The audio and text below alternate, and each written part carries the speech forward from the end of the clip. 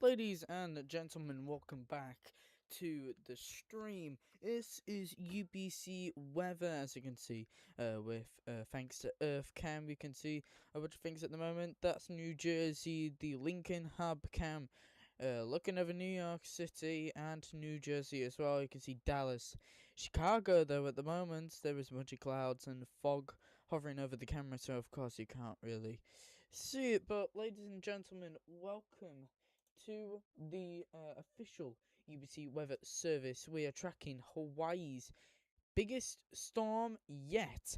Not with the rain, but the biggest on the radar.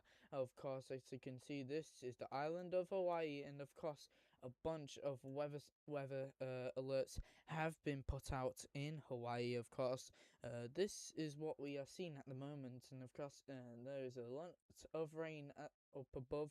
But live here, we have got a bunch coming up for you at the moment. We're going to get a bunch of people on the line soon, but of course, we're going to keep you up to date with loads and loads of storms coming in from Hawaii. But mostly at the moment, it's been occurring at the big island of Hawaii. Of course, that's where the storm has really been taking its limits, of course. But there's also up in the north as well. We'll keep you up to date. In Oahu as well, it's been covered with rain, of course, as well.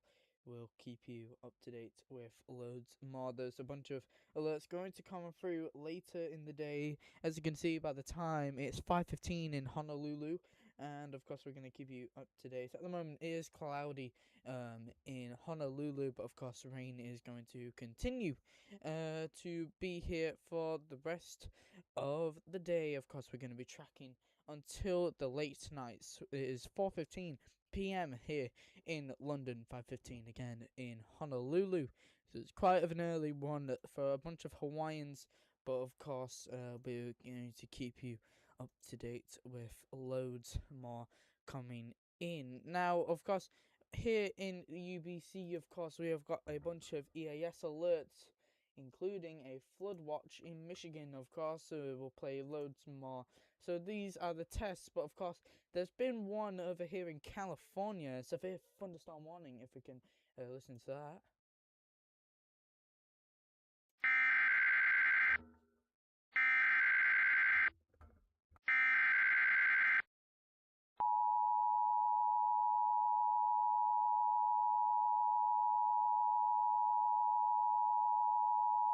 Here is an urgent message from the National Weather Service for the following counties in California: Butte, Nevada, Plumas, Sierra, and Yuba.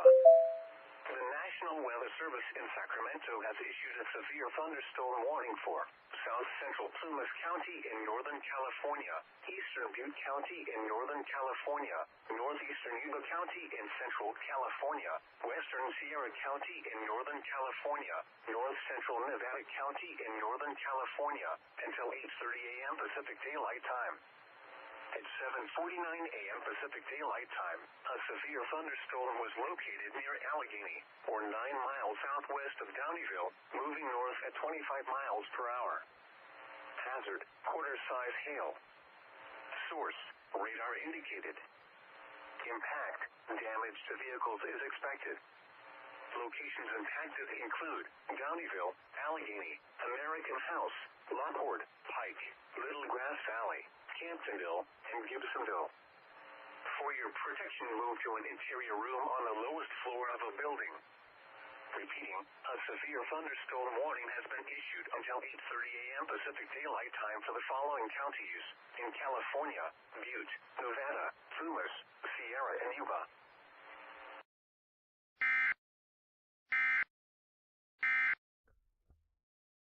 And of course, there's another alert from Michigan as well.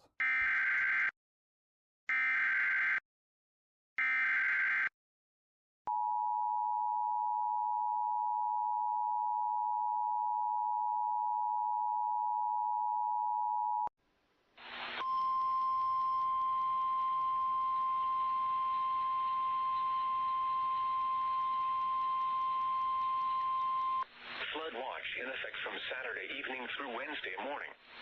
Flooding caused by rain and snowmelt is possible.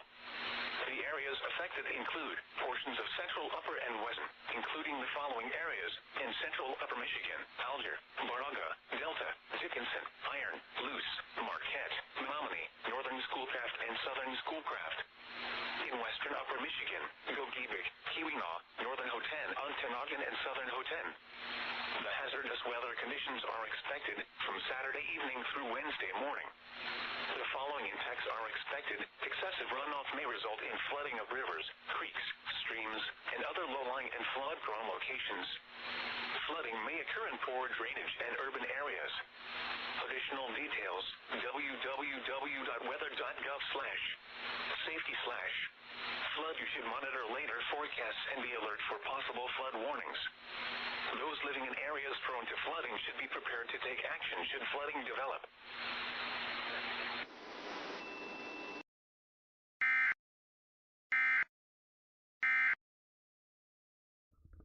Of course, we've got a bunch of people coming up from Honolulu, but of course, we'll be right back after the break. You are watching UBC. The clouds are coming out here in Chicago. You can see the skyline, but we'll be right back in a minute.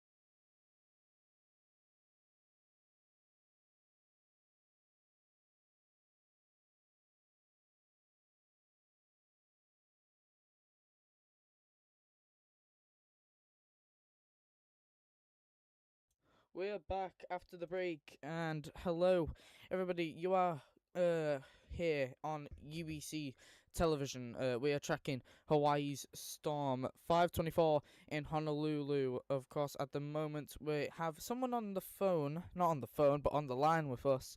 Syed, good morning to you. It's very early for you in Yeah, Oahu. it is. Um, It is. um, uh, tell us about what you're viewing at the moment, because it looks like it hasn't been that bad overnight in Oahu. Well, I just woke up, so obviously, I didn't really. I just woke up, obviously, so let's see what I'm looking at.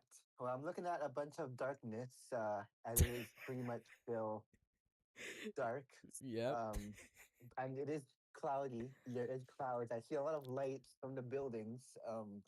So it's not foggy yet. Yeah.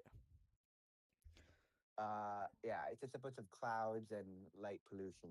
That's what I'm seeing right now. Not, it's still drizzling somewhat. There is Yeah. light rain, but that's not nothing. Is there any like puddles or like any water or anywhere across the roads or Yes, paths? Or yes, there is somewhat. Yes, there is some across the road. It's not big. It's like a very small. It's like just damp. The road is damp. very damp. Okay. Well, of course. We just started streaming just a couple of minutes ago. Of course.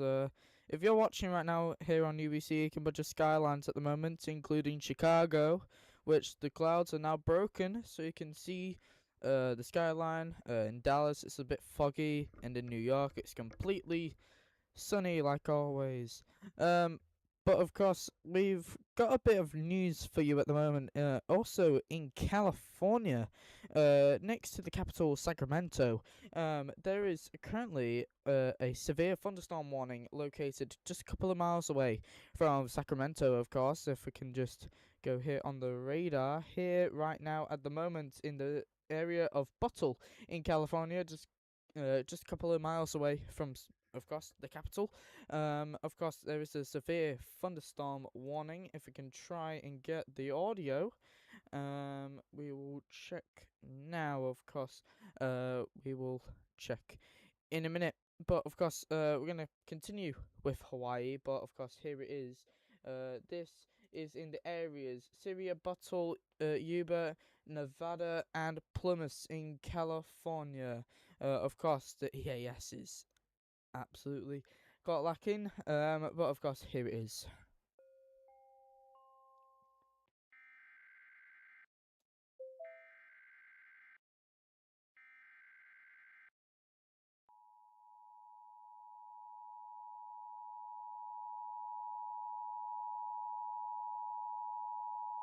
Here is an urgent message from the National Weather Service for the following counties in California: Butte, Nevada, Plumas, Sierra, and Yuba. The National Weather Service in Sacramento has issued a severe thunderstorm warning for South Central Plumas County in Northern California, Eastern Butte County in Northern California, Northeastern Yuba County in Central California, Western Sierra County in Of course, the warning has been refreshed, but of course, we'll just explain to you here in California, in those areas that you've possibly heard, there is a severe thunderstorm warning. For some reason, located just a couple of miles away from Sacramento, mostly near a forest area, but of course there is some nearby cities, Yuba City and can't really say that word. And just a couple of miles away as well is Reno, that's in Nevada, and of course, there's a lot of rain across Santa Rosa. But of course, we're not here with California, but we'll keep you up to date in the inland of the United States. But we're still continuing with Hawaii at the moment. They haven't got any EAS alerts yet. However, we can say there is a flood advisory up near, if I can try and look, in the island of Kauai, up located just a couple miles away from Oahu. But of course, they have a flood advisory for excessive rainfall, as it still continues up there until 6:45 a.m. in around an hour and 15 minutes time. Minor flooding on roads, poor drainage areas in streams. At 5:17 a.m. Hawaiian Standard Time, radar indicated moderate to heavy rain moving over Kauai from the southwest and elevated stream levels. Rain was falling at a rate of 0.5 to 1 inch per hour. So, of course, it's not really a major flood, but of course it is still going to be a flood. It's going to be a minor flood, but they are advising people over there to just to make sure as well. But also some other news coming down from the actual south, of course, the big island of Hawaii, if I'm saying that right. Of course, there is still some major rain pushing across the island. Of course, it's always been like that for the past couple of days, of course. But the only island that hasn't really suffered much recently is Oahu, and that's the only Yeah, one, as the rain has been pushing mostly across the southwest and mostly the northeast as well. But of course, major islands across Hawaii has been affected. Again, no EAS alerts have been broadcasted yet, and no other as well yeah. has been And then broadcasted. let me also jump in also about uh Big Island too. So as you probably know, yesterday there was also the volcano that erupted for 8 hours, and that actually issued a ashfall warning and a red volcano warning because of the ash and the winds were pushing the ash, or what we call Pele's hair, all the way up to Hilo, and all the way up to even uh the towns north of Hilo too.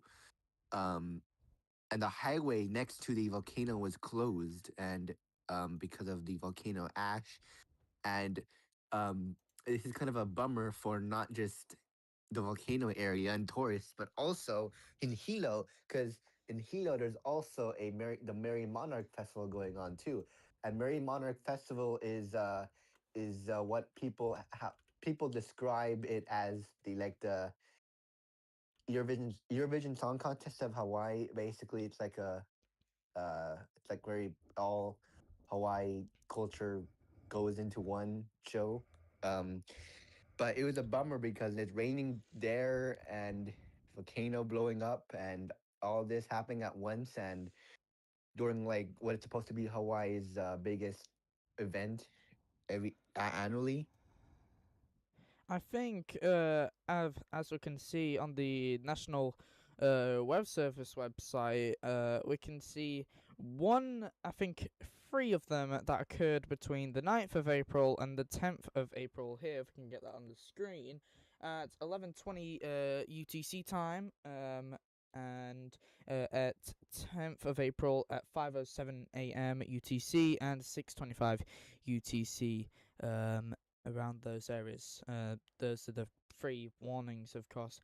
We're going to see if we can try and get any warnings from it, but it does say here that, Seahead, you were right. On the big island of Hawaii, there's been volcanic ash moving towards the south. Of course, around, again, around 5:30 UTC, which is around, if I'm right, around 6:30 p.m. Hawaiian Standard Time. But of course, there's no further advisories anymore. Of course, since it's already been passed. But of course, if you can check around here, um, of course, if you can looking at the pictures, it looks like it happened down near the south, around the southeast of the big island of Hawaii.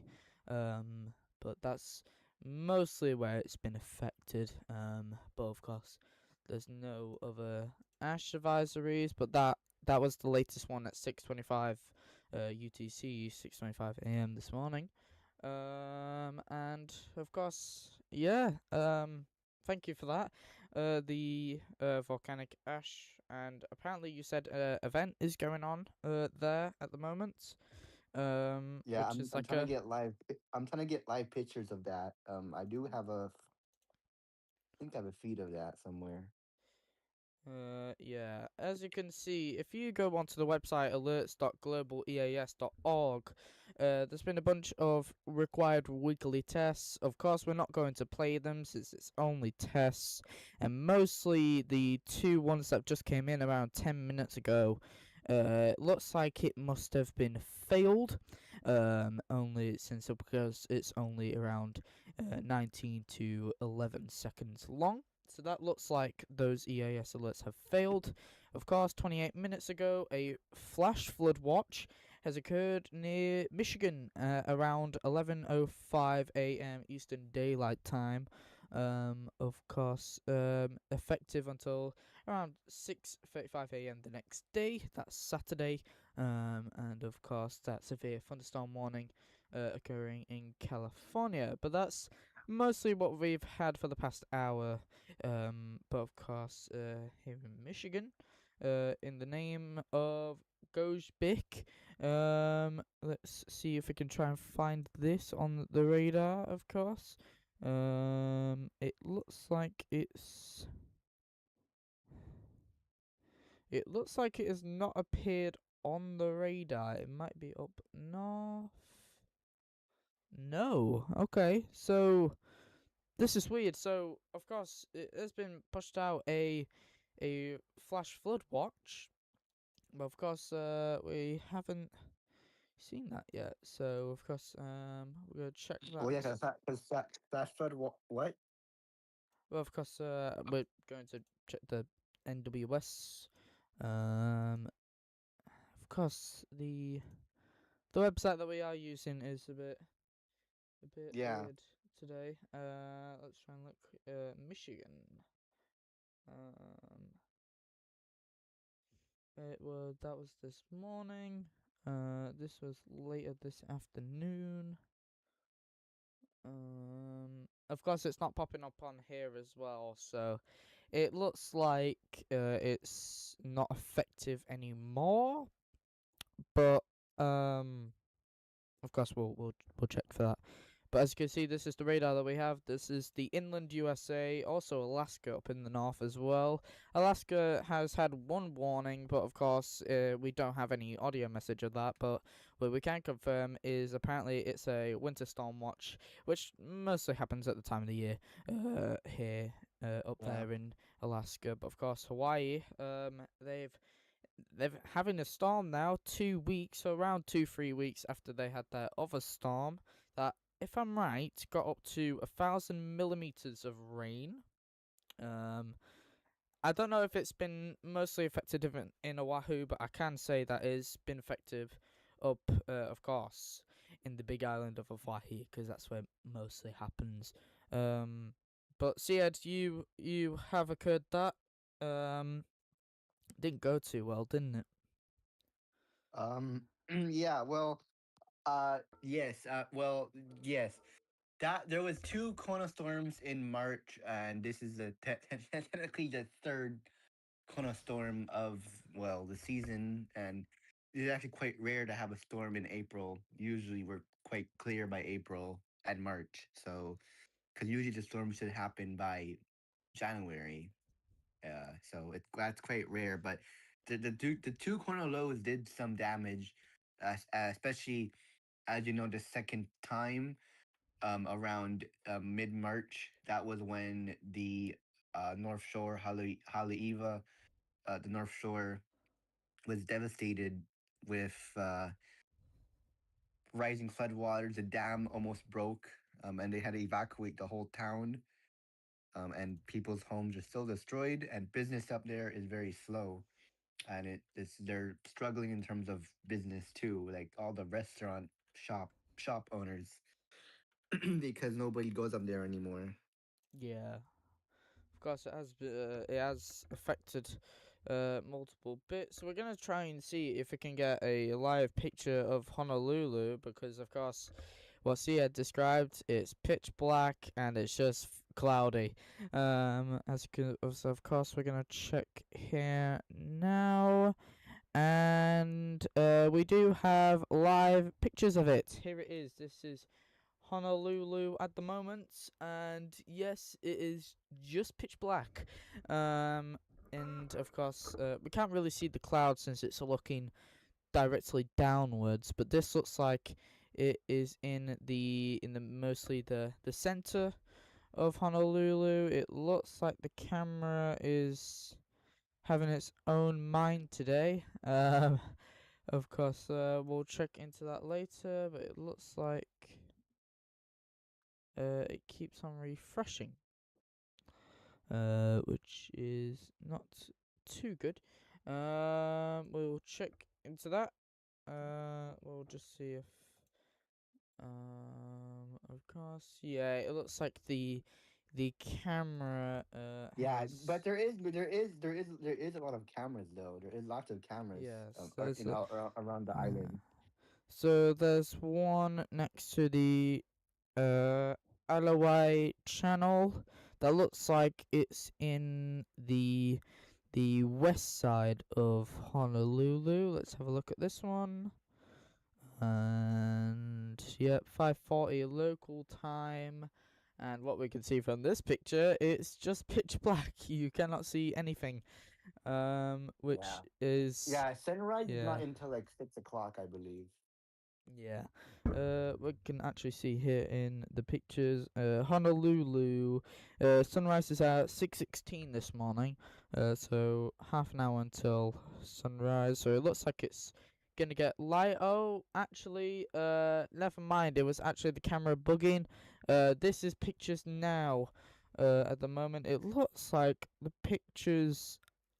camera is a bit bugging out, but what we can see is it's just very very bright, and it looks like again pitch black outside. But I mean, it is 5:41 exactly in Honolulu, so of course, yeah, we're gonna check if there's more cameras across like the entire islands. If we can have a look here now, and what we can see.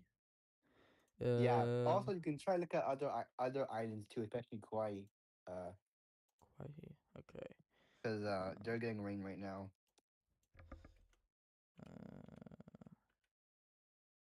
uh, let's have a look here. Uh, okay.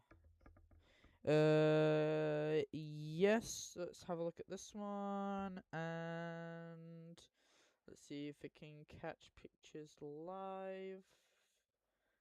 And it looks like um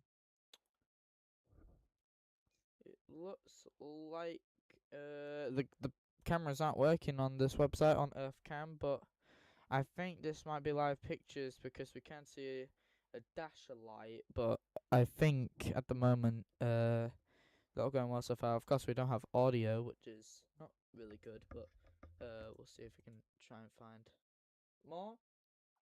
Um, let's have a look here. Let's check the Wakaki cam. And this is live at the moment. It looks like this camera's working.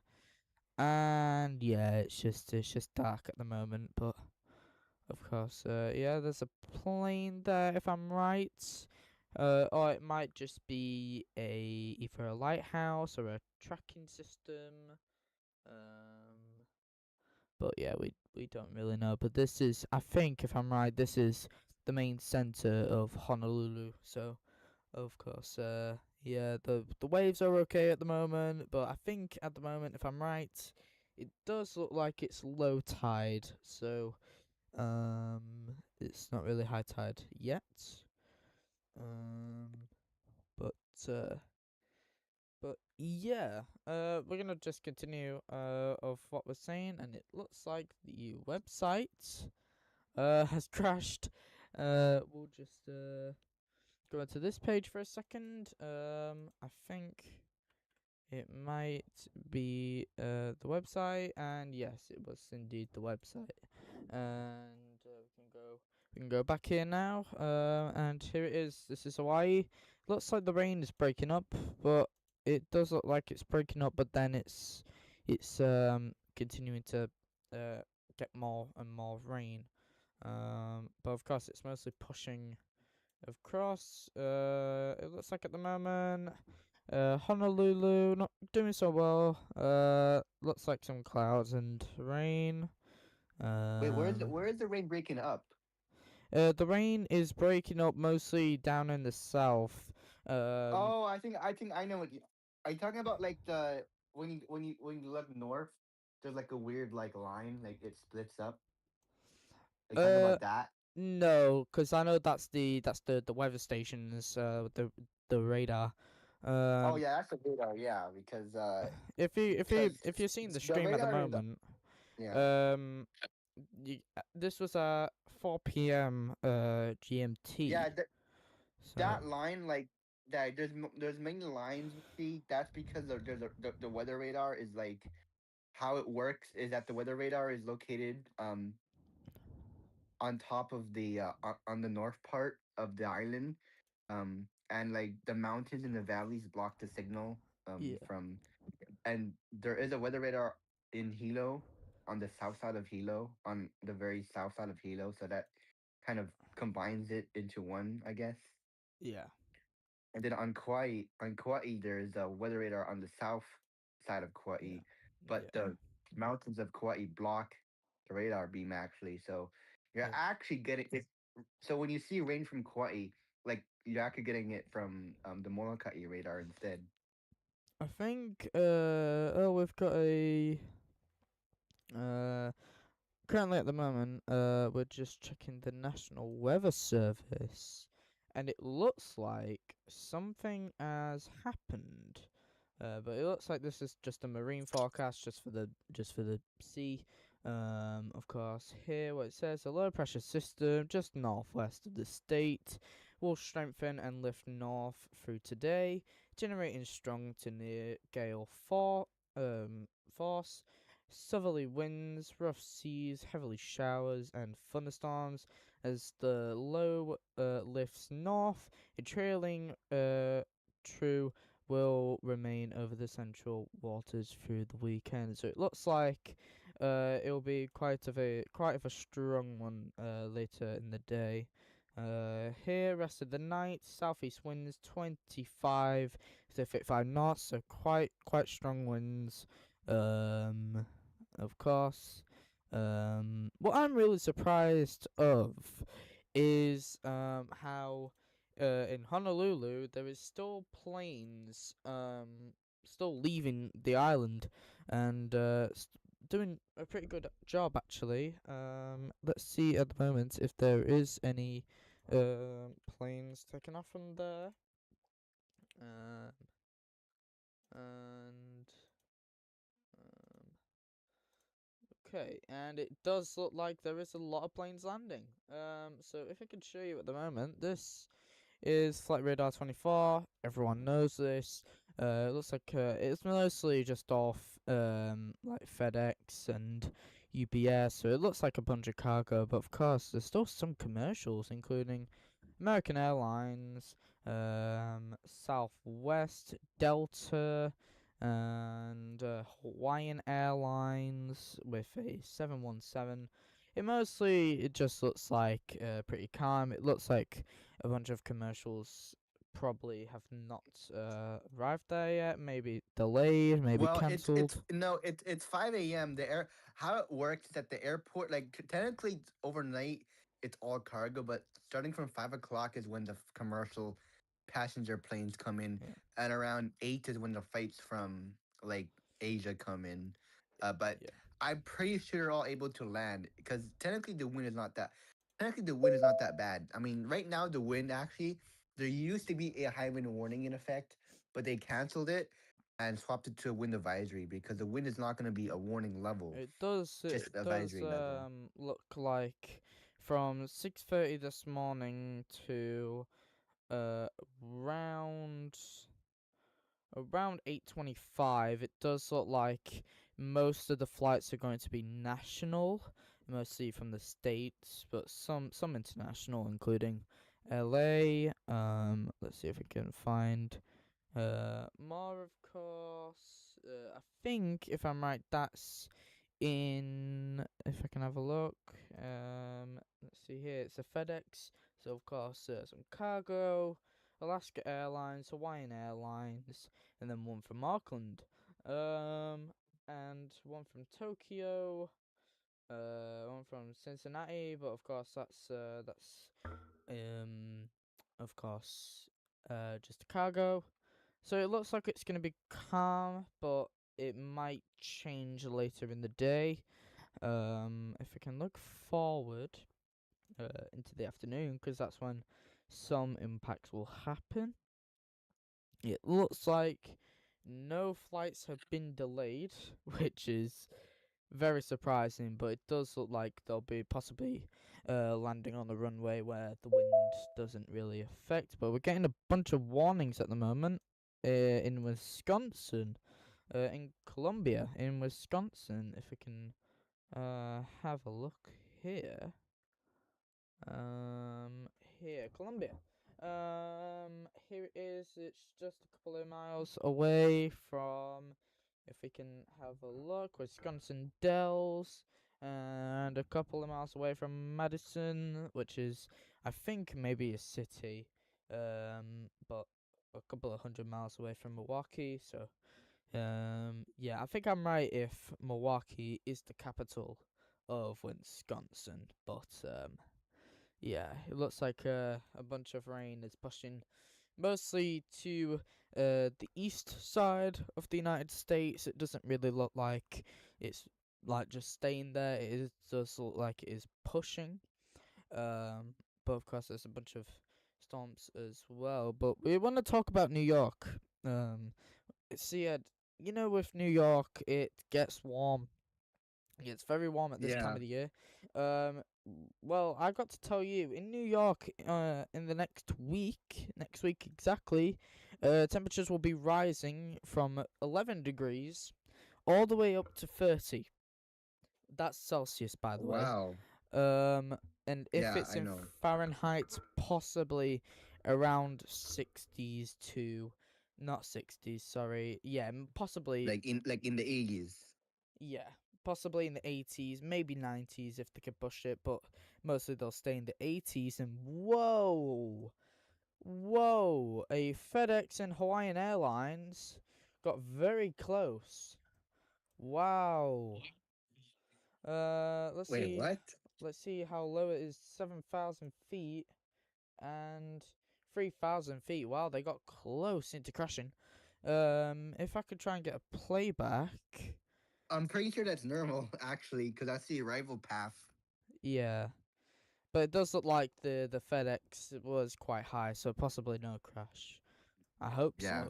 so. But it does look like with this Hawaiian Airlines, of course operated by Alaska, it does look like it took off from runway number. This looks like the new runway. If I could No. check. No. That's not new. Oh, it might have been developed. That's Or 26 no, well, right. no, they did renovate it a few years ago to make way for the A380 when they. Oh, apologies. It looks like they're taking off from 8 left, runway 8 left. So it does look like they're possibly not going to Wow, and land. look, and look, there was some crosswind. Look, the plane got pushed up. If you look at the route if you look at it if you look at the line very closely, the line actually goes up a little bit when they take off because the Yeah, wind yeah, pushes it. it does. Yeah, here it is. Yeah, it does look like it's. Let's have a look at the crosswind at the moment in Honolulu. 14 knots at the moment, pushing 150 degrees. So it looks like it's pushing northwest. So, I think there is some gust as well. yeah, Yeah, it says possibly. gusting 25. So Gusting it is. 25. Air pressure, humidity 88%. That's mostly normal.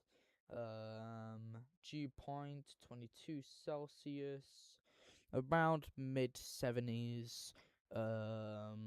Pressure 1010. Okay. Of course, pretty chill. Whoa, there it is. Yeah, the crosswind is getting stronger. This is Hawaiian Airlines flight 1003. Took off, and it looks like they pushed. It looks like they went a bit to the east, and then it got pushed to the west. So, wow, gosh, and it's crazy how they could do a very, very big 90-degree turn. A very, very big 90-degree turn, which is, it might be 90. Yeah, might be 90 degrees, Yeah. but most possibly Yeah, 80. well, it's because this 717 is a small plane, so it can turn very fast. Yeah. But Um, also, they're quite always Hawaiian Airlines is always full. All the flights on Hawaiian Airlines is always full, especially inner islands, always full. yeah.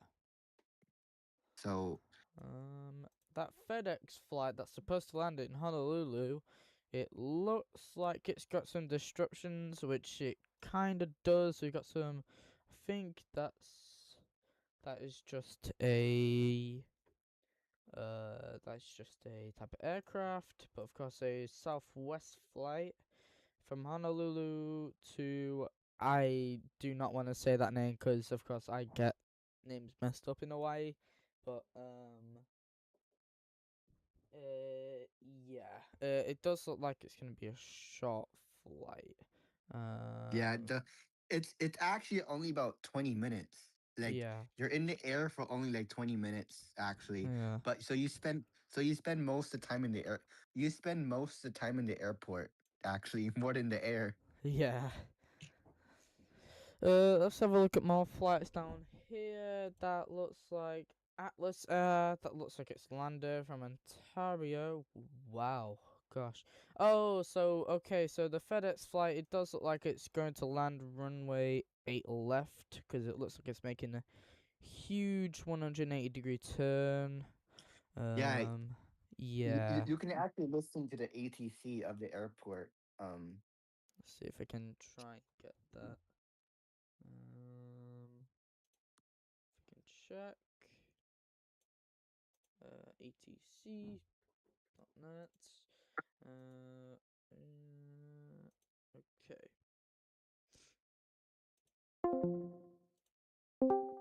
Oops. Of course, here it is. And can we get it? Yes, we can. Let's have a look here. Oh yeah, hold on. We just got Okay. an update from Hawaii County. I want you to I Okay. want you to put the message play the message out. Okay. Let's see if we've got that. No, not yet. We've got another test. Okay. That does look like it's for Pennsylvania, New Jersey. Yeah, mostly New Jersey, Pennsylvania. Um, we don't have the alert that you have at the moment, but it looks like it's for Honolulu. We'll try and get that. Let's have a look on this website. And can we get it at the moment? No, we can't. It does look like it'll take a bit to get it, but I guess we'll wait for that. Live ATC. Okay. If we could try and get it. Um.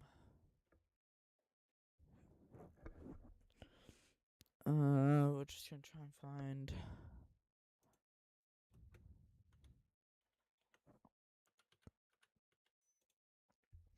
Okay.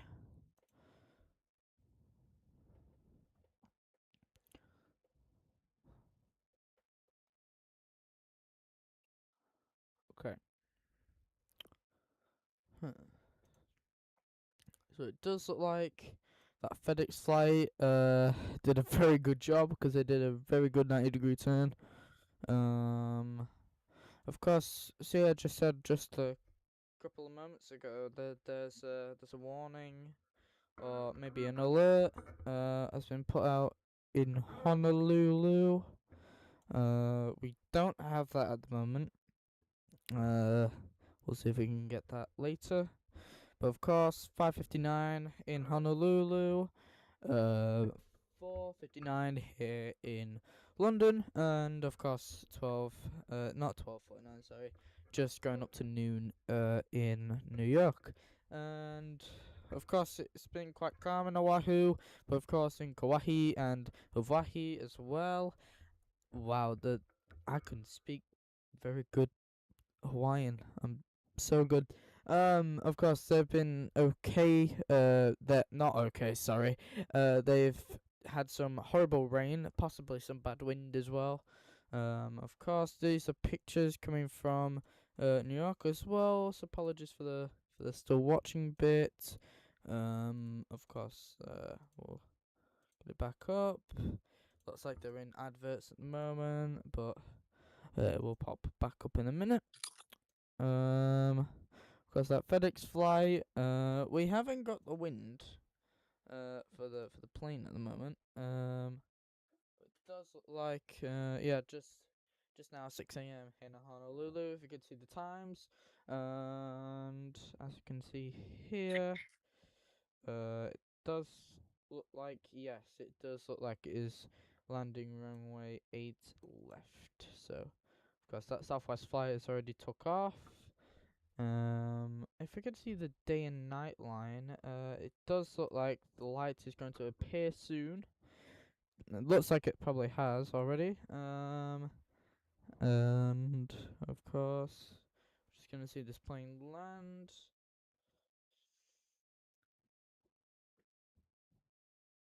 And of course, we'll keep you up to date with the EAS alert as well of what Sid said. Well, here we go. 777 dash FS2. So it looks like a cargo plane. Well, there's a cargo plane. Here it is. Let's see if we can view that. And here we go. And it looks like 150 feet from the ground. And looks like it has landed. Just Yeah. Did you land.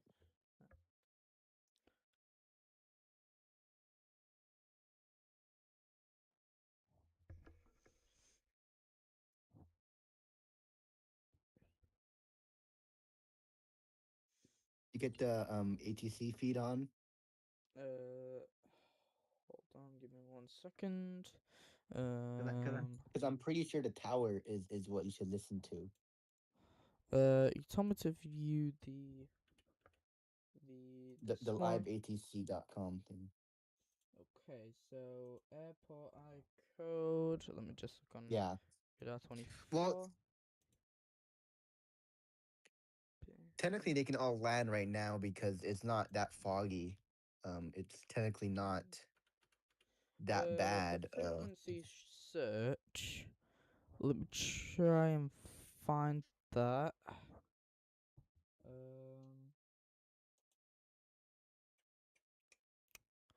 Um.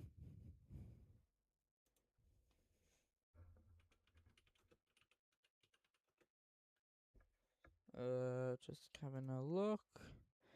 And so for the north and south runways, It should be just the tower. 8 left. eight left. So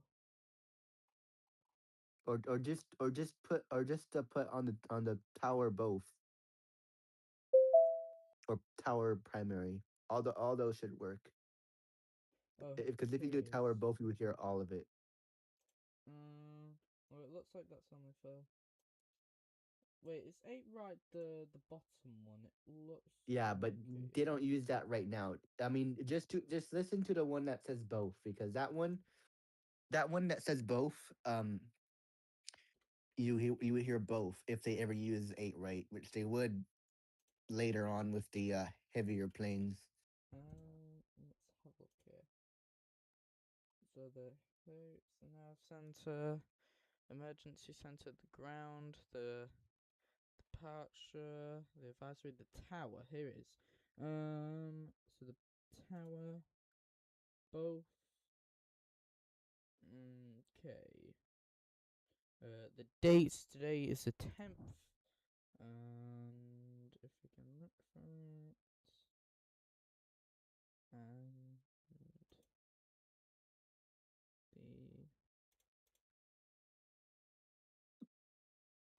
So we can get it up. And okay. On the tower in Lafayette.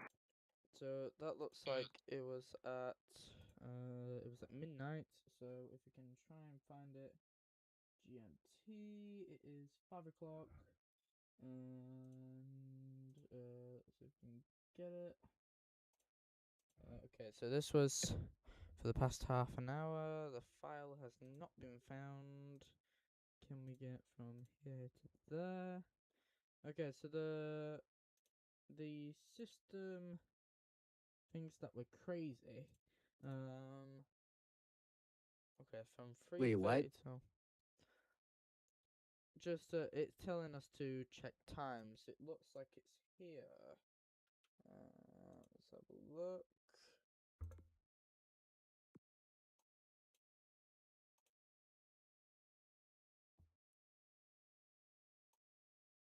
INS, EMS. Ski 6670, Hamilton Center, 15016, code 24, runway 8 left, third line. Van, EMS, Alaska 8666 Heavy.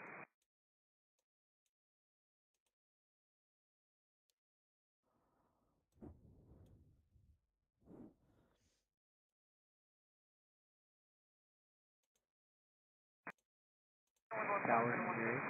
Engineering tower. Tower engineer pushing vehicle access and runway 4 right to exit immediate approach. Engineer 8. It looks like the localist one that we have got is the one from 3:30 till 4 p.m. UTC. We don't have the latest ones, but I think that's okay. And yeah, okay. Let's just check at the moment. There's more tests coming around. Wow. This is now the test for mostly in Florida. Sarasota, St. Lucie, Palm Beach, Monroe, Miami-Dade, Lee, Indian River. That looks like it's a river. Highlands, Hendry, Hardy, Glades, DeSoto, Collier, and Charlotte. Yeah, that just looks like it's gonna be a bunch of tests, but of course it is the morning in the US, so of course we haven't got much else recently, but of course that rain is still pushing. We're just trying to look for anything else that we can try and see. It looks like there's a warning again in Angelina in Texas, in the south, a couple of miles away from the border of Louisiana. Does look like it's not really a flood warning. Just looks like it's going to get that. Oh, it looks like the rain from there is pushing upwards. That's probably what it's trying to say. Of course, we have more coming, but we're just gonna see, of course, if there's any located in Honolulu. And yes, we do. So we do have a bunch of playbacks, but it looks like it was only for April 9th, which was yesterday. Yeah. Um, I did send you the direct link. It does work. I tested it. It does work. okay, let's have a look. And I think this looks like this is the recent one. Yeah. That's the live one from the tower right now. I think it does look like it's not working for me since I live in another country, Oh, it's GeoBlock. but Oh, I did not know yeah, that. it does look like it's geo blocked. Oh, Okay. Okay, hold on. wait, What it if I does look try like some? it's working. Can we hear audio? 7724, contact Yes, departure. we can hear audio from it. Contact departure for legal Oh, it just takes a while. Yeah, it just takes a bit to load.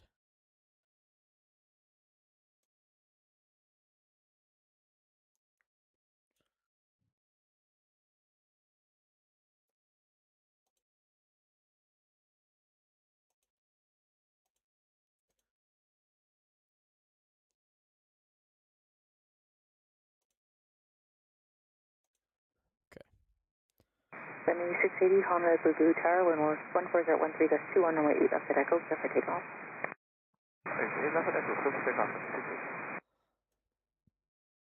That does sound like that is an arrival or maybe a departure.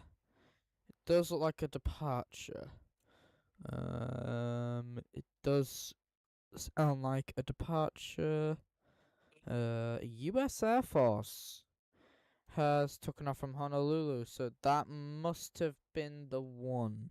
Um, of Wow. course. Here, yeah, the U.S. Air Force, the Trek 016 from Honolulu, and it looks like it's going north, so it looks like it might be for the storm. However, we do not know, but it does look like a Hawaiian Airlines is coming in for landing, but that's in half an hour. Looks like they're starting the descending from Singapore, so that's a really long flight. Around 12 hours. That's quite a long one. But then one behind, it's just a private owner from Guam.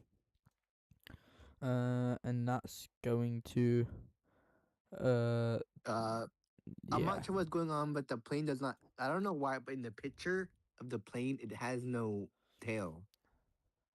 Yeah. Has yeah, it does look like it. Oh yeah, it does look like it. Yeah, it doesn't have any But tail. I don't think it's flying without a tail though. I think maybe they Yeah, installed it if it before. doesn't fly without a tail, then I'll be very surprised. I think you're talking about this one, yeah. Well, I mean, of course, it's from Boeing, so they might have forgotten about it. Oh, Let's see what else is coming from to Honolulu. Asia Pacific Airlines from Majuro. Next, I think, if I'm right, that's in the. Runway 680, contact departure. Over to departure, 7680. You have a good morning. Aloha. Good morning. Alright, this is a departure. If you just heard that, that does like a departure for um does like a for N731LC for Mokolili Airlines, operated by Southern Airlines Airways Express. It does look like a Cessna, yeah, a Cessna Grand Caravan. So yeah, they didn't really need to use all the runway, didn't they? They only had to use like a quarter of it. Wow. Wow, yep. well, I mean, it is a Cessna, so it can take off at very low speeds, but of course that's taken off. Yeah, 512 here in London. Again, 612 in Honolulu. We still have no reports yet in Hawaii, but it looks like there's No. gonna be some coming in from the inland in the US. Yeah, and I believe if you look more if you look towards the west, like towards Asia, there's flights from Asia. Look at all the flights from Asia coming in. There's two Yeah, Airbus A380s coming in. yeah. There's one for Anna from Tokyo, but that's in around 2 hours time. We have a Hawaiian Airlines from Tokyo as well. and one from Tokyo.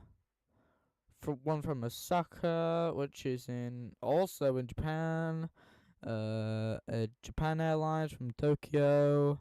So it looks like a bunch from Tokyo is going to be arriving Yeah, in. Tokyo is very popular as a Hawaii destination. Yeah. It does look like, though, in the island of Kauai, one aircraft, which is, of course, the Southwest, it looks like it's going to be it's going to do a departure, but it does say 6:15 for departure, but it looks like it's doing a pushback at the moment. That's going to be arriving in Honolulu soon. And is there anyone else? Coming from the east, a UPS is going to be landing, but that's in 40 minutes. Wow, look, a go around. A go around. Yeah, look at Kaluki. There's a go around. There's a go around for. Oh, a Kauai. Oh, wait, a Hawaiian Airlines. Oh, that was the one from Honolulu that we just saw a couple of minutes ago. Wow. Let's have a look at the winds at the moment. It's 4 knots, so it's not bad compared to Honolulu. Yeah. Temperature's almost the same. There must have been some wind shear probably. Yeah. It looks like it went on. Let's have a look here. It looks like it went around 1,000 feet, so it looks like they went either too fast or they might have not dropped altitude properly. Since it looks like it was still 1,000 feet in the air. But it does look like a southwest is coming in for landing, so it might be either for that or Hawaiian Airlines might be having an issue. But yeah, imagine like you're taking a flight from Honolulu to like one of the islands, like you won't have no food, won't you? Because like it's only like a 20-minute flight, so Actually, on Hawaiian Airlines, they do give you juice. They give you pog juice. pod juice. They give you pog juice or water Wow. or coffee. But no food. But no food. No no food, food. but they do give you pog juice. You know what pog juice is, right? Yeah. Does it come in like? Is it juice in a pod? Basically. Yep. It says in the name. It looks like that Hawaiian Airlines is probably gonna turn as well, because it looks like a Southwest is gonna land. I like it how we're moving from Hawaii, from like weather to planes now. Fair enough. Yeah, I know. Well, I mean, there's not really that much to do, and plus there's no. It looks like, yeah. If you're looking at the radar at the moment, it looks like the rain is still pushing to the east. It does look like, however, so it does look like it's gonna land. The Hawaiian Airlines. It might be either traffic, or it might just be just a sort of that. But Southwest is landing. Let's have a look at their height. They're 600 feet in the air. Let's see if they do a go around. And it looks like they aren't, actually. Let's have a look. And the answer is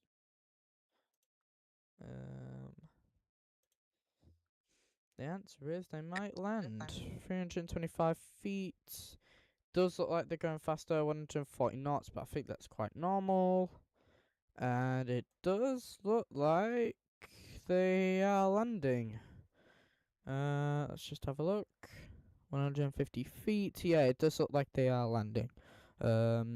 Again, West Airlines flight 2271.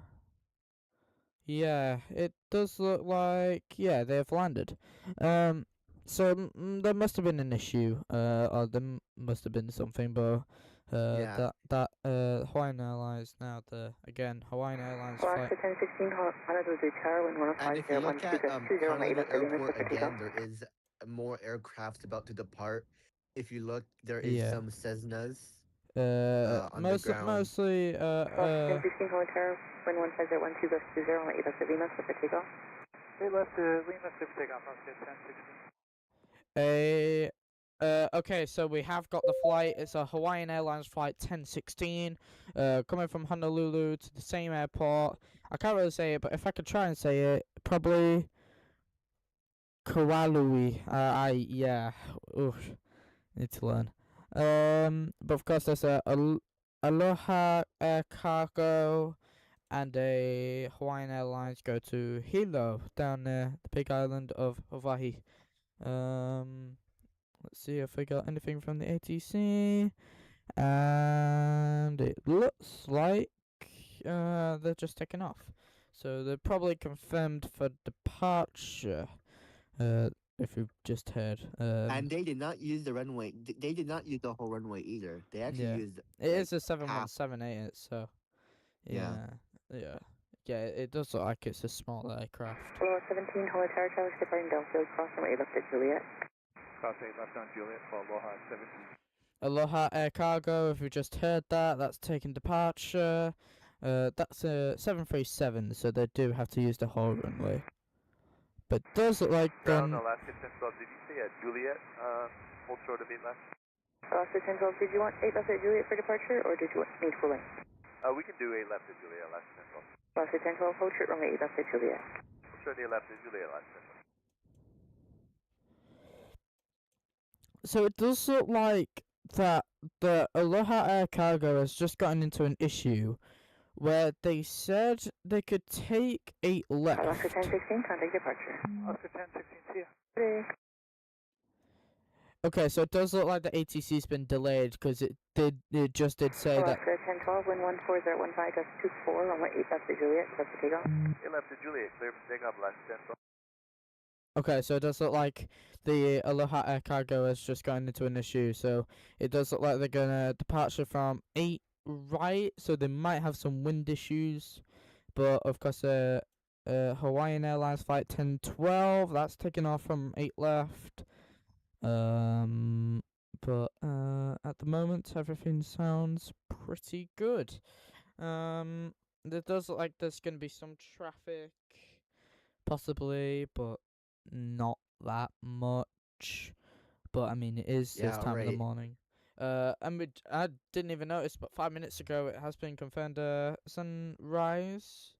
So it does look like there's some lights appearing. Very cloudy though. Apparently, according to the weather service, apparently cloudy in Honolulu, and they have taken off. They've also had that wind issue as well. They kind of went to the west. And that Aloha Air Cargo is going to 8 right. So, yeah. Yeah, but remember, they are a bigger Taco aircraft. 578, cross Probably 3 Thomas, flight 717 off runway 8 left, wind 15019, for a left 24, reason. runway 4 to Foxtrot, left to takeoff. Runway 4 to Foxtrot, to takeoff, 159. Alaska 1012, contact departure. 1012, today. Okay. Aloha 17, from runway 8 right, line up and wait, traffic is on runway 4 right. 8 right, 9 up and wait, Aloha 17. So it does look like they're not going to depart runway 8 right. It does look like they're trying to go to 4 right. Alaska 1012, contact departure. Wait, who? The Aloha Air Cargo, because I just heard in the ATC now they're not departing from 8 right. It does look like they're trying to get to 4 right, which is weird because they could have went the other way, but they must have had an issue. But let's just see if that aircraft turns. And no, it looks like it's going to departure from 8 right. Or maybe that was the FedEx aircraft that you were hearing. Yeah, possibly the FedEx. Because planes, because jets cannot take off from full rate because of the mountain in the way. Tower So Squawk only 578, propeller planes direct are allowed shore. to take off Falcon 578, from direct full offshore, please. rate. That's offshore, Squawk 578. Although technically, if you do land from full rate and you have to go around, you do have to Yeah, make a very sharp turn. yeah. But I it's think it's because when you're going when you're going fast, you have more lift of it and more yaw available to you. can we So in a get? jet, Let's see if we can get a I a believe. departure from ATC from Aloha Air Cargo Flight 17. Or are they just gonna take off? Ground speed 0 knots, 1 knot, and the aircraft. It does look like some flight radar issues as well, because it looks like it's turning for some reason, but it doesn't look like it. It might be the wind. Let's just see if we can get anything from ATC. The answer is possibly not. Can we get any though? Is there any other aircraft that might be taken off that might have some issues? No. Well, Uh, they are waiting right now because of Kamaka Air has taken off on full rate. oh, far right, yeah. The Mako 578, contact departure. Departure, Squawk 578, yeah. Okay. 15780. I think that might be the. I think that might be Aloha Air Cargo Flight 17 that we just heard. Of course, it does sound like on ATC that they're mumbling into the microphones. So we can't really hear what they say, but if we can listen to it very carefully, we could possibly can. And it does look like it is the Aloha Air Cargo Flight 17 that we just heard. 'Cause Aloha 17, 15018, that's 26, runway 8 right, set for takeoff. 8 right, clear for takeoff, Aloha 17. Yep. So if you've just heard there, that was the cargo plane. It does look like the ATC audio is a bit it's a bit delayed, but I think that's quite normal. But of course they're now taking off.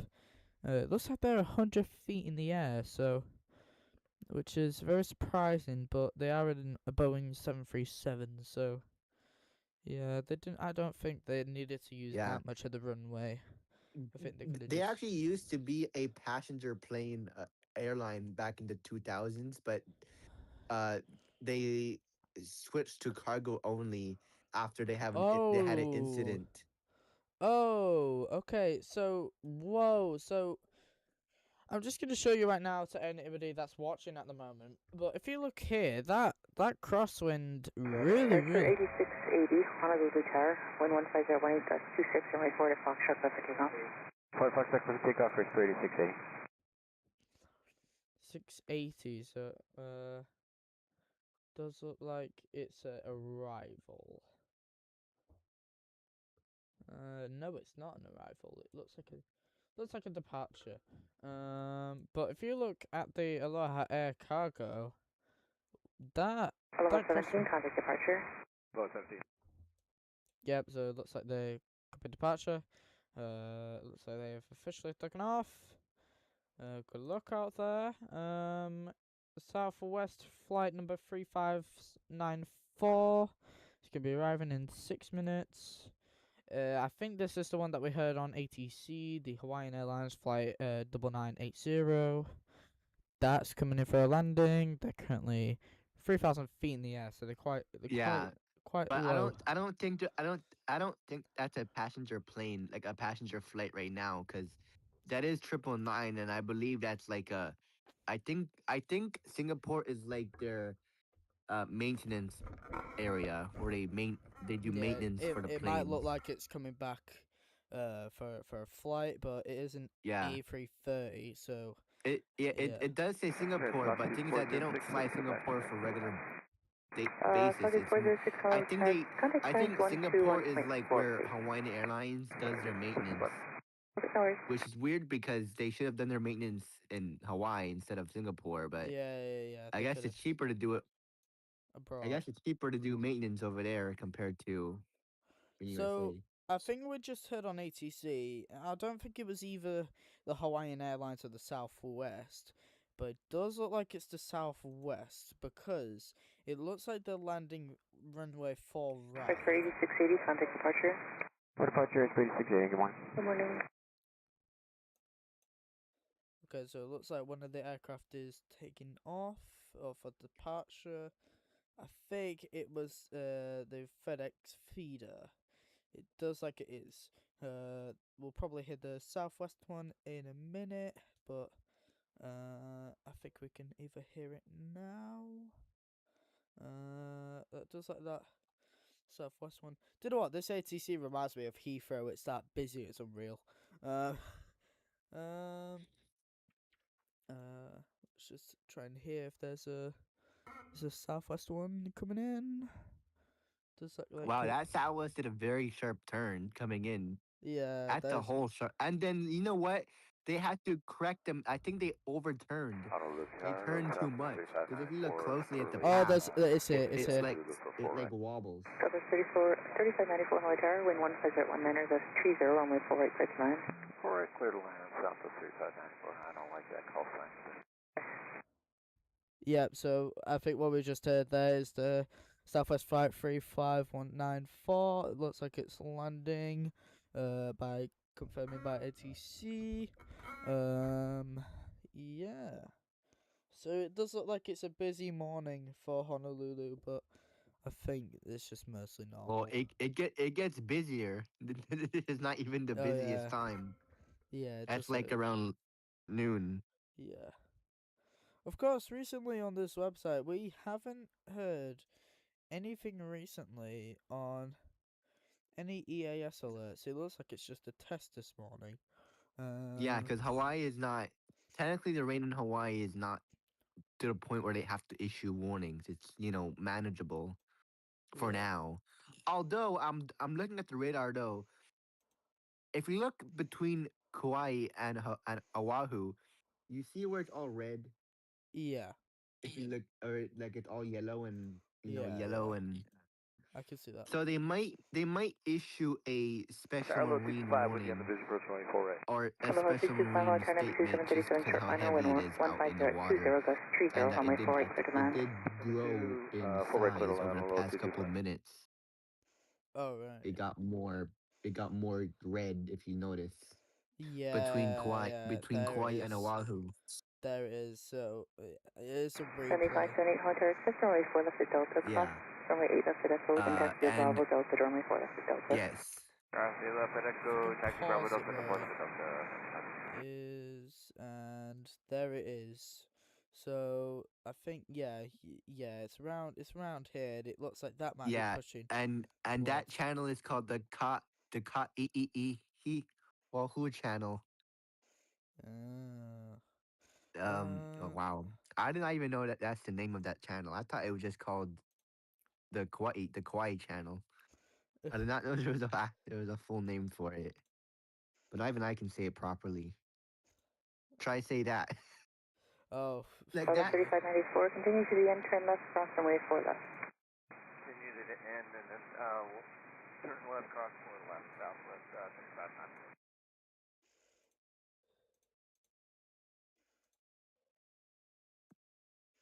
Yeah, I'm trying to find more pitch.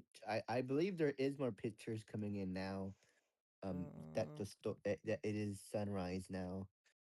uh, Um, if we could try and find it, we could try. So it looks like the EAS alerts might not be coming in this time of the morning. It might be coming oh in yeah, later oh in the yeah, day. oh yeah. Look at this. I'm tracking a story right now. Um, Kauai storm traps visitors on both sides of the island. So Oh. right Southwest now, Kauai's 3594, after only crossing North runway 4 Shore left, highway contact is ground point closed. enter. So Taxi visitors and cross 4 left, residents ground who point have 990, traveled up to 75. Honolulu cannot get back, and those trying to get to the north part of the island cannot get through. Yeah. So they are stuck. Kauai County asks everybody to stay off the road. On the south shore, a down power pole on low. I didn't really Lolokai know Road. this, but this is a really interesting fact. I thought like the 717s for Hawaiian Airlines would be old, because like it is old. Well, they are old. The facts that it was actually only released in 2001. That sounds Yeah. old, Well, but that's not well, I old. mean, technically, the 717 is actually just a remarketed version of the McDouglas MD-95 Yeah. because it just Boeing bought McDouglas in the Kilo. 2000s, right? So Aloha technically, 225, the traffic Kilo 717 crossing was for left actually runway 8 is left, in actually contact just ground. a Kilo cross 4 left, 8 MD-5, left, which is contact older ground, than Aloha 2001. It's 225. just that whenever Velocity Boeing 99, bought 80 heavy McDouglas, Honda they test. named the MD-95 was in 2001. So technically, the 717 Tower, is good morning, actually Alaska older 9980 than Heavy, Isla Taxi, runway 4 2001. right.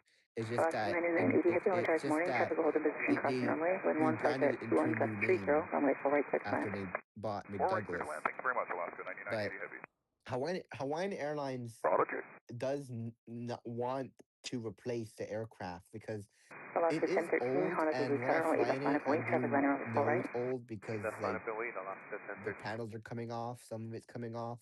Although they do maintain it, right? But the issue is that they don't Boeing does not officially service it anymore, so it's really up to the airline to do their own Yeah. maintenance on it.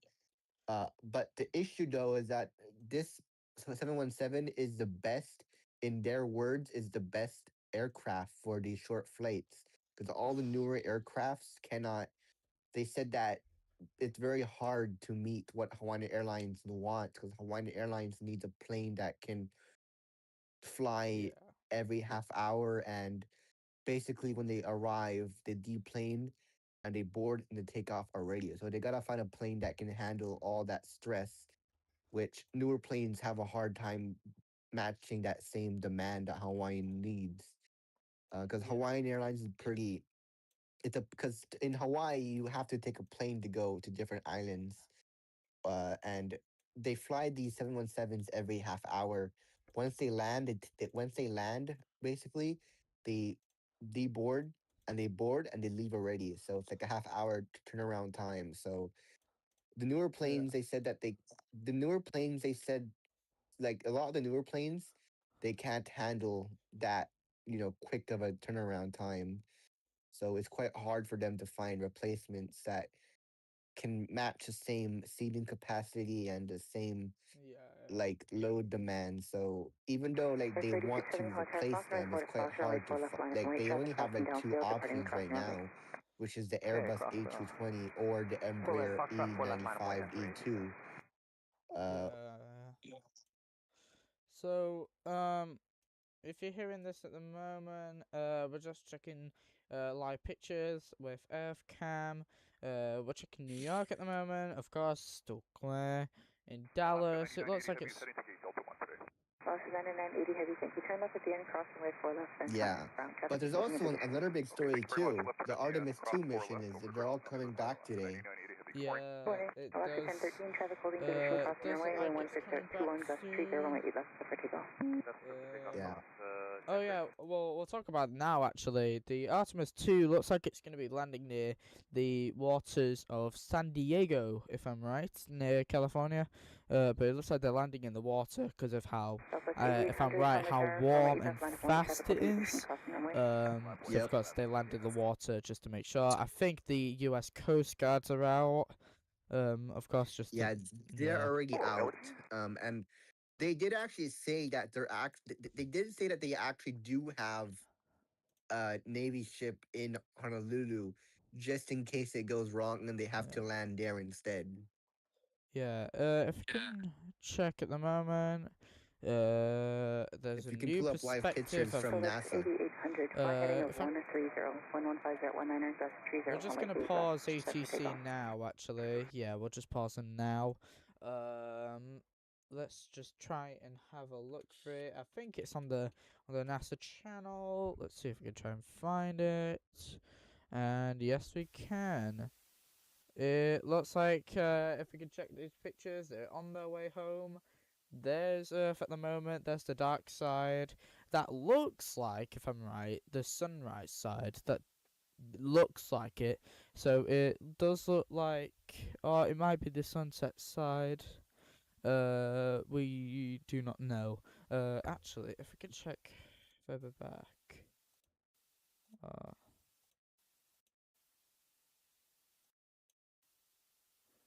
yeah. It does look like that is the sunrise side, so if you're looking directly forwards, that might be Hawaii. So, yeah, oh, it's now a blue screen. Wow. Yeah, Looks that like, means they lost connection with yeah. the Viewers receiver. will see a blue screen if there's a loss of signal. So, okay, now it's back on. So this, I think that mostly happens. There's 13,000 people watching this. Let's see. Is today, instead of a Oh, this is 3,178 NASA. nautical mile entry range, we're targeting a 1,701 max entry range to our splashdown zone off the coast of San Diego, 1,701 nautical miles. We're using a lofted entry profile. That's being And done you through know what I the found weird raised too? berm. I mean, not weird, but you know what The duration of the I entry find cool about the mission is that like they actually use the gravity of our planet to make them go faster. Like Yeah, when they went around the moon, they actually did not use any engine to go back home. They actually just like they actually just just did not use. They just kind of coasted all the way, and they let them go faster. So the gravity is actually pulling them closer and faster. So I was like, how come they're only 50,000 miles away from the moon, yet they have 2 days left? yeah. But then But then you as the realize days how go fast closer, they are. But yeah, well, they were actually going quite slow, only 1,000 miles for the 2 day for the 4 days. But once you get yeah, closer to our planet, the gravity made them go faster naturally. So they did not use engines to make them go faster. They just used the gravity to make them go faster. So yeah. they just used the natural Oh, force. here it is. So we've actually got the countdown. It just appeared on the screen. 7 hours, 27 minutes, and 5 seconds until to go. And there we go, a blue screen again. If you can see on the Earth cams as well, it looks like the clouds are now out, and the Chicago skyline is there, but there's a bunch of clouds. New York City at the moment, that's where they're pushing. That does look like Middle Manhattan, Midtown Manhattan. Here it is. So M/H 5,735. So that is quite fast. It looks like from Earth they've got 55,000 miles to go, which doesn't sound a lot if you're a scientist or a astronaut or a former Yeah, I mean, astronaut. again, they are going 5,000. They are going quite fast, and they will go faster as they get closer. Because, like I said, they're not using it. They're not using any engines to go Yeah. faster, so the It gravity will it pull does them look closer. like, if I'm right or not, it does look like that the crew are sleeping, if I'm right or not. Um, maybe Yes, they are not. Maybe sleeping. they are, or possibly they are sleeping.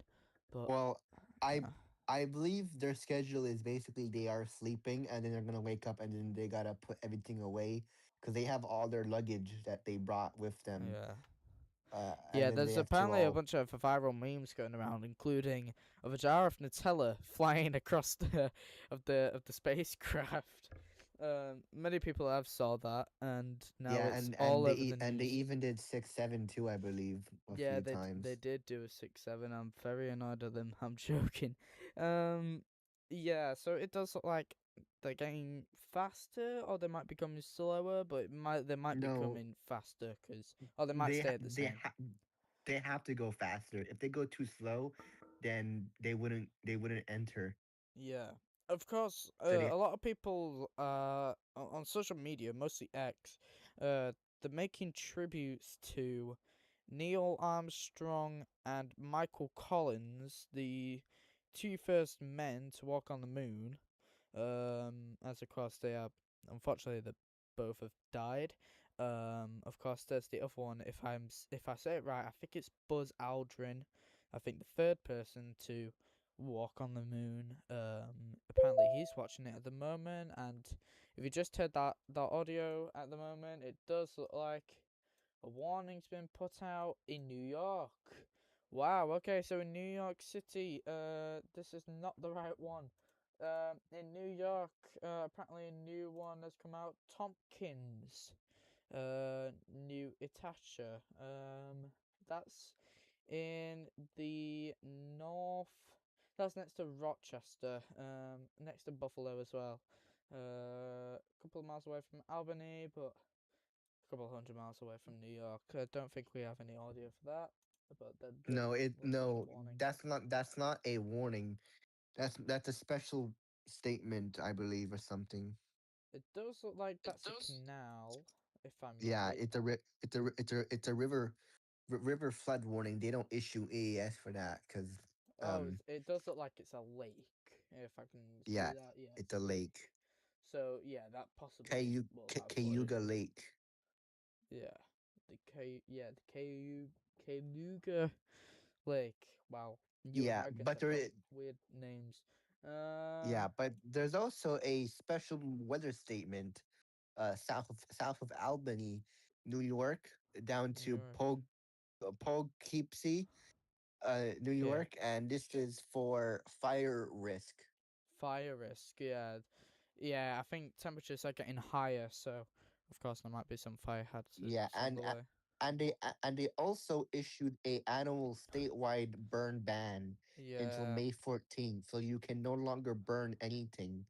So if you cannot burn like cigarettes or barbecue. Just got some news from my hometown in Britain, where apparently this rain that's pushing forwards into Britain does look like it could become a storm. Apparently, according to the Met Office, it does look like it'll become a storm. Up Yeah, here, I'm looking at the weather radar in Britain, and it does look like there is some rain, a lot of rain, like yeah, mostly in near Ireland. Ireland right now. But it does look like it can become a storm. But if you've heard the new scary name for that storm that maybe all British people know, Storm Dave, very scary. Um, did appear. Um, why would you name a storm Dave? I just want to know. Yeah, I just I want to mean know. that sounds so weird. I mean, in America, we name our winter storms too, and I mean some of them are weird, kind of. It's just like normal American names, right? But like if you go to Britain, Yeah. it's like some proper 60-year-old like names. Oh, Um, well, for example, our worst storm of the winter time in America was wait here it was called Winter Storm Fern. That was our Fern. yeah. That happened between January 23rd and January 27th, and that was recognized as like the worst storm of our season, called Winter Storm Fern. And some people called it the Snow Megadon Megadon. Oh because yeah, cause it's mostly the winter time, so yeah, they bec- call that a snowstorm. yeah, because technically in America, the government doesn't name winter storms by themselves. It's more of the news or the climate meteorology agencies that are like the yeah, agencies that name the winter storms. I just wanted to let you all know tomorrow is the day of Saturday Night Live. I Oh yeah, can't oh yeah. confirm. I was gonna say that too. I bet that tomorrow during the like the news updates, or we're gonna have some skits about about the space mission. They're gonna Yeah, turn some cause of the it looks memes into a like skit. the landing for the Artemis 2 is in London time around 1 o'clock, and in New York it'll be around if I'm right, around 8 p.m. But in Pacific time that will be um not Pacific daylight because they don't change times anymore. Pacific time possibly around 5 p.m. ish. So it does look like some things are going on in SNL UK. Jack Whitehall will be hosting, and in SNL in the US, Coleman Domingo will be hosting. That's tomorrow.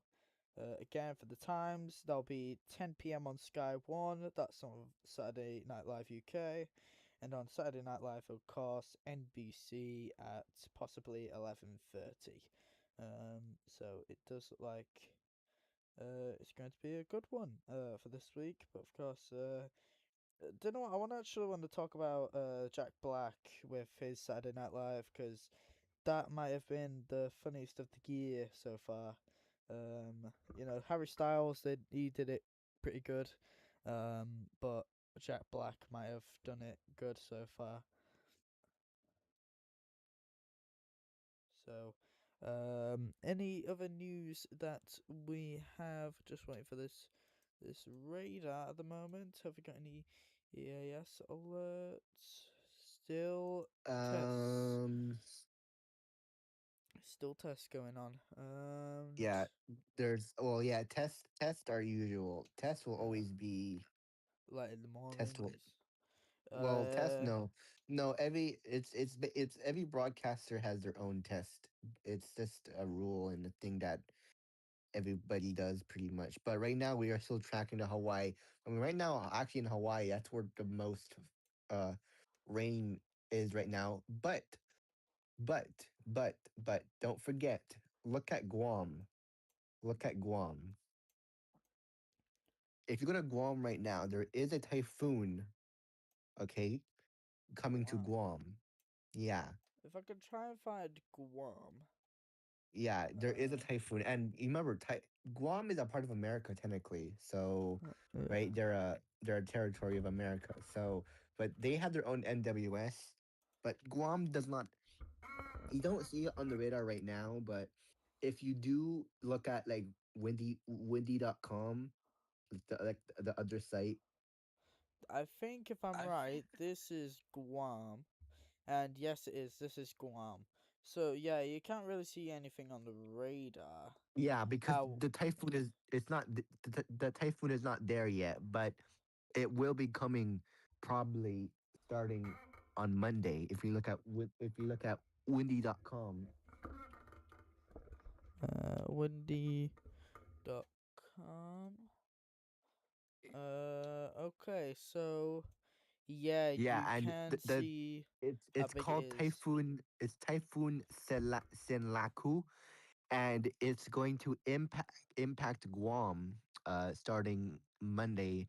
And remember, Guam is a part of America, right? Technically, even though it's actually more Yeah, it Asian does. than Well, America, I have actually. it on knots, Yeah, so if I can but it will be quite windy. Like it's gonna impact the south shore of so Guam. 87 kilometers an hour. I think that might be the highest. 87 kilometers an hour. That's knots. You have it in knots right now, not kilometers. It's Oh, now been it's been switched. Yeah, oh, 86 kilometers. That might be the highest. 87, 87 kilometers. Can we yeah. push 88? But if but if you fast forward the time into Monday, and you look at Guam, they're gonna get hammered with winds that could be up to Oh, 155 miles per hour in okay, Guam. okay. So yeah, the highest 141. So yeah, that does like some impact. It does look like though it won't hit it. It won't hit Guam Yeah, exactly. it won't hit Guam itself, but the thing is that if you know how hurricanes work and typhoons work, the right side of the storm is always the worst side. Even though the storm is like below Guam, they're on the right side of the storm. If you look at it from a plane, Yeah, uh it's on the right. Guam is on the right side of of the storm if you look at it from a straight line. So Guam will be hit the worst actually because the way the storm is moving, and they'll get the worst rain. as well, and the wind could be the wind will definitely be above 140 miles an hour, and the pressure is 945 inches inches um which is quite low, and this could be a super it's definitely going to be a super typhoon or Yeah. a category 4 hurricane strength. Yeah. So everybody in Guam also should take precaution, because I mean the thing about America, right? That most people don't talk about Guam that much, because even though Guam is a part of America, it's not talked about that much in Nick, because it's technically actually Guam is more of Japan's responsibility. Actually, even Yeah. though Guam is a part of America, technically Japan actually takes more responsibility over Guam and the typhoon coverage more than the NWS. So they actually talk with Japan's meteorology agency more, but it's gonna be super strong, this typhoon, when it hits Guam. Probably a super typhoon, and even after it hits Guam, it's gonna move even stronger into a super duper strong typhoon, and possibly even now, yeah, now there was some indications that it was going to impact Philippines, but now that we have more confidence, it's not likely going to impact Philippines once it does venture over there. However, it does look like it is going to swing back around, Yeah. uh and probably become uh a storm that could potentially I just want to impact. come up with some news coming out from the National Weather Service, possibly with tornadoes in the tornado alley, with the old and new tornado alley. It does look like the tornado season will begin in late April. So it does look like some tornadoes will be coming, and of course, you can probably see that from there. But I don't think that'll be a tornado. That'll probably just be some rain. But of course, apparently, according to the National Weather Service, by their documents, it does look like the tornado season will begin at the end of April. By the way, this is not in Hawaii. This is not in Guam. This is in inland United States. It's not anywhere. It's only in Tornado Alley in the United States.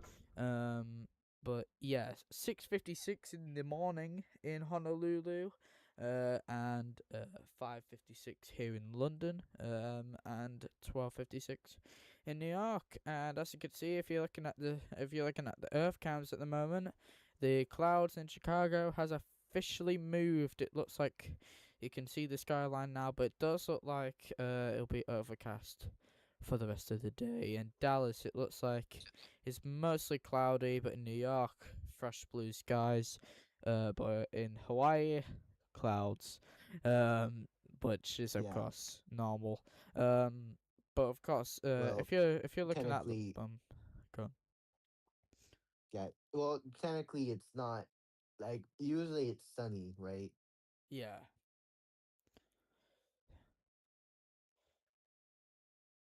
I just want to let everyone know that's in Hawaii. I just want to let you know that if you live in Honolulu, which mostly people live in Hawaii, but mostly some people live in in other islands, the rain is actually being forecasted to a quite not bad one, but it does look like the rain is going to get worse at around 12 p.m. today. So, if again, I'll say it again, the rain looks like it's going to be worse at 12 p.m. today. And then it says here the weather alerts a flood watch until around 6 p.m. So it looks like the storm is not really going to hit Oahu, but it does look like it could do some potential damage. Apparently, the rain gets worse at 8 a.m. today. It's just coming up to 7, and then it will keep calm at 10, and then it'll get worse at 12. But of course, it'll be raining all day. In Honolulu, and there'll be some clouds on Saturday, but it'll be raining in the night.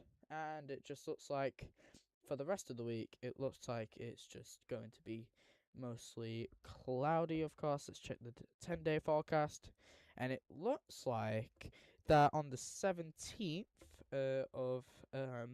of April, it looks like you'll get some sunshine again. So it looks like it's going to be a very cloudy week ahead, but of course, we'll still keep you up to date. But this is mostly the headline that we've been mostly been tracking for the past 2 hours here on UBC. Mostly the weather in Hawaii. Of course, we're gonna take a break in around 5 minutes, but we're of course still gonna see if we can track down 6:59 in Honolulu, 5:59 in London, and of course this has been a really big headline recently in the United States because mostly the rain has officially mostly stopped across the United States, and of course, if you're looking at the screen at the moment, that warning in California has officially gone away. So it looks like that it won't be a severe thunderstorm warning. It just looks like some light rain will probably just swipe past the state. But of course, mostly the headline that we've been looking at is mostly in Hawaii and possibly New York Yes. if that rain pushes southwards, but of course it's been mostly calm in Lund, quite calm in Alaska, but not calm in Hawaii. Of course, if you're looking at Chicago at the moment, the clouds are swiping past, but that's completely normal. In New York, still complete blue skies. I'm so surprised in New York. Yeah, You're doing a and very and good job. also and also and also let's also move on to another topic in the weather as well that we're tracking too, the El Nino. So if you Yeah, don't know what El Nino is basically the water in the Pacific Ocean near the equator, and essentially when the water is warm below Hawaii, in the middle of Hawaii, between Hawaii and like South America, that's where you look at for the water temperatures, and the forecast are showing the temperatures over there towards the end of the summer to climb to 3 degrees uh, above Celsius, um, for the water temperatures, and that will be considered a very strong El Nino, and that has global weather effects for everybody. So, in the Atlantic, for example, that actually will lead to less hurricanes in the Atlantic. Less hurricanes because over there it would drive more wind and cooler, drier air for the hurricanes to die out. But the thing about that even though that could happen, we all know that global warming is still happening. So the actual hurricane forecasts have come out from CSU University, and they have said that there could be uh, 13 named hurricanes, named storms, 6 hurricanes, and two super category 3 or higher hurricanes. So it does look like, according to this, it's right on their average forecast. Um, because just the wanna let everyone know here in Britain as well. There's a lot of speculation going on that temperatures could get up again for the second time in history, up to 40 degrees Celsius. That's apparently according to the British Weather Service. They're saying that possibly temperatures could go up to the end 30s. So it looks like it'll be a yeah, really warm summer for Britain. Of course, it does look like it's going to be a very warm one for America as well, since of course yeah, they're a bit closer and to it. But of course, yeah, yeah, the and then of hurricanes course is that has impacts to UK as well. I mean, that has impacts globally, but what El Nino would bring to UK is wetter winters and more severe storms come winter.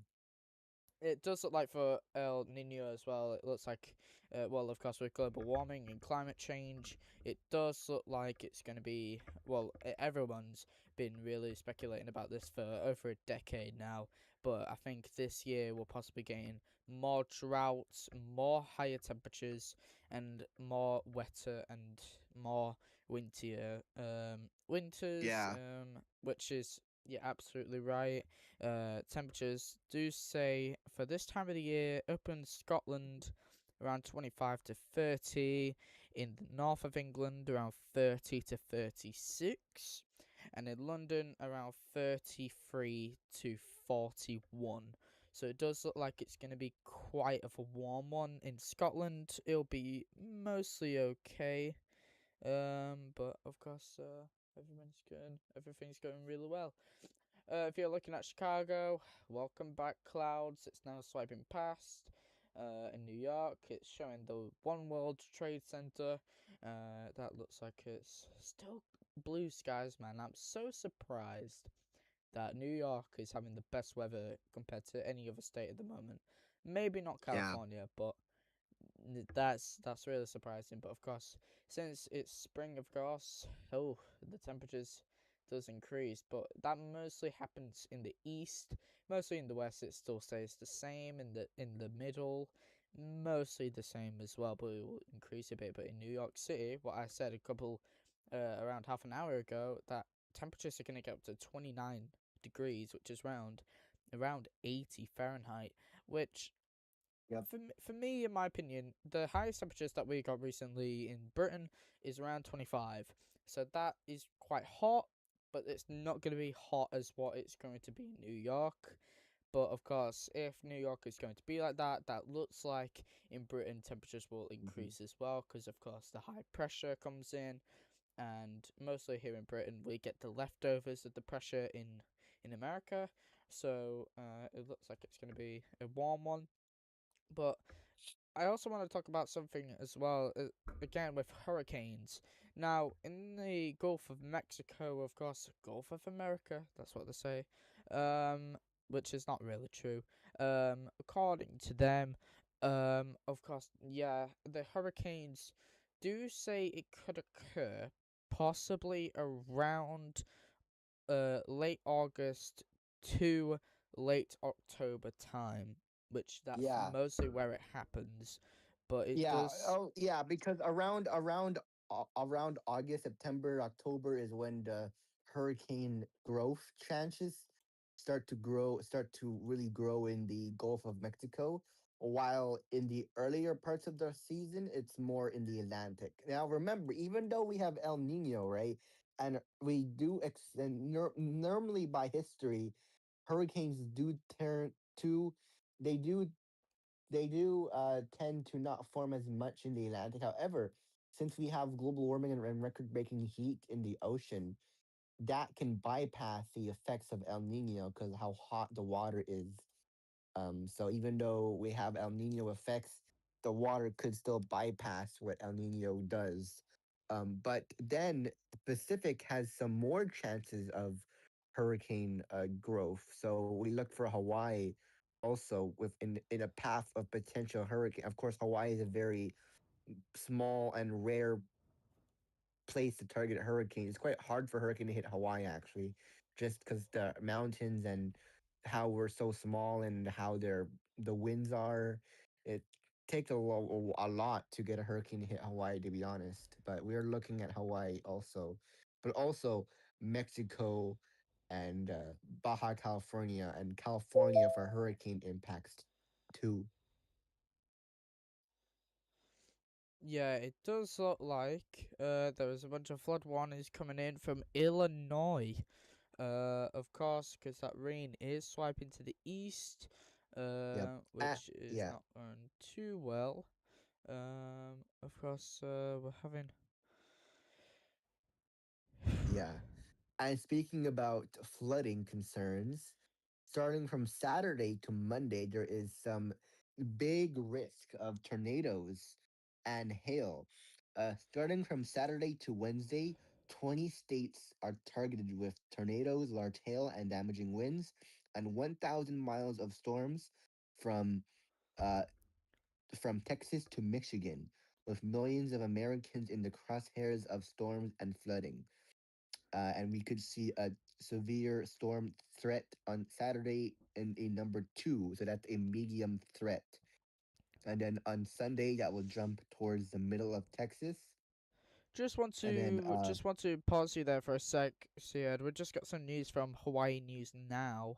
That is, there's more flood watches in the Big Island of Hawaii, Honolulu, the capital, Kauai, and Maui. Located there. Flood watch remains in effect for all Hawaiian islands.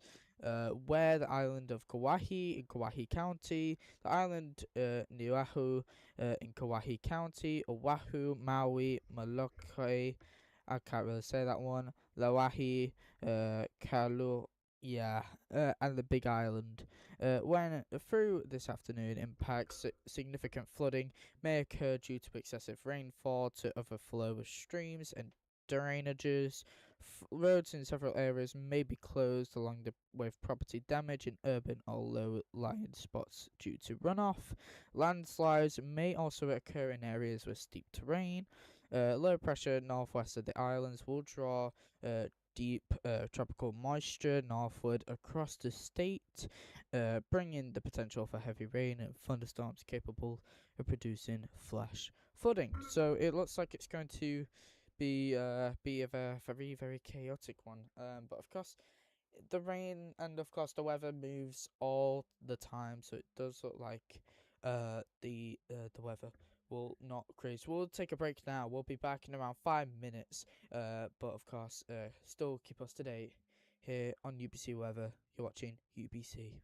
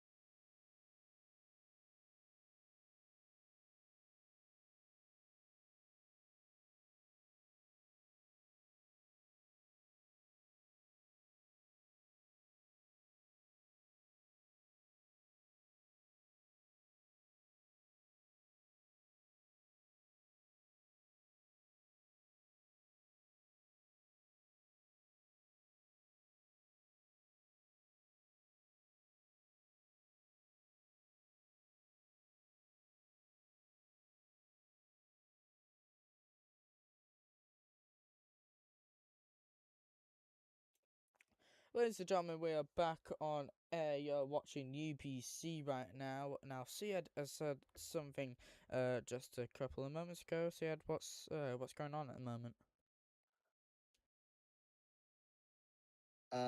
Yes. So right now, we're obviously still tracking the weather in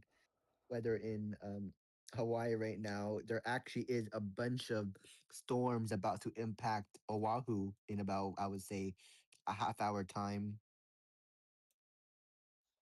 So it looks like it's going to Mm, be a big one. 7:15 in the morning mm, in These are pretty Honolulu. severe. Right now, it is starting to impact the west northwest side of Oahu. If you look at the radar right now, you can definitely see it clipping Hawaii, starting to impact Oahu. Yeah, it does look like that rain is getting worse and worse and worse, and it looks like, if we can just try and pause it there, it does look like the rain is pushing into Oahu, so it does look like it's going to be a big, big impact. As you can see, there's the big red part that might hit Honolulu. However, we do not know yet, since of course we're on live weather. So of course this will continue to go across. Right now in Honolulu, there's some rain surrounding the capital, but mostly it's been quite calm. Of course, we're also tracking with the airport as well, but of course we're now slightly moving towards the weather now.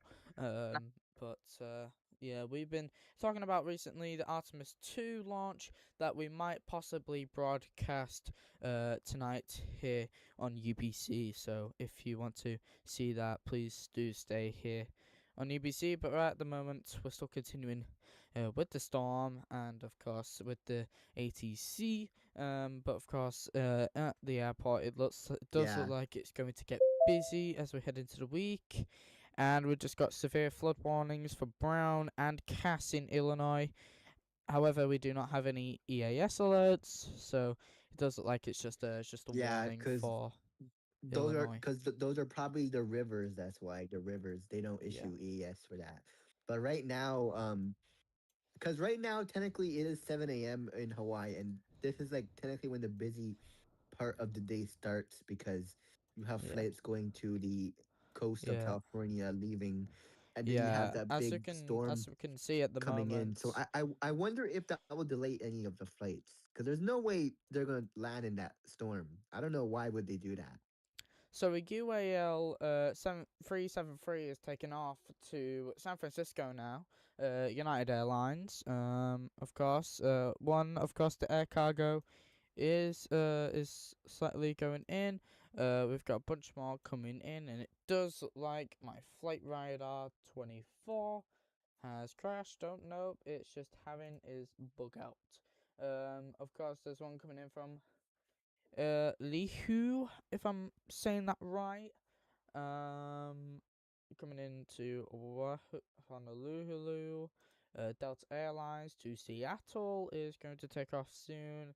Wow, this is recent. They bought this aircraft 2 years ago. That is very recent. Of course, there's some FedEx, and it looks like the United Airlines is taking off. This is a really big aircraft as well. Let's have a look which aircraft it is. It's a 777. Yeah, So that's a wide body.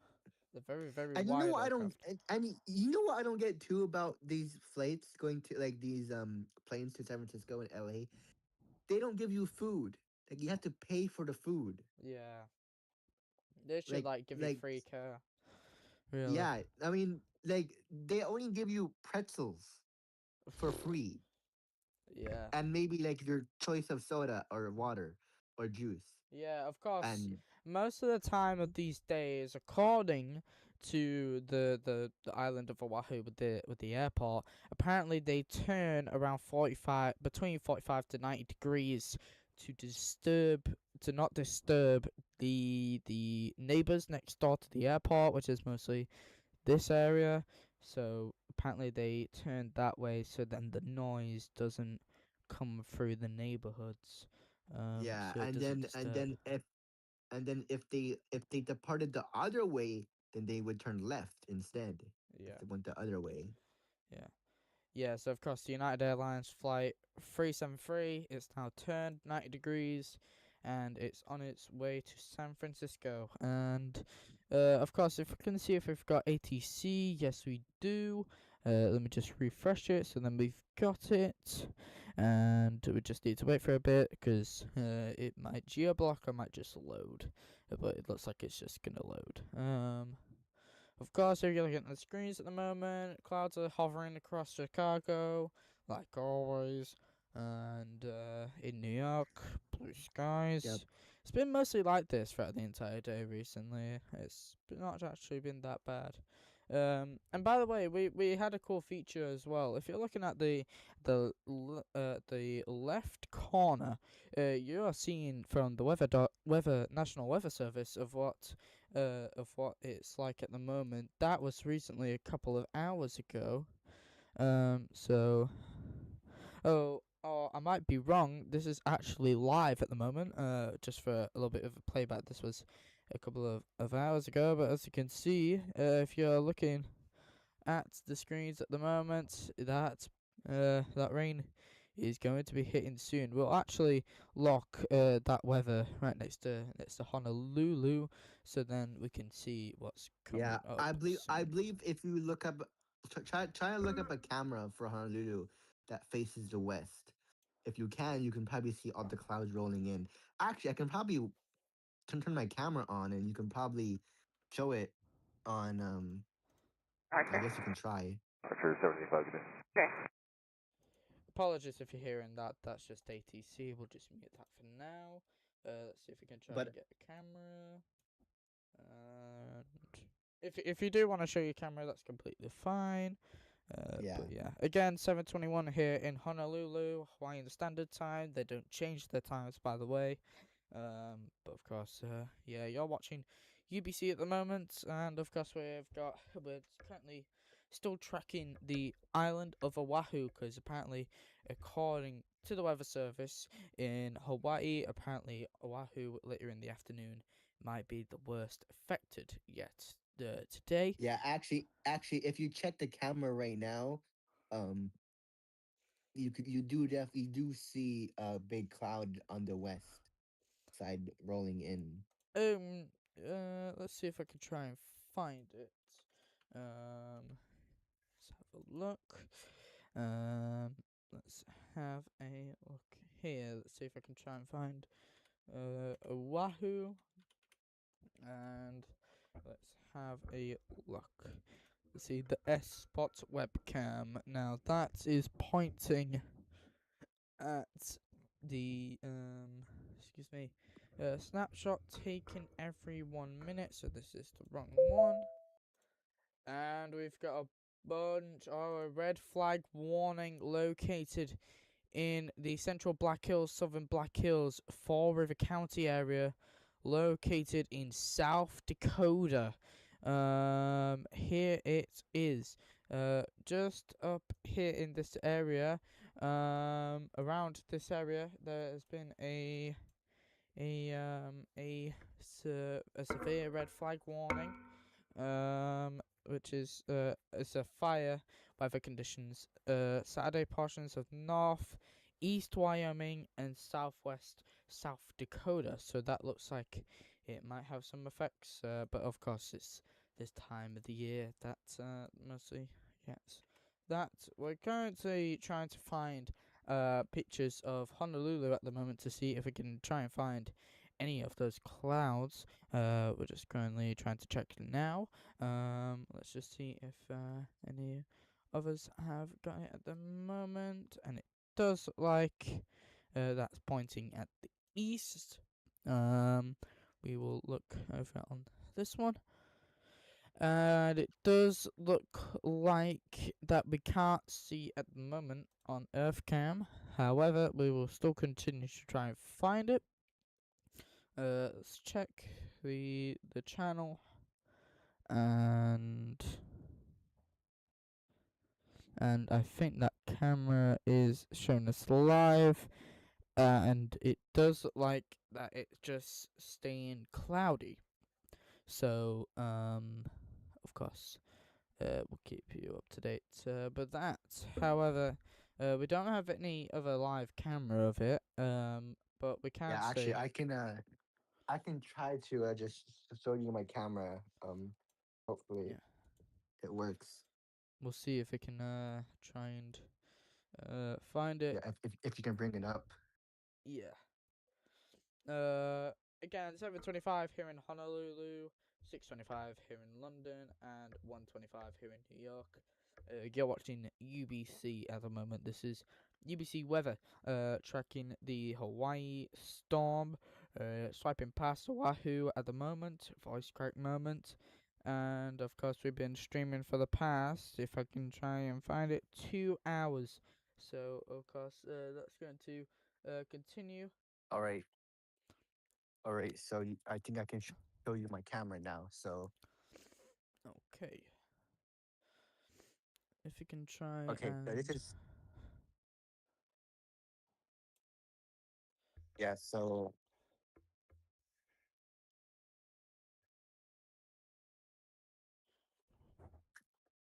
okay, hold on. So right now, so actually, it's not raining. It's at the moment, it's not raining right now. Actually, where I am, because oh, the rain is I'm still just looking off. at the chat right now, and apparently tags disappeared out of nowhere. No, because when I was on call with hashtag, there was a huge storm in California, so that does look like it has hit some impact. But of course, if you can see the pictures at the moment, it is swiping past Sacramento at the moment, and mostly some parts of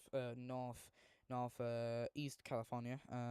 But apparently, according to tags, it's still flooded. So of course.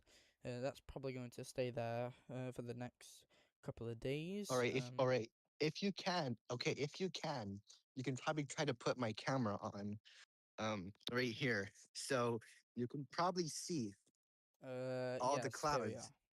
Yeah, you can probably see all the clouds coming right over there. This is facing the west. Yeah, so as you can see, that's I think if I'm right, up near north of Honolulu, as Yeah, there's the main city there. this is north of Honolulu. The city's right there, but you can see Yeah. the clouds over in the This is facing the west, by the way. So my camera is pointing towards the west. You can see all the dark clouds coming. Yeah, so yeah, of course, as you can see, if you're looking up at the north next to that power line, those really messed up power lines, as you can see there is a lot of very not really dark grey, but kind of grey clouds moving in. But if you turn your camera to the east a bit, Siad, if you can, or the west, sorry, if Oh, you mean the other side? yeah, that does look like that might be the Well, leftovers. this is facing the east. That's the So this is the east. other way. Yeah, So this is the east. So that this is that facing might the be the other way. rain. That might be the rain next to the other islands, mostly Kauai, if I'm right, Maui, sorry. But Yeah. if you So turn the to one in Maui's over there, and there is a small puddle, by the way. So there is a yeah, slight so puddle. yeah, if you look on the main road as well, it is wet, but it isn't flooded. Yeah, But it's you are not in really the flooded. north, so it might be quite hilly or it'd be quite mountainous. Yeah, So yeah, there we yeah. go. A bunch of cars swiping past. I we really hope we don't get any license plates caught, but of course it does look Oh it's yeah. quite blurry, so it's quite blurry, so you can't really see it. But of course, this isn't this it's okay. Yeah. But Uh, that was and pictures of and you, yeah, and then you can definitely do see the dark clouds coming in, because and there is I do hear some police sirens too, so it yeah could be some flooding or probably incidents happening going on.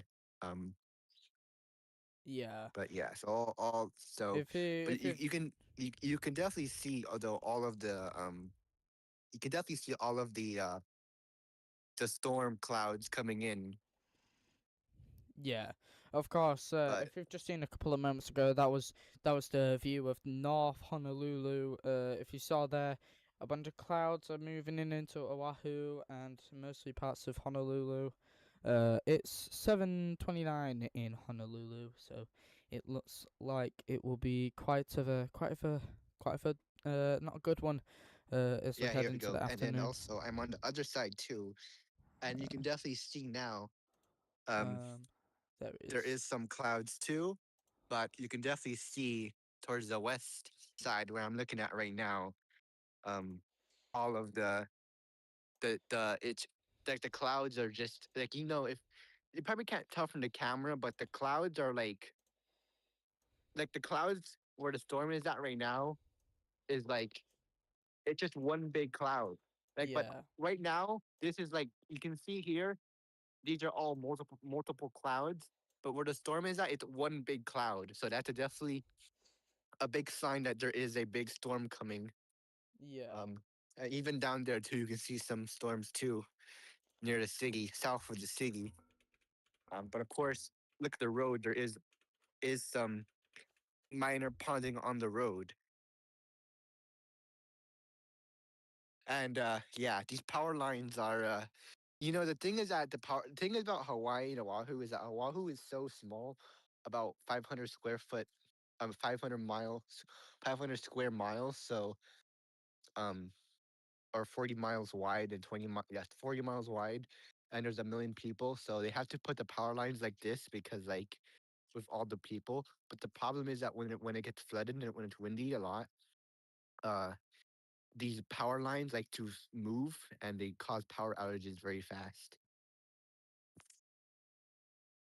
Yeah, of course. It's gonna be quite of a busy day for UC Hood. Yeah, you're looking at pictures. If you're on YouTube at the moment, I'd like to apologize Yeah, of the editing and of course because yeah, it was and showing. you do also see some fog in the mountains too. You can Yeah, kind of see it up there. yeah, It's quite uh, cloudy. If you look yeah, near that transmission tower base up there. yeah. Of course, But we're gonna take a break now.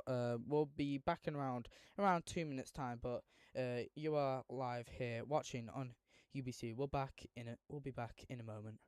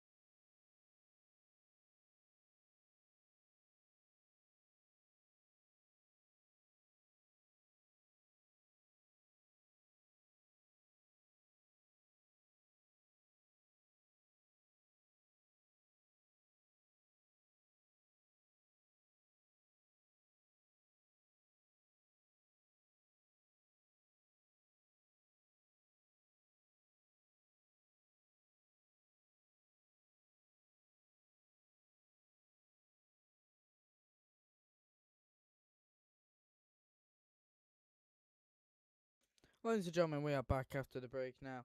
Of course, we'd just like to pause you there at the moment because me and Seahead will be back soon, of course. But we are going to play you some Fox weather. If we can just go back onto here, thank you. We'll play you some Fox weather for now and the Artemis 2. We will keep you up to date soon here on UBC weather. But here is now NASA with their Artemis 2. We'll be right back after the break. Fine-tuning its position to properly enter the entry corridor across the Pacific Ocean later today. That burn... Integrity, you can normalize too.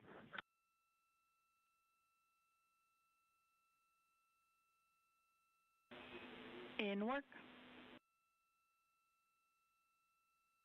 That burn is scheduled at 1:53 p.m. Central Time, 2:53 p.m. Eastern Time. That'll be followed by the crew completing the configuration of the crew cabin for entry, stowing final items, and making sure all of their checklists and other post-splashdown devices that they will need are in the proper... Making sure that all of their equipment is within arm's length after they splash down in the Pacific, waiting to be extracted from the vehicle by the recovery personnel that will be deployed from the USS John Murtha, which is on station out in the Pacific in the splashdown area. The weather forecast for splashdown is ideal. Winds just about 10 knots, wave heights less than 4 feet. Those are very benign conditions that will await Integrity's astronauts when they emerge from the spacecraft. Following splashdown, the 5 crew module uprighting system airbags will be inflated with helium to ensure that the spacecraft remains in an upright and rather benign situation as it bobs in the Pacific Ocean. This will expedite the ability of the recovery teams to erect a large raft called the front porch along the side of Integrity prior to the time that the hatches open and the crew is extracted from the vehicle that they have been aboard since April 1st for their launch for their lunar flyby.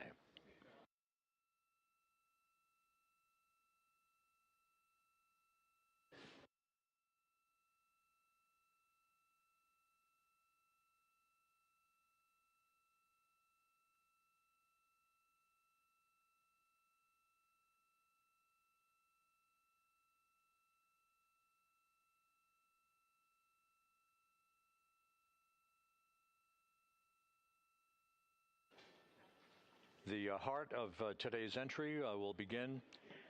Integrity Houston, some pre-burn SA for you. The plus X flange heaters are on and prop avionics are configured.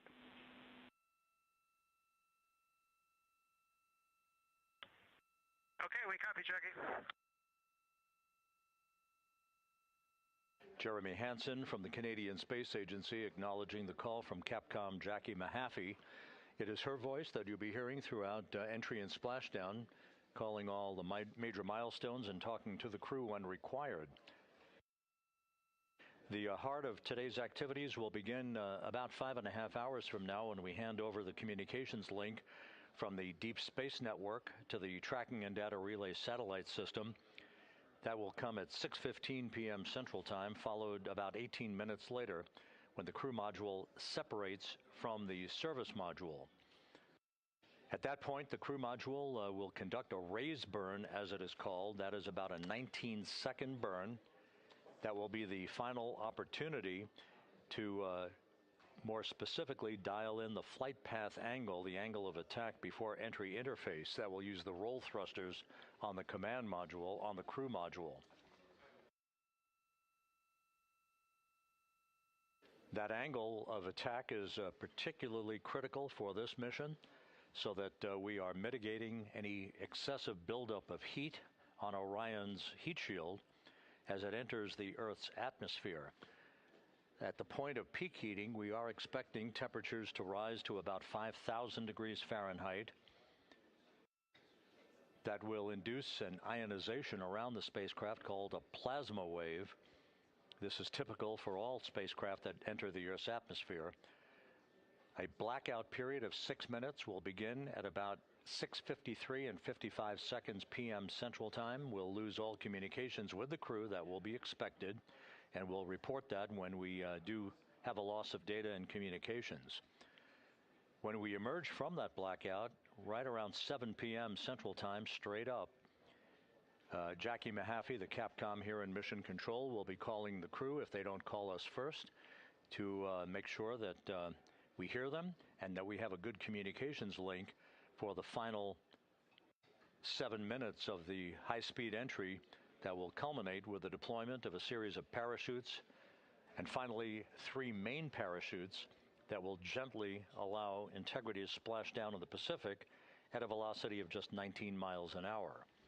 The crew is expected to pull about 3.9 Gs during maximum G loads on them during the point of entry. And it's interesting to keep in mind that from the point of the start of entry interface at an altitude of 400,000 feet, some 13 and a half minutes before splashdown, the spacecraft will decelerate from a velocity of some 23,783 miles an hour to just 19 miles an hour at splashdown.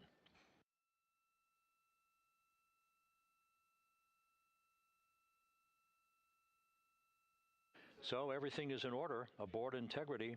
We have a solid spacecraft and a solid go weather forecast in the splashdown zone as the world awaits the return of Artemis's astronauts from this historic lunar flyby. Splashdown scheduled 6 hours, 25 minutes, 30 seconds from now. This is Mission Control Houston.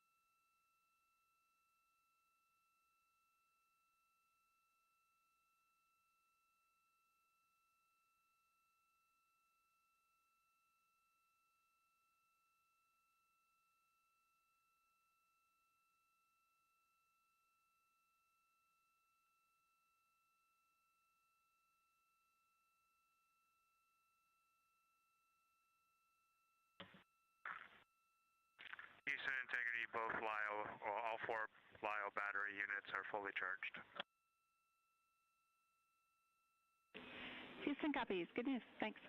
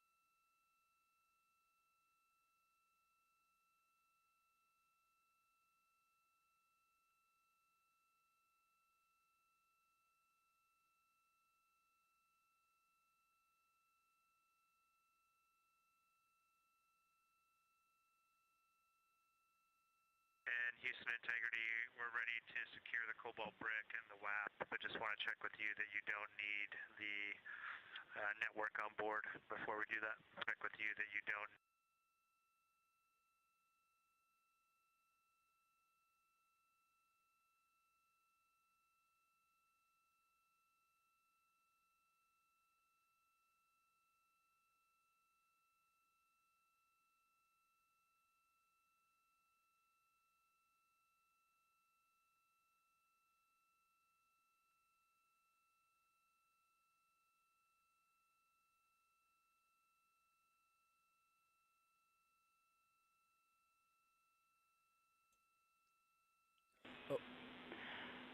Integrity, for Jeremy, we copied your question.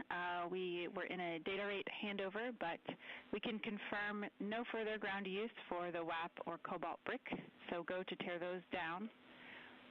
A follow-up for Christina, the empty CWC stowage config that you called earlier is a good config for entry, so no need to go find that. And finally, we can support a camera downlink if and when you are willing.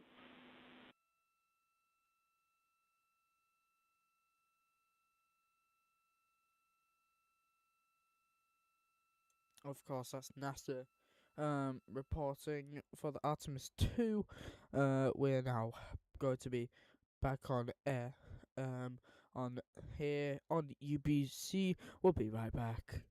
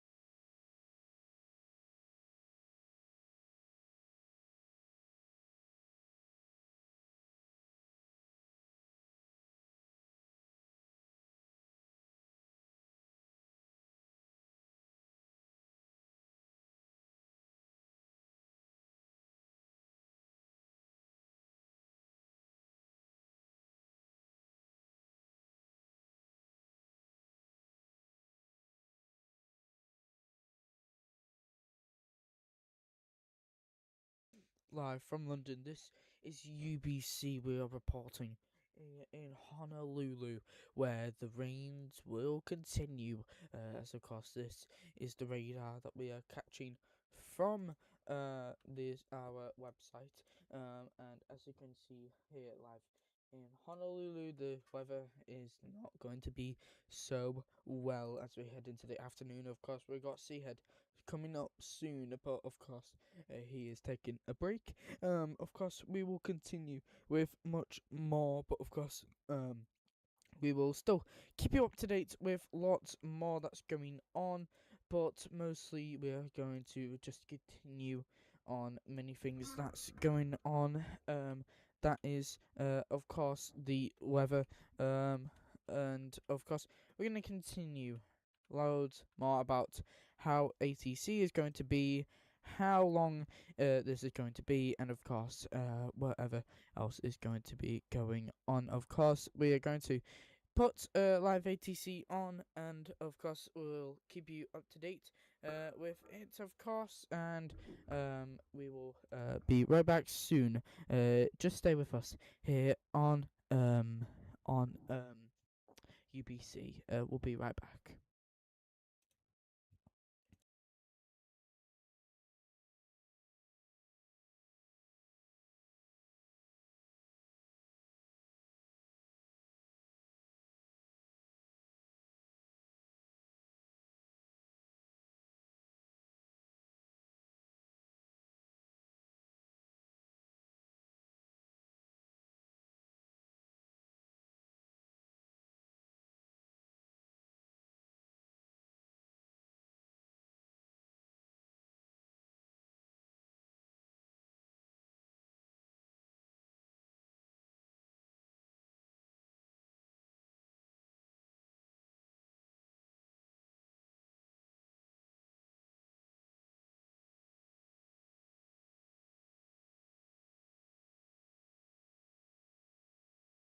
This is UBC. We're back here on the storm in Hawaii, of course, and this is where we are at the moment. This is the Honolulu International Airport. We're going to keep you up to date with loads more, but now this is the UTC for the Honolulu airport, but still keep us to date.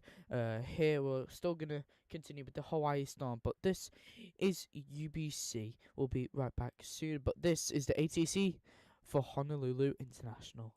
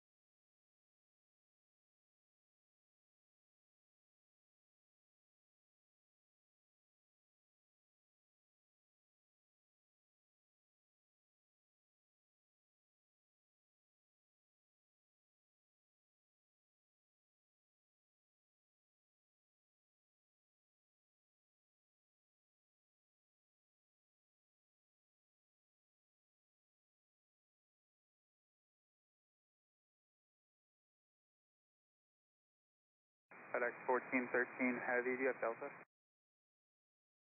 Negative, FedEx 1413 Heavy. FedEx 1413 Heavy, turn right at Echo, hold short runway 4 left. Right turn on the Echo, hold short, 4 left, FedEx 1413 Heavy. Aloha 18, Honolulu Tower, wind 150 at 12, gust 17, runway 4 right, clear to land. Copy, thanks. Clear land 4 right, Aloha 18. FedEx 1413 Heavy, safe base reports.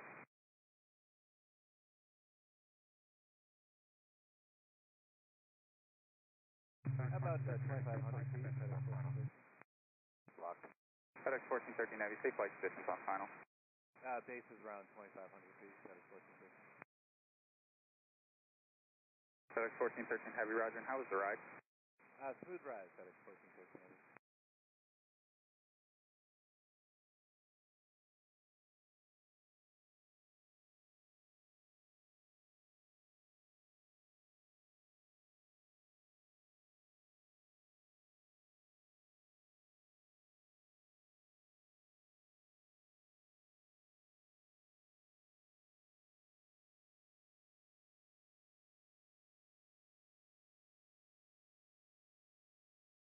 FedEx 1413 Heavy, cross runway 4 left and 4 right at Delta, traffic's on a 4-mile final, then contact ground.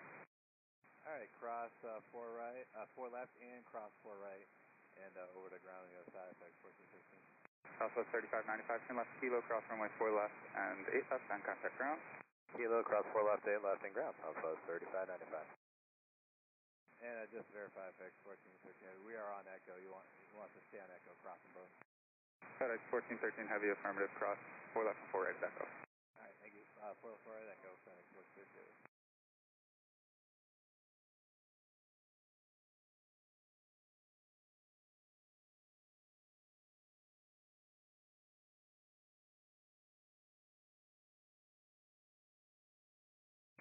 Tower Alaska 1025 is with you, ILS 4 right.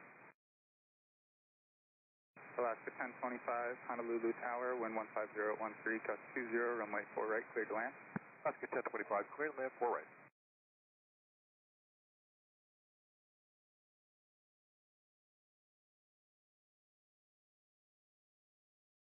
Alaska 93, Honolulu Tower, cross runway 8 left at Juliet. Cross 8 left at Juliet, Alaska 93.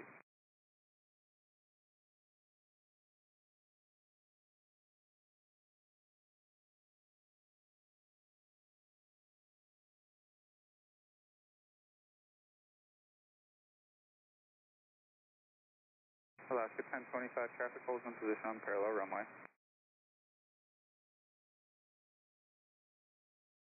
1025.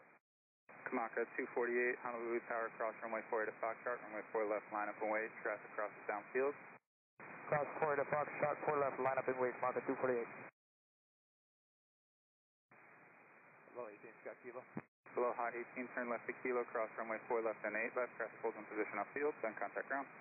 Left on Kilo, cross 4 left, 8 left, and contact ground, Aloha 18.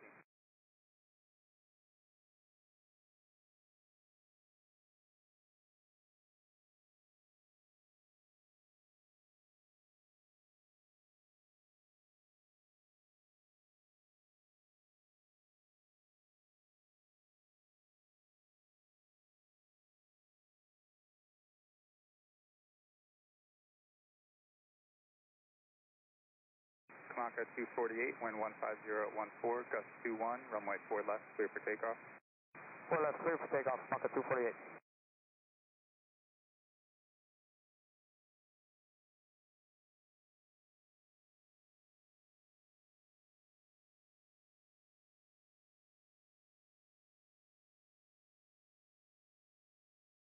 Alaska 810 Heavy, Honolulu Tower, cross runway 8 left to Juliet. Cross 8 left to Juliet, Alaska 810 Heavy.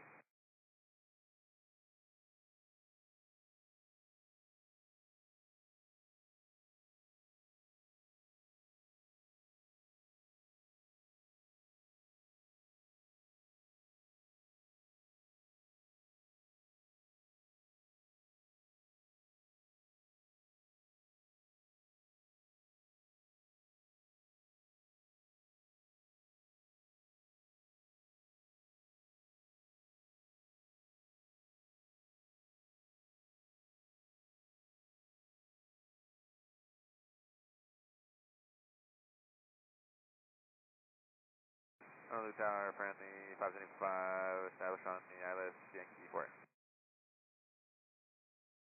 Friendly 575, Honolulu Tower, caution wake turbulence, Boeing 717 on a short final, wind 160 at 15, gust 23, runway 4 right, clear to land. 4 clear to land, 2575.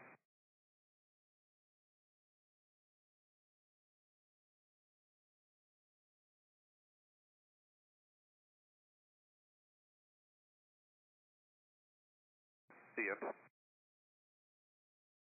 Maka 248, contact departure. Departure, Maka 248. Alaska 1025, turn left at the end, cross runway 4 left on contact ground. Off at the end, across 4 left, end to ground, Alaska 1025. Honolulu Tower, Alaska 1024 is on the ILS 8 left. Alaska 1024, Honolulu Tower, wind 150 at 15, gust 23, runway 8 left, clear to land. Clear to land 8 left, Alaska 1024.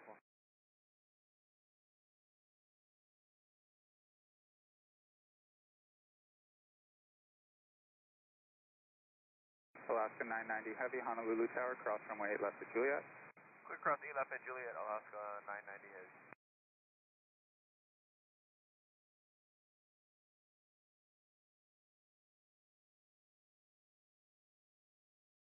Alaska 93, runway 8 right, line up and wait, traffic lanes across the runway. 8 right, level way, Alaska 93.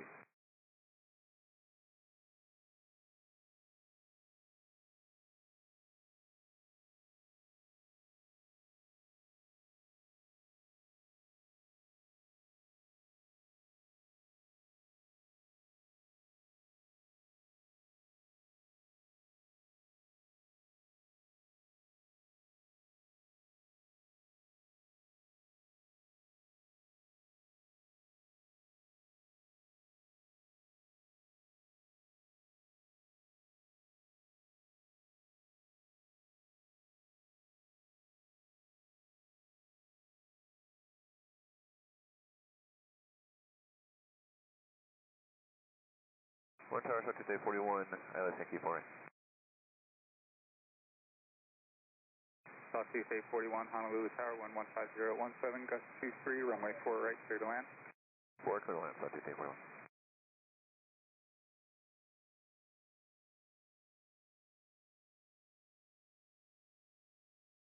Alaska 93, runway 8 right, clear for takeoff. 8 right, clear for takeoff, Alaska 93.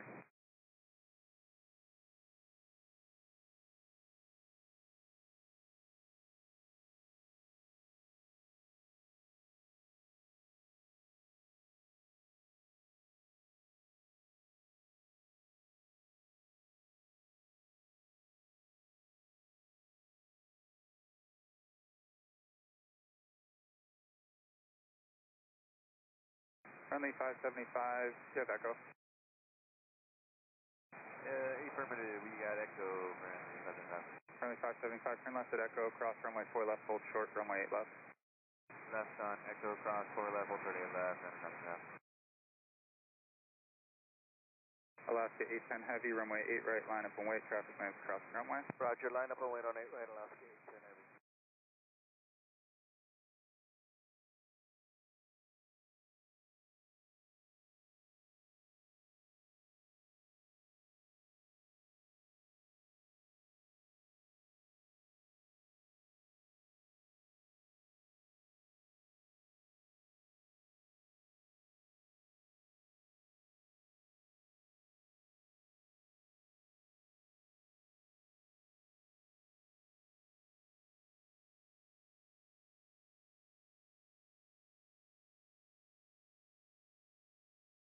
Honolulu Tower, friendly 521.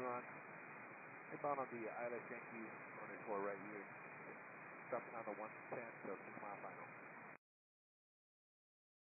Alaska 826, Honolulu Tower, cross runway 8 left at Juliet. Cross 8 left Juliet, Alaska 826. Alaska 93, contact departure. See ya.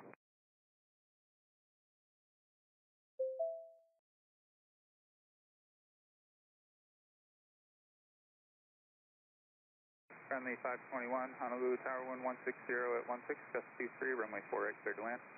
4 right, clear to land, friendly 521. Alaska 1024, turn left at Delta, then contact ground. Delta to ground, Alaska 1024. Friendly 575, traffic clearing outfield, cross runway 8 left at Echo, then contact ground. Cross 8 left at Echo, over to ground, friendly 575.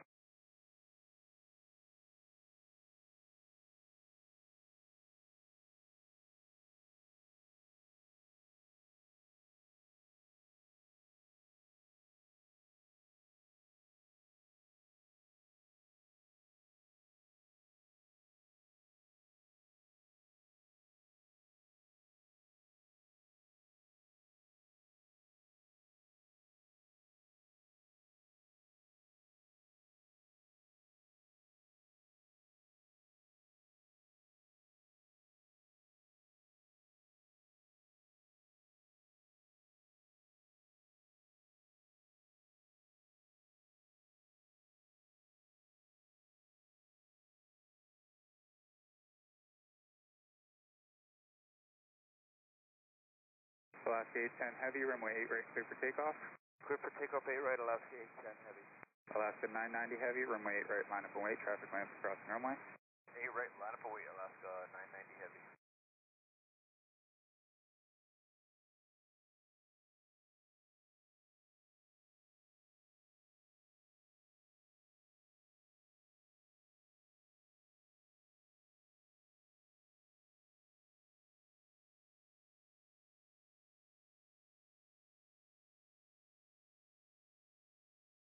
Sawtooth 841, turn right at Echo, then contact ground. Echo ground, Sawtooth 841.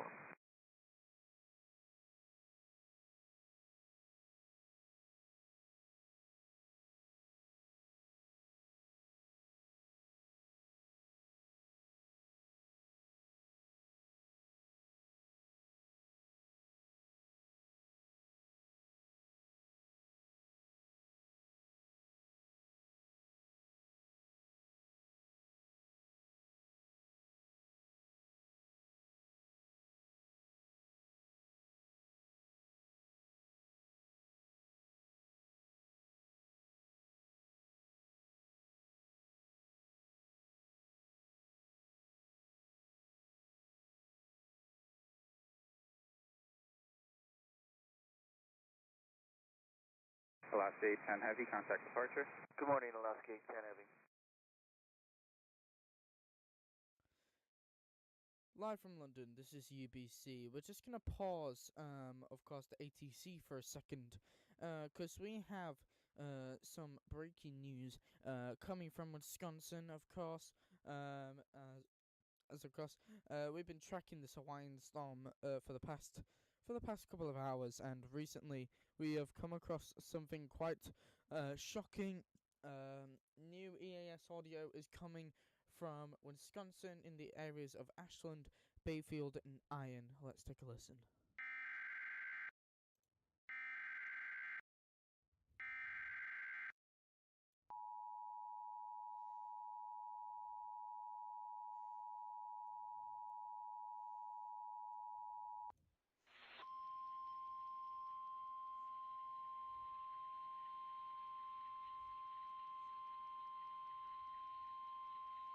Flood watch in effect from Saturday evening through Wednesday morning. Flooding caused by rain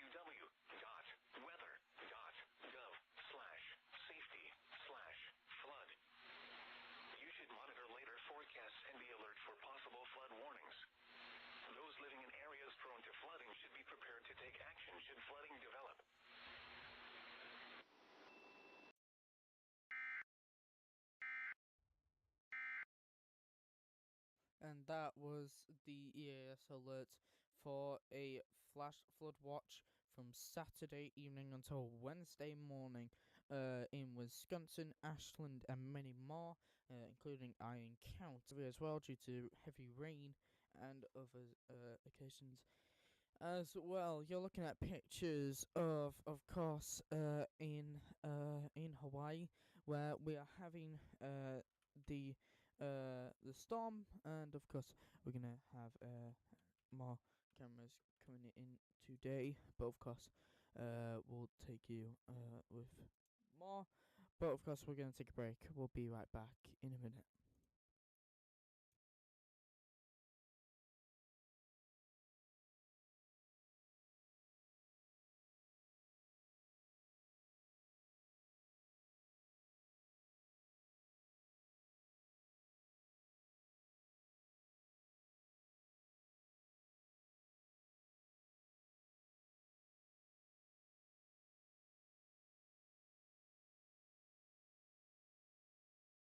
Alaska 1046, runway 8 left, clear for takeoff. Clear for takeoff, 8 left. 1046. Alaska 826, contact departure. Departure, Alaska 826. Southwest 2272, Honolulu Tower, runway 8 left, full length, line up and wait. 8 left, full length, line up and wait, Southwest 2272.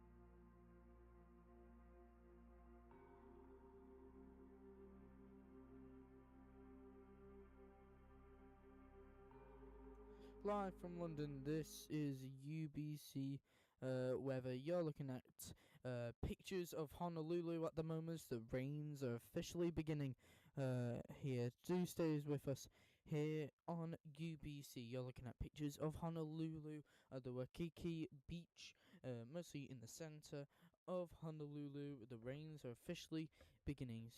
Still stay with us here on UBC weather.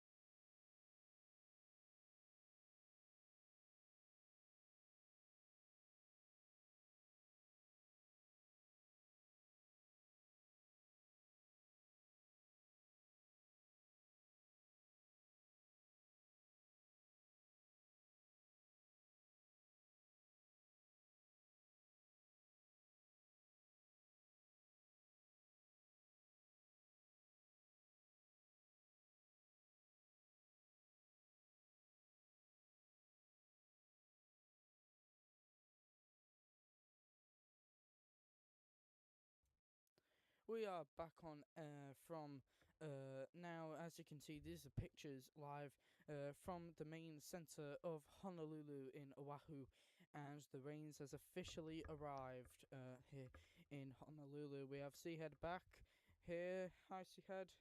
It's been a very stressing morning as we head into the opening rains. Um, Yes. how is it? How's the view for you outside now? Is it now starting to rain for you? Um, yes, it is. And in fact, I cannot see the buildings in front of me, or at least like the tall buildings. Oh, okay. So it must be So it some. is also, Must be dense as yeah. well. And they just issued a flood advisory. Yep. Oh. They just issued a flood advisory for the island. Let me read it for you. A flood Let's advisory in, let's have a look now. Then, so we're here on the radar, and of course, let's have a look if we have it. yes. And at the moment, it says only for Wisconsin at the moment, which is Well, yeah. Well, they just issued it right now. I don't know how long it will take, but I'm reading it and oh, here it is. it just, There's the flood yep. advisory. Yes, it does say flooding caused by excessive rainfall. This is the part where we always wanted 3 hours into the stream now, and we have officially got the warning here in Oahu. In Honolulu, most importantly, at 8:32 Hawaiian Standard Time until April 10th at 11:30 in the morning. So, by NWS Honolulu, Hawaii. What flooding caused by excessive rainfall? Where the island of Oahu in Honolulu County. When until 11:30 HST. Impacts minor flooding on roads, poor drainage areas, and in streams.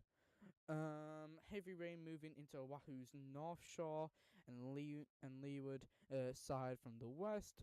Rain was falling at rates of 1 to 2 inches per hour. Within the heavy showers, moderate to heavy rain is expected to spread across the remaining portions of the island in the next few hours as the band of heavy showers moves eastward. Some locations that will experience flooding include, the island of Oahu. Instructions: stay away from streams, drainage ditches, and low-lying areas prone to flooding. Now, so yeah, you're in a very good area, and where you live, since you live next to like the top of the mountains, mostly the top of the hills. So you won't be mostly affected, but in the main bit of Honolulu, of course, it's not gonna be too well. Yeah, and if you zoom into the North Shore, the north part, the north part, not the city center, but the north part of the island, closer to Waialua. That's where the flooding happened from the last storms, and that's because they have a dam there. So there's a dam, and then the dam was overflowing, so that Yeah. caused the major destructions in that area. And the rain is hitting there now, the heavy rain, so it's worse for them. I believe there is probably pictures coming in from Oahu, I'm assuming, because Currently, at the Oahu is quite. moment, let just to pause it for a second. At the moment, unfortunately, we don't have any audio yet coming from the National Weather Service, but in fact, we do have the minor warnings that might update later soon, as of course, that heavy rain is pushing into the North Shore. So it possibly won't be minor, it may be severe, but of course, it has just been warned. So, of course, it's just recently experienced that, of course. But of course, we'll keep you up to date with all of that. But mostly, Yeah. this is um, quite of a thing now, and of course, this is kind of a very big issue, of course, since multiple Hawaiians live here. This is mostly the island where all the Hawaiians live. So, of course, this is going to be Yeah. a so, of course, this is going to be a very potential bad issue at the moment. Yeah. especially the North Shore, where um that technically you're still recovering from it, and they're gonna be hit again with more rain, which makes it worse. But the good news is that the president of the country, they did approve disaster funding for Hawaii. As many people that are probably watching this at home, and mostly the percentage of Americans will probably watch this.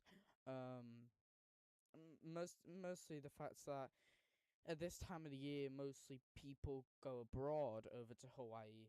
Most of the time, this is like the beginning, since it's spring, almost summer.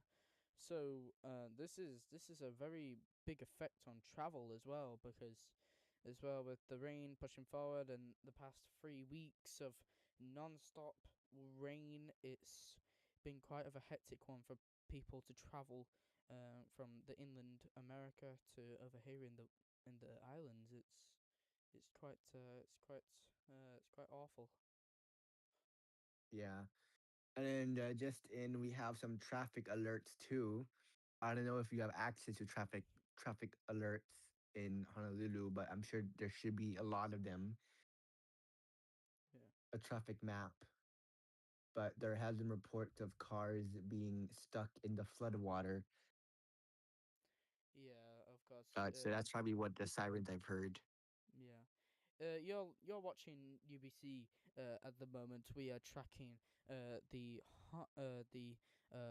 Hawaii storm, and if you're looking at the bottom of the screen right now, you have seen that Oahu has now issued a minor flooding warning. Just been put out this morning at around 8:36 this morning. Hawaiian Standard Time. Of course, at the moment we don't have any audio.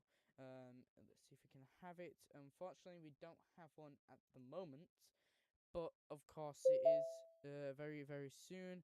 And we've just gotten a severe fire weather watch from Jefferson and West Douglas counties. We'll continue with the weather later, but of course we are focusing on Hawaii at the moment, because as you can see, it's not going well so far with Oahu, as many of that heavy potential rain now pushing into the island and not going well so far. 8:40 here in Honolulu, of course. By the way, just to confirm, if you are experiencing any lag issues at the moment, we'd like to apologise, because of course there is apparently some minor issues with the connections. We like to apologise for that. It will still be smoothly running, but again, Oahu has issued a minor flooding warning out to the people of Oahu and mostly Honolulu.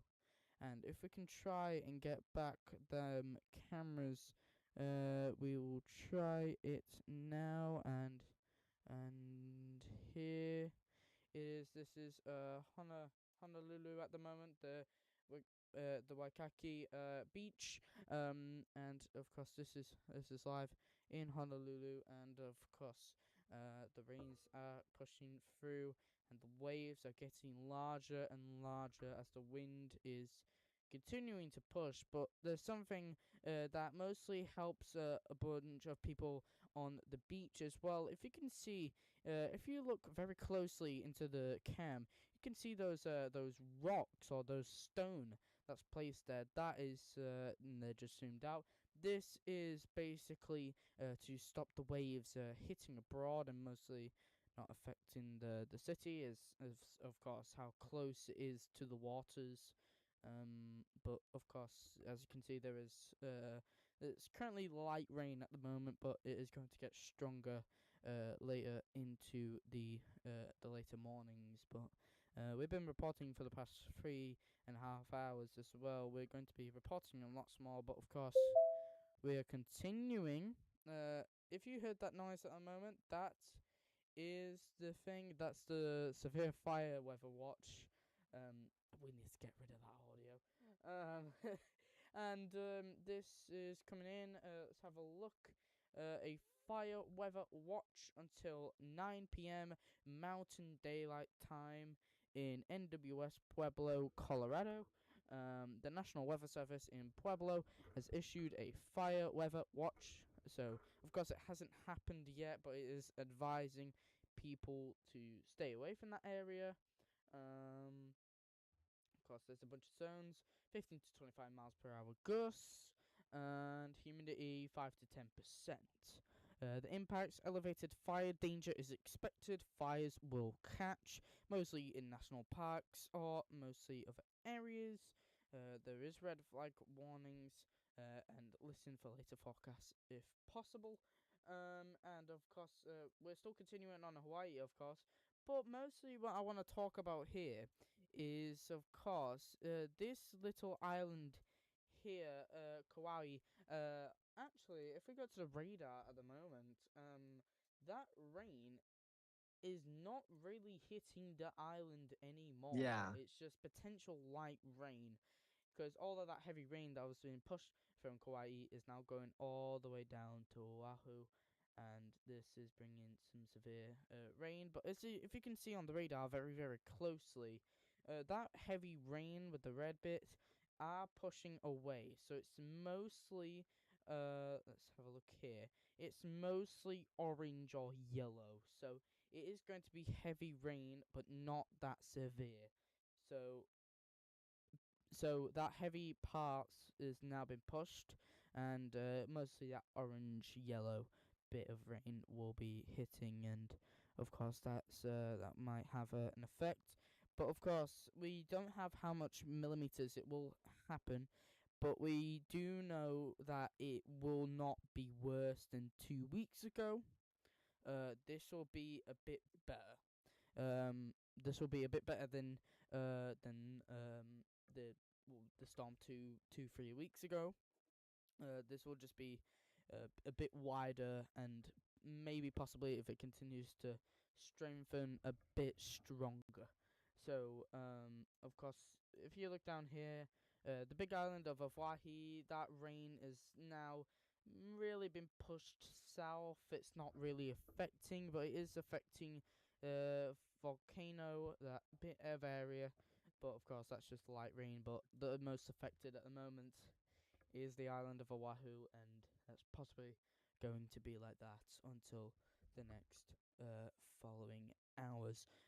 Now, of course, here in UBC, we are trying to forecast everything as soon as possible. Of course, no EAS audio has been tracked at the moment, but of course, we are trying to check every single time, and at the moment, there is no warnings. But in fact, there has been a new warning here, a minor marine weather statement, coastal waters of Fernandina Beach, next to Jacksonville. That's in Florida. That must be some winds might be catching up, but of course, it's just winds. But mostly, it's been quite a calm one in the inland. However, it's not been a calm one in Hawaii, of course, and we are going to continue with all of that. But right now, we are going to track with of course, the Big Island, not the Big Island, sorry, Oahu, and of course, we're still going to continue. So this is Honolulu at the moment. It is getting quite calmer now, but if you look at the bottom of the roads, not going so well so far, and you can see a bunch of people walking, which I'm very, very surprised about, but they have got umbrellas, so that's a good thing. But I do see many runners, and I'm very disappointed that you've that you've went running on this day. But yeah, of course there is some people with umbrellas. And look, there, if I can try and show you on my mouse, there's the people there that are running. I think they might have umbrellas. I don't think they I don't do. think so. It looks like I think they're just wearing jackets or something. It looks like they're wearing those, Oh wait, like, actually, the umbrella heads. oh Oh, yeah, it does look like it, yeah. Yeah, it's that little white bit. And thanks, Yeah, cameraman, for zooming out. But yeah, they are running. So possibly they might yeah. be running home, but I don't think that because Or there's a lot running of to the runs. hotel because most people in the city center are hotels or apartments. They're not homes. Okay, so there's another fire watch for the Nebraska National Forest Park, and it's not going so well. 8 p.m. until April 12th. That's 2 days. At 8 p.m. Mountain Daylight Time. Oh, it's not going so well so far in the middle states of America. They are getting severe fire watches, but mostly this is the time of the year where Yeah, temperatures get warmer and it gets hotter, and then there's more fire watches. This mostly happens, but of course, if you look at the East Coast, it's not going too well.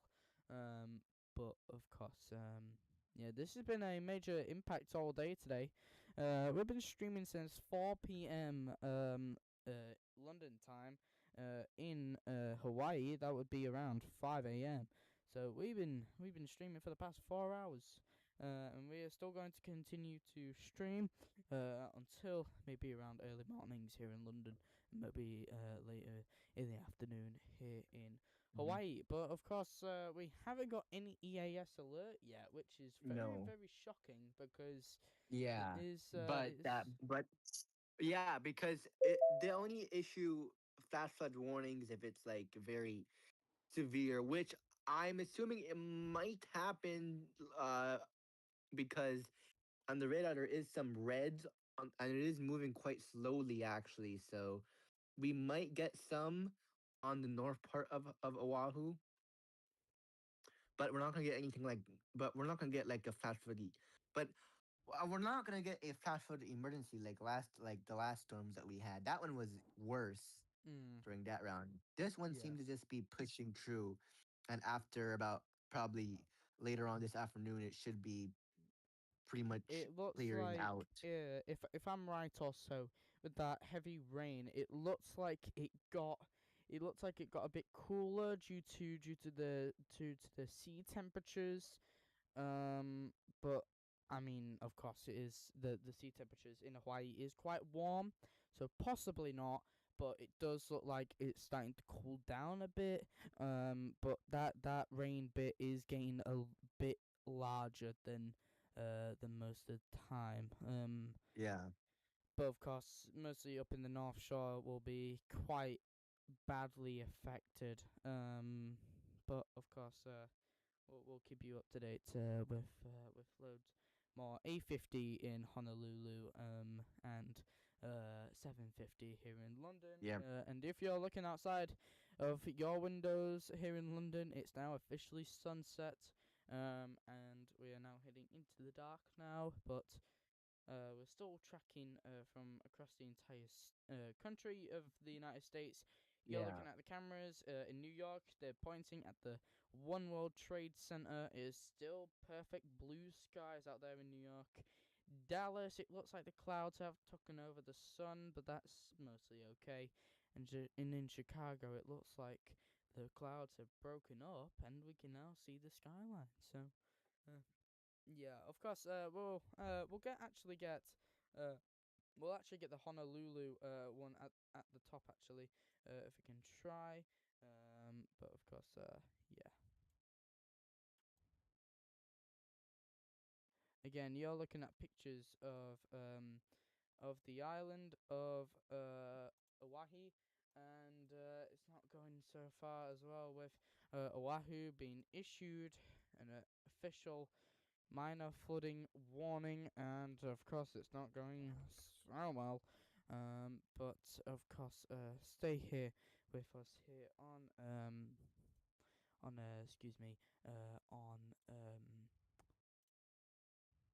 I entirely forgot what to say. On UBC, there we go.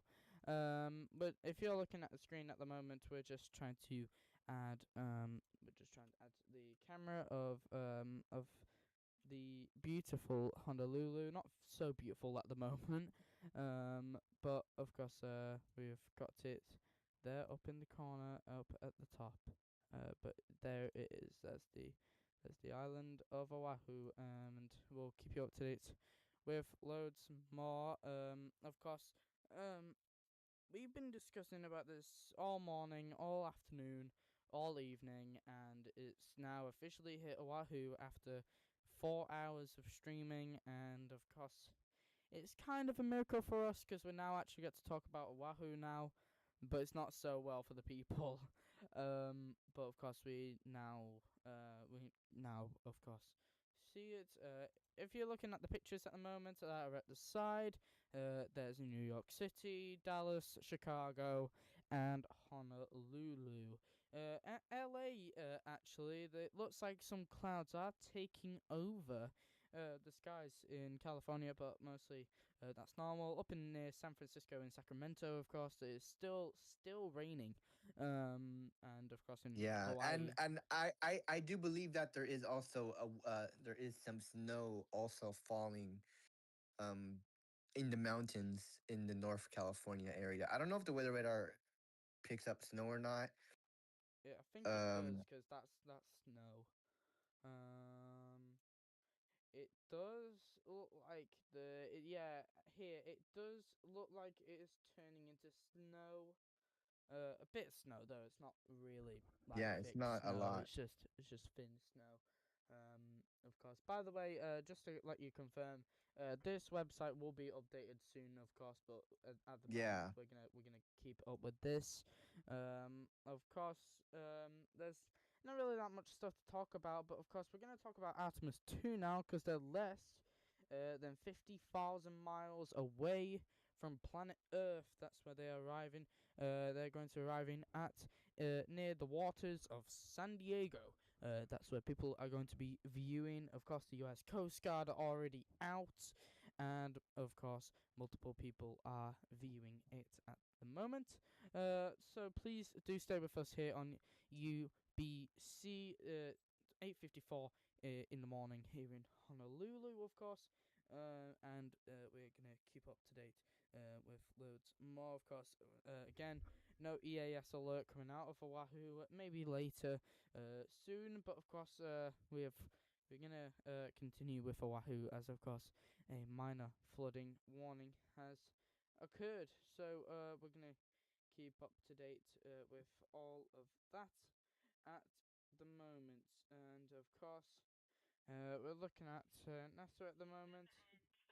And if I can try and get you there, we'll just switch you to that screen just for a second. We're going to take you to Artemis 2 now, because it looks like Thank you. the aircraft have woken up. So a very good morning to them. Here it is. There's the pictures coming from the aircraft of Artemis 2, coming out there. Switches for entry. If you can give us that go. yeah. They're about like 5 hours out until splashdown, so they have to wake up, and they're up now. Yeah, I Yes, think sir, they got their for seats F7 installed. switches. it does look like they're at the front of the aircraft. Reed Wiseman Not the providing a aircraft, I shout mean, sorry, out to the the European craft. engineering community, Copy the go. Yeah, which think built right the now, European service module. so they're going to be apparently And you are now going maneuvering at back to bias 20,000 027 miles attitude. when they're going to when they're going to re-enter the atmosphere, because technically, um, right now, they are getting That faster by the European service gravity. So module will interestingly, separate from actually, the crew they've been module actually this going evening at quite slow 6:33 after they left the p.m. moon. Yeah. But Shortly after as we they hand get over closer and closer to communications us, from the Deep they Space actually get Network to the faster. Tracking and Data But they're Relay not using the satellite engines; they're system, using the gravity to and make them about go 4 faster minutes before the naturally. crew So module eventually, they're going to be will use its 20,000 thrusters miles in a fast when they 19-second raise enter burn our to lift atmosphere. the aft end of the Yeah. vehicle Of into course, the final you're angle of looking at attack pictures of inside for the entrance into Artemis the Earth's 2, atmosphere and the mitigation of like excessive aircraft, heat loads on the and heat shield of integrity. again, according to the people at NASA, they're saying they'll enter the atmosphere at around 6 p.m. Pacific time. So around, not 6 p.m. Sorry, around 1:30 But that's when they enter the atmosphere. That's not when they land. Of course, yeah, you are absolutely right, Sia. They are only using gravity. They're not using their engines at the moment. But if we looked around an hour ago, they did say that their batteries are all charged up. So it does look like they'll probably use their battery as well. So then they become a bit faster. But of course, you're looking at pictures of inside the I don't want to say cockpit, but I want to say the space cockpit. Um, that's how I describe it. But So, with the final major burn having been successfully completed, the crew is Yeah, now it looks like right now that preparing they are to on complete the their avionics. configuration It of looks the like crew they're cabin, checked. a final stowage They're capability, configuring their and an opportunity to put screens. other items away that they will does not look like need they're during trying the entry to phase. configure They'll move into their where they entry have to checklist turn, or where they have to about 2 hours from now at about 4 p.m. Central Yeah. Time. battery, use Events their all will sorts. start to That's accelerate possibly the in engines terms of there of time when as they we switched approach it. the point But yeah, at which I entry want to interface describe it, will don't I? begin. I kind of want to describe it as like a space cockpit, because I mean, it kind of Well, is. it essentially is because they have the same avionics like the planes do. I mean, the company, like basically the same company, Honeywell. They build the avionics and stuff like that. So you can call it a cockpit essentially. It is a cockpit, but it's in a spacecraft. So I guess you call it a spacecraft pit or a space pit. I don't know. Yeah, and as you can see there, I think that's either a tablet or maybe a mini laptop, but I think that's a tablet. If you look at the bottom, I think, if I'm right or not, that's the actual bit on where they stay and all that. And oh my gosh, if you look at the side of the screen, they actually have their iPhones with them. Didn't, iPhones Yeah, are everywhere now. and they have Wi-Fi too up there too. Yeah, wow, that's mental. That's mad. Apparently, the forecast for them to land is actually going to be pretty okay. It's not going to affect any disruptions or anything. Yeah. But you know what I thought? Right, they bring iPhones, free Wi-Fi, and all that. Can you believe that those cameras that they have isn't that good? The Yeah, well, the live camera that you see on the broadcast, right? Like, it's all like right now it's all laggy. Like, you know what I mean, right? It's yeah, not. It's but what I'm assuming though is probably when they live stream the footage, because I've seen people complain a lot about why the heck is the live stream quality, especially when they were at the moon. Why was it so bad quality? But then, of course, all the tech people said, it and does all the say internet people here. said, It does say here it is running 4K. So yeah, it well, might just be like where they they're are, like the connection or yeah, well, basically. according to the tech people, what they said is, um, they said that in space, right? They have to compress the video down to below like 1 megabyte because you're in space, right? So live video across what 200,000 miles, and you only have like a so much bandwidth, and you basically you have to align the antenna with the antenna on the ground with the antenna on the spaceship perfectly. So of course they have to compress the footage a lot, so of course it would look bad, but they are recording the full high definition versions of the cameras Yeah. on like local hard drives and storage devices. But you know, as they, of course, as they actually traveled from the moon back here, they actually did get us. They actually did send high definition footage. If you look at images.nasa.gov, We're going to need a because that copy is of that basically photo when you because guys it get takes back. basically they upload Wow. it in segments. Sorry to interrupt you there, but if you can see the screen at the moment, look at that picture that they made with the iPhone. I'm guessing that's the latest one. I think that's the iPhone Copy that. 17 Pro Max. Yeah, Wow. That's some pretty good pictures that they just made. If you just wow, that looks sick. That looks so good. Wow. yeah. But of course, once they get to the ground, we will be able to extract all the high definition camera footage but I do believe there already is Integrity. some. FIDO If you want to confirmed pull that them that up, was a Cody, great RTC3. here, I just sent you the link to it. There already is some footage that they uploaded. So this is the NASA website, and there it is. Wow. Wow. So, of course, if you haven't been like absolute nerds like us, you may have probably seen President Donald Trump saying congratulations on his work on their work into the moon as they entered the darkness of the moon, of course, when they didn't have any signal or whatsoever. But of course, these are pictures from the actual people. And of course, I like this one the most. This one looks really cool. The aura Australis glows above the Indian Ocean. So, wow. So those must be pretty good Yeah, ones. This is again coming from. Do you know what? I just thought to myself just then. I was just thinking, why is it dark outside? When I just realised they're in space. yeah. Oh my god. But you know what too? That actually space is actually quite hot. Actually, like the It is. temperatures are actually hot. Yeah, Yeah. apparently they discovered it or something like that, but like not Yeah, us. like well, I mean, like for example, on the moon they have robots that have weather stations on it. So technically, there is weather forecast for the moon and Mars and a lot of planets because they put out stations on there somehow.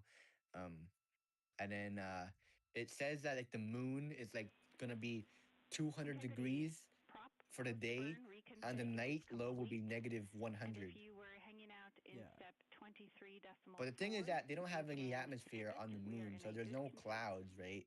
But if you go to Mars, there is clouds. There is like even there's certain types of different clouds that aren't here obviously, but they have a special weather. They even have storms too.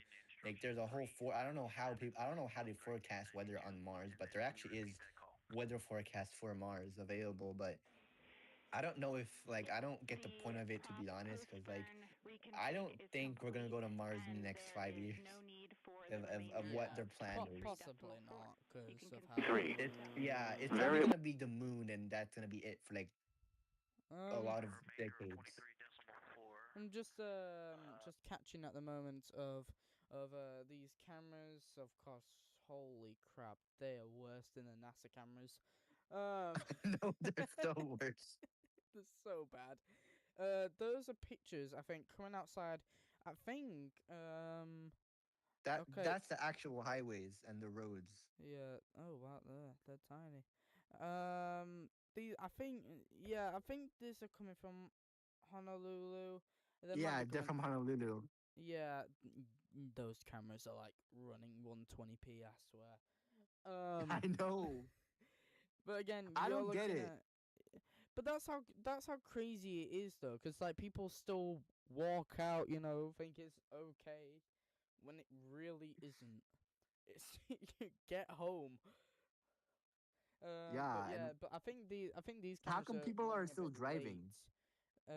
Yeah. And the pictures have went off. Yeah, those cameras are not too good. But of course, I think this one's running a bit late, of course, because it does say Yeah, 8:55, and it is almost 9:06 here in Honolulu. they're all late.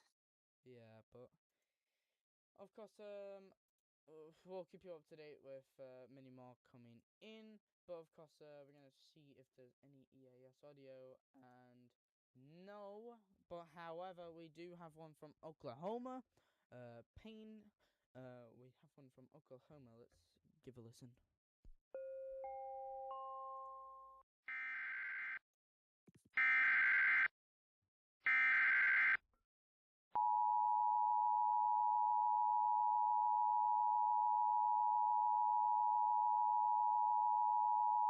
The National Weather Service in Norman has issued a flash flood warning for north central Payne County in central Oklahoma until 5 p.m. Central Daylight Time. At 1:57 p.m. Central Daylight Time, Doppler radar indicated thunderstorms producing heavy rain across the warned area. Between 1.5 and 2.5 inches of rain have fallen. Additional rainfall amounts up to 1 inch are possible in the warned area. Flash flooding is ongoing or expected to begin shortly. Expected hazards include flash flooding caused by thunderstorms. Source: radar. The following impacts are expected: flash flooding of small creeks and streams, urban areas, highways, streets, and underpasses, as well as other poor drainage and low-lying areas. Some locations that will experience flash flooding include Glencoe, including areas along U.S. Highway 412. Turn around. Don't drown when encountering flooded roads. Most flood deaths occur in vehicles. Be aware of your surroundings and do not drive on flooded roads.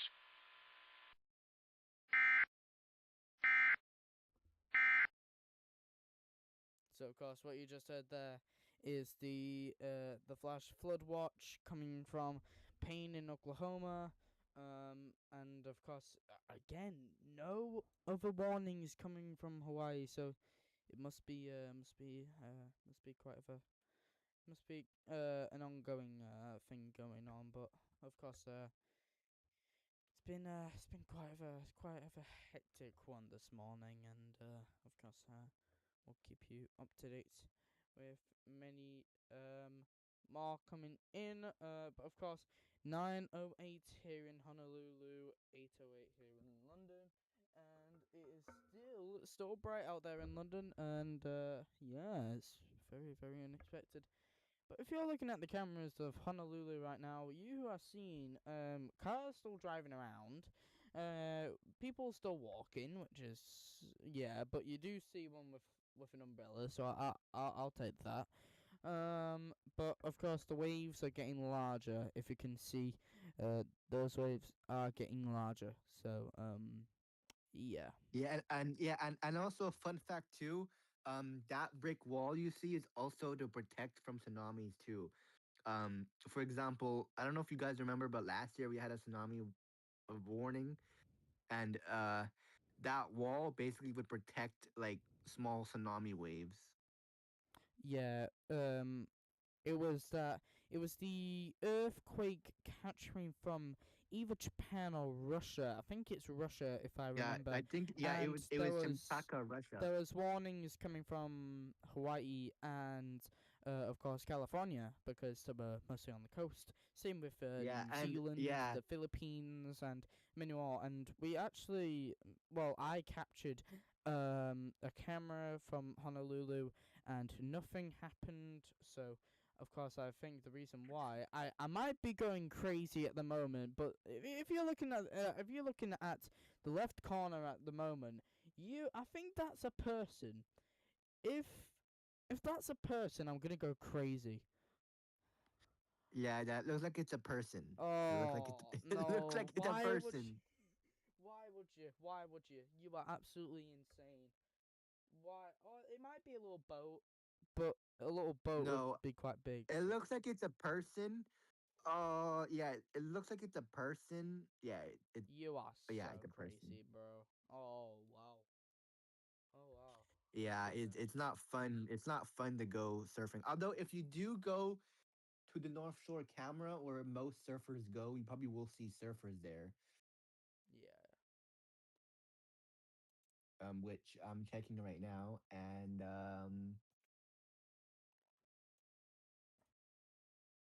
actually no, yeah, actually here is yeah, here I'm gonna send you another camera from the North Shore of Oahu.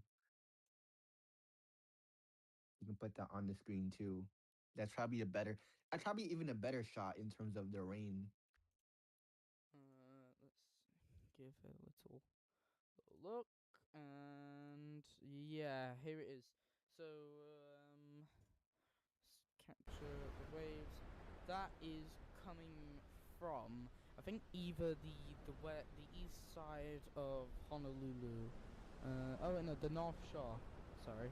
So this is coming from the North Shore, and this looks quite of a big one. The waves are getting those waves are getting stronger any moment now. Of course, we're gonna put this running in 4K, and here it is. By the way, if you're looking at the live thing, it's not capturing live from Honolulu. This is capturing live from the North Shore of Oahu. Wow. The air is 72 degrees Fahrenheit. The water they do not know yet. The waves they do not know yet. Well, it is a little bit late on the thing, and there's another beep again. Oh yeah, and this is a camera from Kauai too, and this camera it shows the water is brown in Kauai, so that's why they still had the minor flooding warning. Because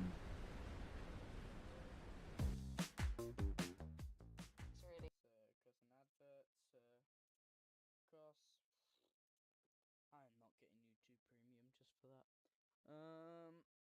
Yeah, you're seeing this one. Wahoo.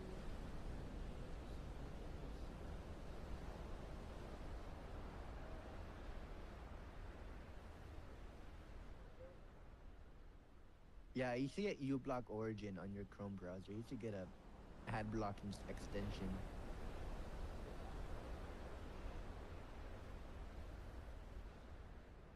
Here it is. This is Kauai. Yeah, it is brown, so it does look like it's been affected. But of course, there's not really much going on now since Yeah, that and rain has now been. you can see a lot of people on the beach. Yeah. Looks It like does look they're like it is very humid though. It does yeah, look it is. very humid. But yeah, it's still cloudy and yeah, I don't know if I think I'm right about this, but I think what we're looking at from a picture, I think that is a resort. If I'm Yes, right, that it is does a look resort. like one. There's people on the beach now, so it looks like people are starting to get back out now. But of course, it's been quite of a one, and then these are pictures coming from them, and as you can see, those waves are getting stronger and stronger. But yeah, we'll keep you up to date with all of that coming in now. It's been almost half an hour since Oahu, well, mostly Honolulu, has issued a minor flooding warning, and yet again, there is nothing going on. So it does look like some things will be, of course, affected. But of course, we'll keep you up to date with all that's coming in. These are live pictures now, and we'll see the latest one. And it does look like that rain is pushing into an orange, so it does look like it might not go so well in Oahu. But of course, again, no radar, no EAS alert has been put out, so it does look like. But I think the reason why they haven't put it out is possibly because they have put it as a minor, so possibly that. But of course, they wouldn't do that. Of course, with all this going on.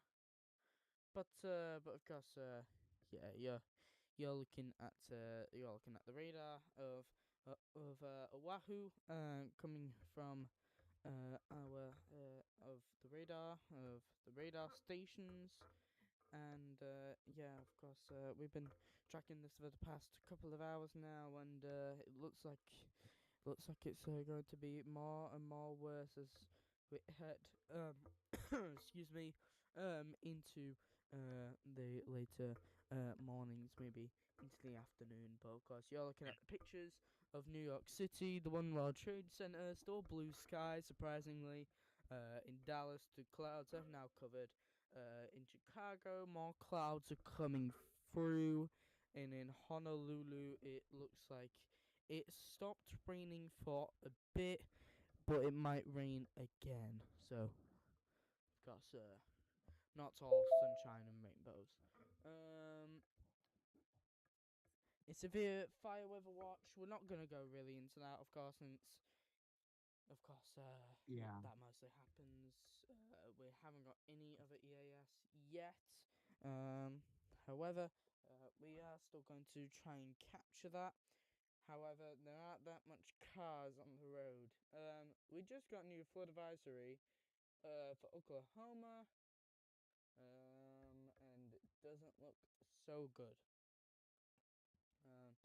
I'm really surprised this hasn't been counted as a hurricane. Not a hurricane, sorry, a tornado. But, yeah, wow.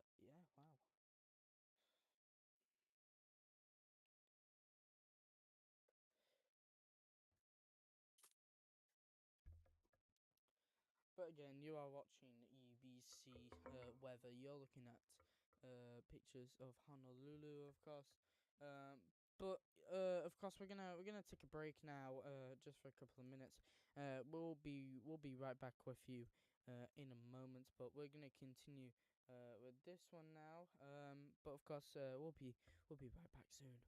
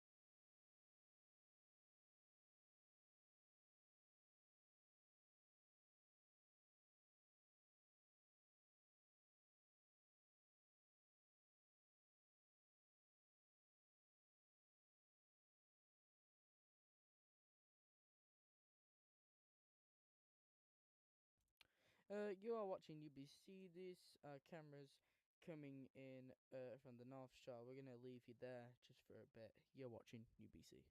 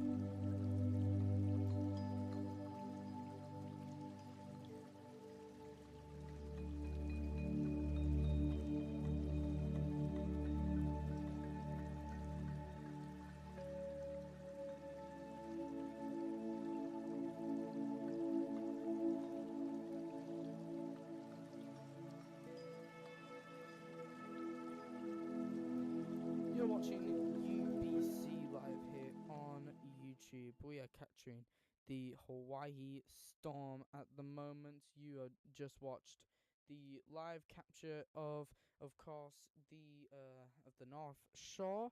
We'll keep you up to date with more of that coming up. But at the moment, we are looking at pictures of course, of Oahu that is currently having that huge storm that's coming in. Apparently, according to the weather service, this might be the widest storm yet. According to the service, wider than the one 3 weeks ago. But that will not be confirmed yet until the end of the storm. We have Syed again here live from Honolulu. Syed, good morning. 9:31. Yeah, good morning. And yeah, it's not going too well so far. Yeah, it's very pouring rain. Actually, in the city center, actually, it's not that bad. Actually, it's more light rain right now. As actually the most heavy rain has actually it actually moved north, actually above the islands, and actually it has been breaking up actually the heavy rains. It's Yeah. like it's not so much of a just a big bulk of rain. It kind of fell apart, probably because the mountains. Yeah. I mean, there are the rainforest in Oahu that's probably absorbing all that rain. Yeah. But of course, possible landslides as well could happen. So, it's going to get bad. But if you're looking at the left corner of the screen, you might be seeing a radar from the National Weather Service, and it does look like that the rain is slightly dying.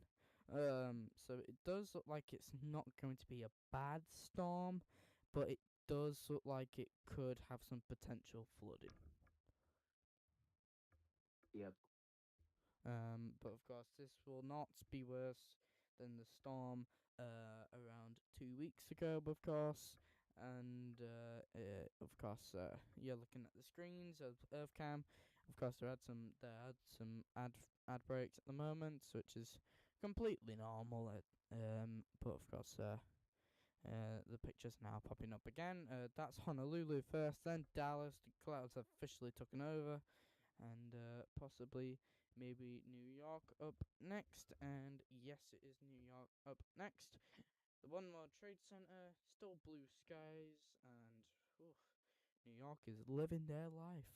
And then we have got Chicago up next on the forecast, and it does look like that the clouds have taken over, and it looks like some potential rain has hit some bits of Chicago. Wow, Chicago is having the time of their lives, aren't they?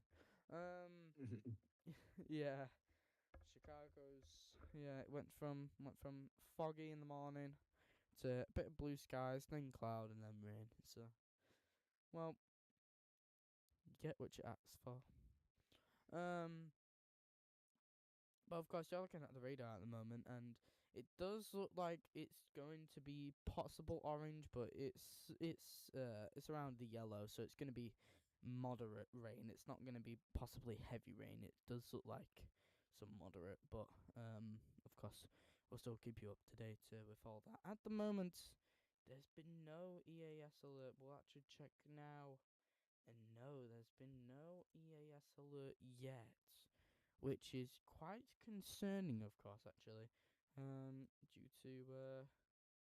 due to how bad it is, out there. Yeah.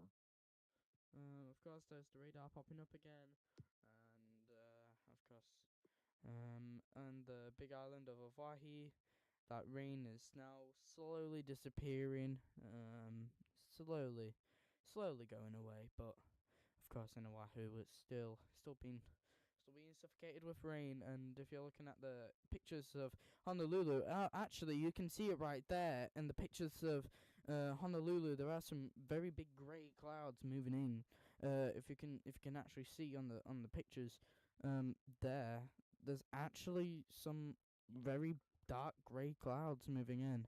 and it looks like it's going to get bigger as they move forward. So it's not going too well, actually. It's gonna be quite bad.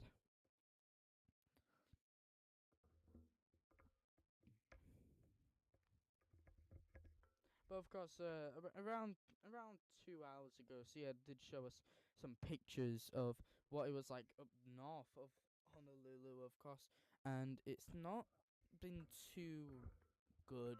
Of course, as he showed some grey clouds moving in from the west side, possibly, and then now it's now pushing upwards. So, of course, according to Seattle as well, there's some travel disruptions, mostly on the highways, due to multiple people on them, and possibly some flooding coming in. But of course, we'll keep you up to date with all of that coming in. But at the moment, you are watching UBC, and we're gonna continue here on the in Honolulu, of course. Here it is. There's the big island of Honolulu. And the big island of Honolulu. That is what I just said. I'm really sorry. The big island of Oh my Honolulu, gosh. I guess. The, the island of Oahu. Of viewing Hawaii, but of course we'll be back soon. But you're watching UBC.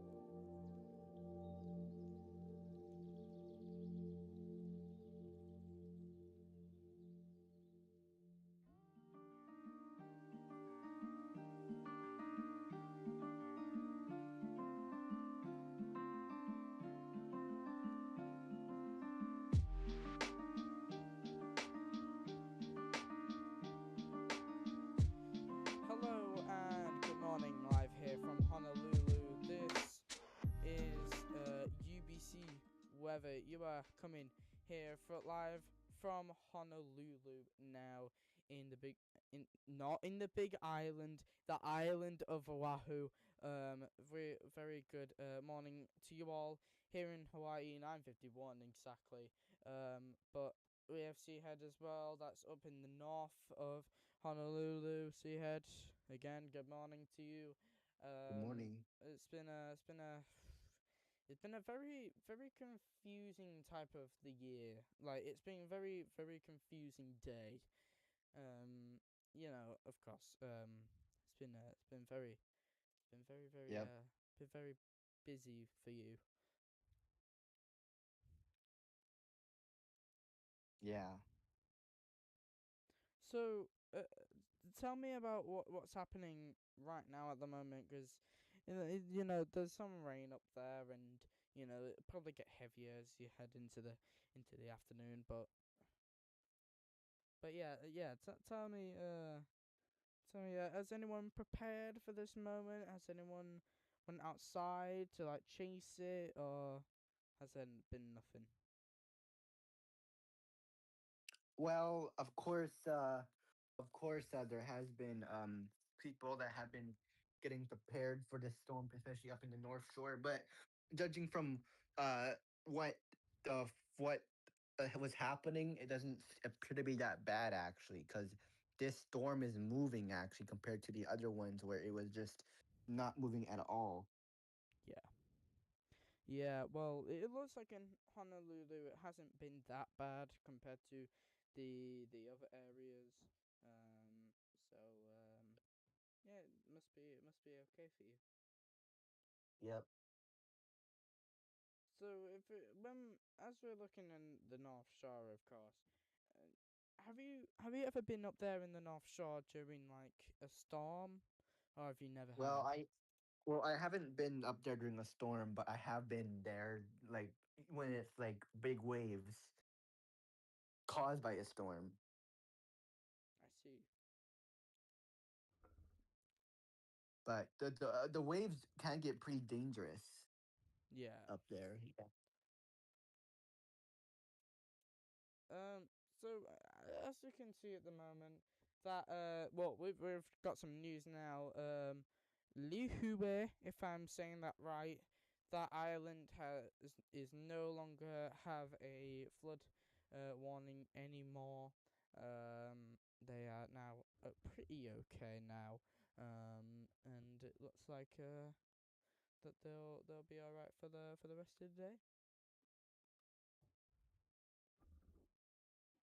Yeah. So we're looking at some warnings at the moment, and mostly we've got some new ones coming from Tulsa, Creek, and Payne in Oklahoma, due to a severe flood warning, coming in from Oklahoma, and apparently a special weather statement in New Mexico, and a special weather statement from California, and one from Nevada, and that's what we've mostly been having um for the past maybe 4 hours. But of course it's almost heading into 10 a.m. In Honolulu, and the rain is still pushing across Oahu, and of course you're looking at the radar at the bottom corner, and it looks like that possible rain has been a bit died off, but it will still give a bit of a flood, mostly, of course, with the rain.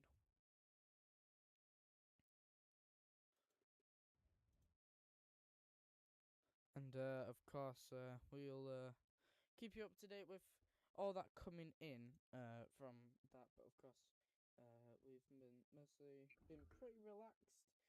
Been pretty okay, of course. No EAS alert has come out, just mostly tests. So it does look like that there'll probably be no EAS alert, of course, coming out. But of course, we'll still keep you up to date with all that coming up. Excuse me. And mostly with a lot of things going on, of course, we have got many many things coming from the inland United States, but most of that is most likely a fire weather warning, mostly. But of course, many things are going on in Hawaii at the moment. So yeah.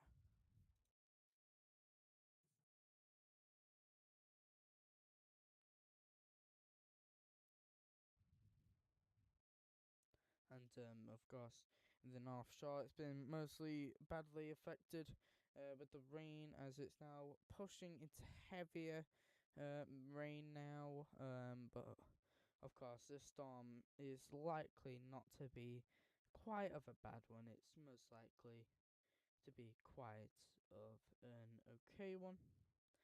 But of course, there's not really that much news going on at the moment. But of course, we'll keep you up to date with Artemis 2, of course, because of course they are currently live with the things going on. Of course, they're a couple of hours away from landing in San Diego, where they are going to officially land their space aircraft down there. So of course, we'll keep you up to date with that. We will, however, bring you more news, bringing in. But of course, it's 9:57 here in Honolulu, of course, and you are watching UBC. But now we're going to move on to NASA now with, of course, their forecast. We'll be back soon. And this is Mission Control Houston. You can see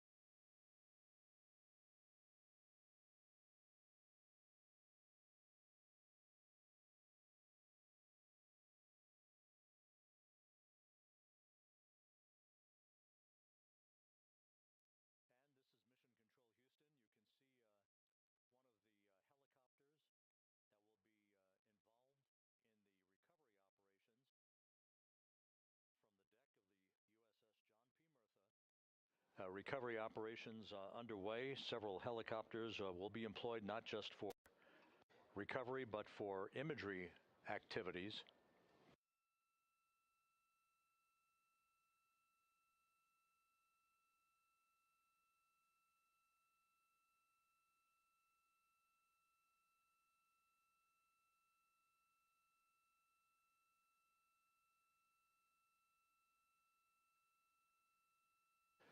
On the deck of the John P. Murtha, a view of multiple views, camera views, that are being provided to us courtesy of the USS John P. Murtha that we'll be utilizing throughout the course of the evening in our coverage.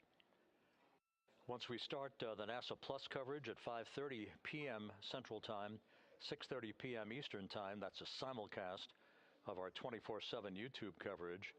My colleague from the Kennedy Space Center, Megan Cruz, is on the Murtha, and she'll be providing updates and interviews as well as we continue our operational coverage of the recovery of the Integrity astronauts following their lunar flyby mission.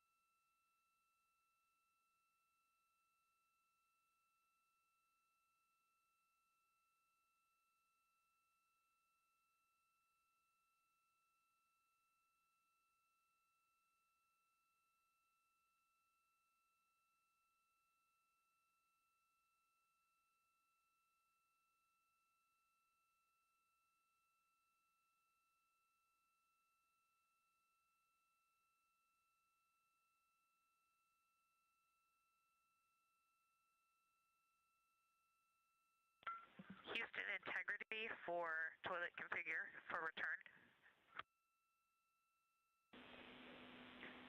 Go ahead. We have an empty canister. Can you confirm that I don't need to do steps 1.2 to 1.4?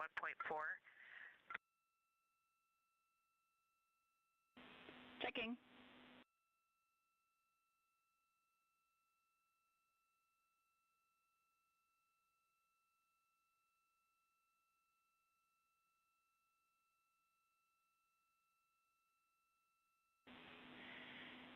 And Christina, we concur you do not need to perform the steps you listed. Thanks, Jackie.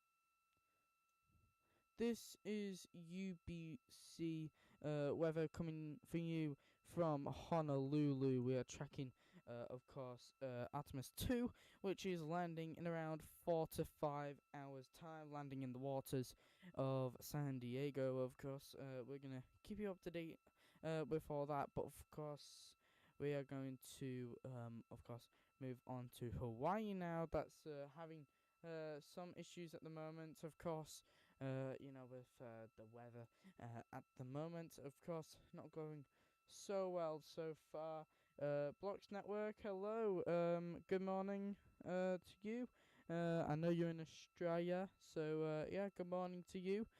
These are live radar coming from the UBC weather website. Of course, we're tracking Oahu at the moment, which has been absolutely battered with some rain at the moment. But of course, that rain is breaking up, so of course it's not going to be that badly affected. We have recently just got a new severe thunderstorm warning from Churchill, Washoe, Lyon, Story in NV. I think that's Nevada. Let's hear it now.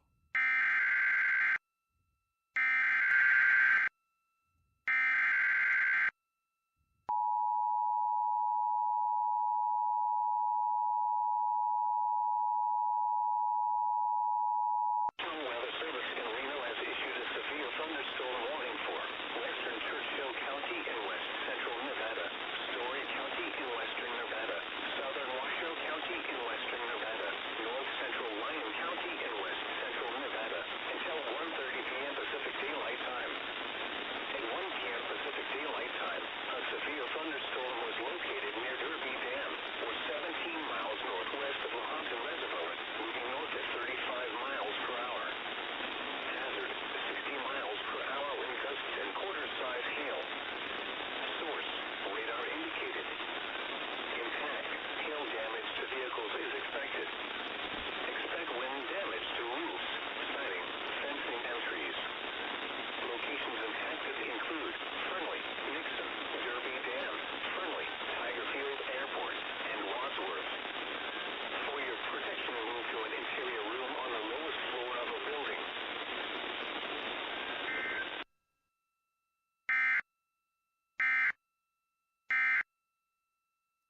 Of course, if you didn't really hear that audio, of course, due to the rain, of course, it's been captured from a car of audio URL, so apologies for that. Basically, what it said was there is going to be a severe thunderstorm warning in west central Nevada. Of course, again, absolutely battered, of course. In California, if you can see by radar, the rain is getting worse and worse, and mostly in Sacramento and mostly on the borders of California and Nevada. So of course we'll keep you up to date with that, of course. To anyone that's watching, a very good morning, good evening, or good afternoon, wherever you are across the world. This is UBC. We are currently tracking the Hawaii storm. That's not really affecting anything at the moment, but of course maybe some minor floods. But if you have heard, just a couple of around half an hour ago, Oahu has been issued a minor flood advisory for people to give a warning about This is Mission Control Houston, 8 days, 21 hours, 38 minutes into the flight of Integrity on the Artemis 2 mission. On board, all is quiet, as it is here in Mission Control, with everything moving along in trip hammer fashion, in good shape, all of Integrity's systems in great shape, and the weather at the splashdown zone off the coast of San Diego couldn't be better. We'll have to apologise for a that, forecast of go reason, conditions with we winds. accidentally captured the Artemis 2 on. Apologies for that, but of course, about 4 hours.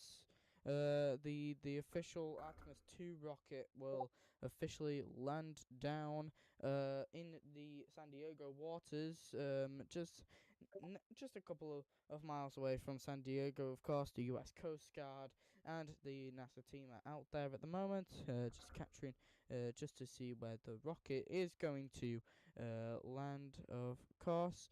And we're just gonna pause you there for a second. We just want to quickly just make sure about something, just to make sure that nothing has happened, of course.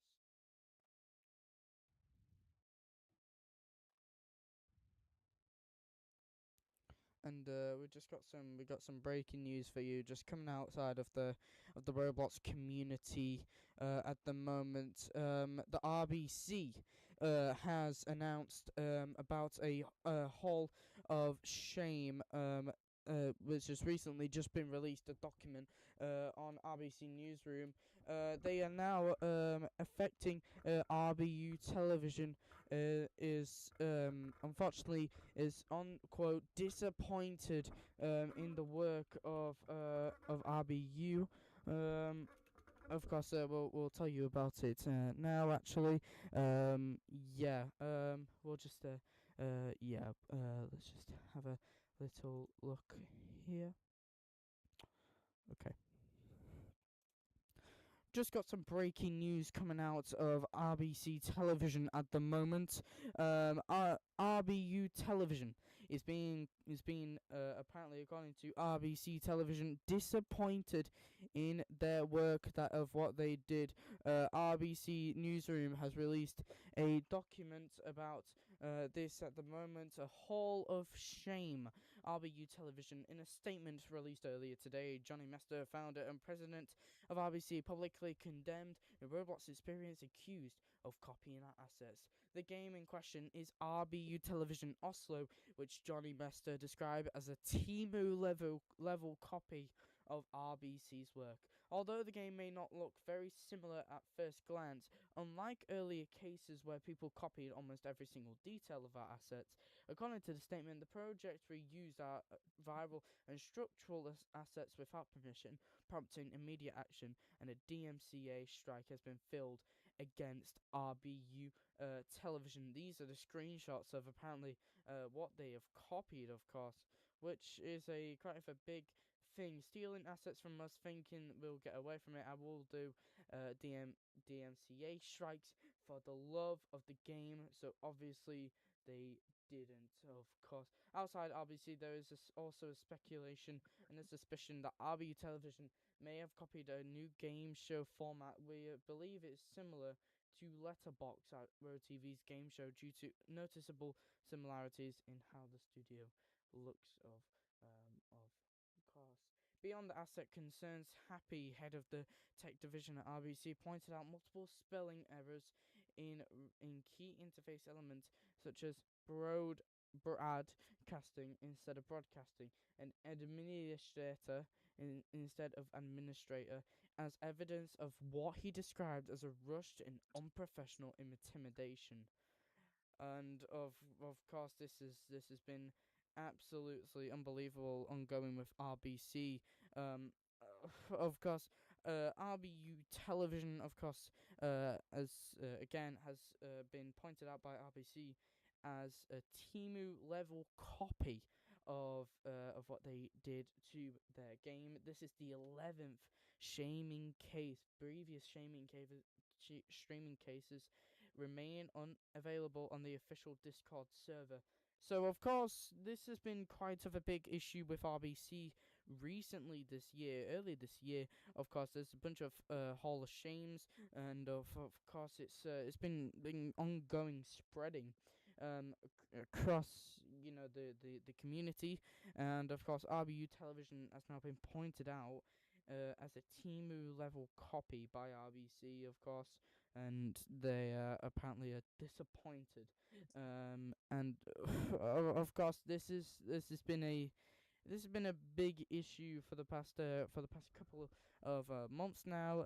Let's just have a look if RBC has put anything on their Discord server, and in fact they have. If we can have a look here, this is RBC Television. This is the screenshots of apparently of what they have copied, and yes, you can see what they have copies. This has been a big issue leading towards RBC Television, of course, of apparently their assets getting stolen by RBU Television, of course, this has been a very, very big issue, and apparently, if we can have a look, this statement has been released today on Newsroom, just today. Of course, this has been a very big issue, a very controversial moment for RBC television, and a very big moment and a very disappointing moment for RBU television. But now, of course, we're gonna remain back into Hawaii now. Of course, with the weather. We'll talk about RBC later in the program, of course. But at the moment, we are sticking to Oahu at the moment. Of course, with the issue of the rain at the moment, and of course, it will continue to be like that. Of course, mostly the time as well. We'll also talk about RBC later in the program, but of course, we're gonna continue with tracking Oahu at the moment because the rain is slowly pushing northwards and slowly getting heavier and slowly breaking apart. So we're going to go onto a break now, but of course, we'll be back in around 5 minutes now for the update on the news, and we'll be back there. You are watching UBC television. It is 9:21 here in London and 10:21 here in Hawaii. Have a very good evening.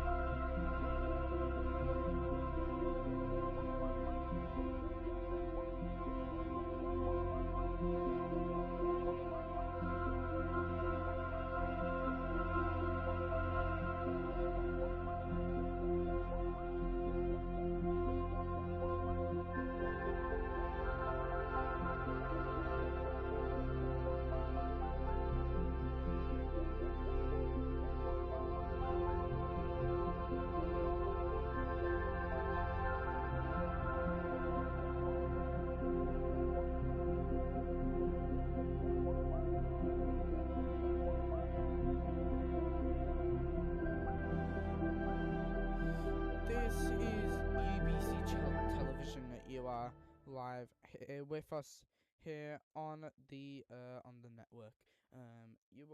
We just recently did some news about RBC Television, saying that he did a Timu level copy by RBU Television. As you can see here, as he described it as a Timu level copy of RBC's work. We've got Seahead here. Seahead, you have listened and occurred to all of us. Mostly with with RBU Television, they've been a bit of a quiet company. They haven't really been of. They're not really been, of course, on going viral or many things stuff like that.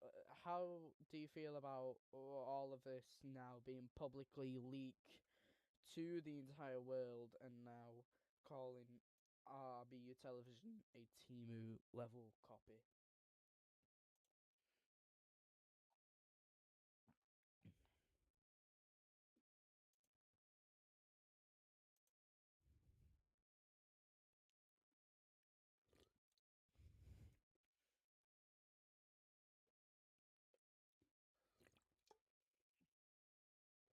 Mm.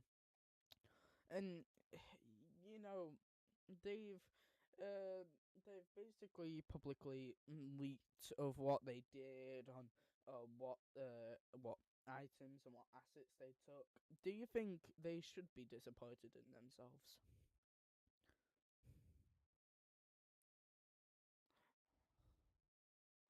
Self. I just realised that the audio was muted. I'm gonna have to ask the questions again. Oh, okay. Go ahead. How do you feel about all of this now being publicly leaked? As RBC calls RBU a Timu level copy.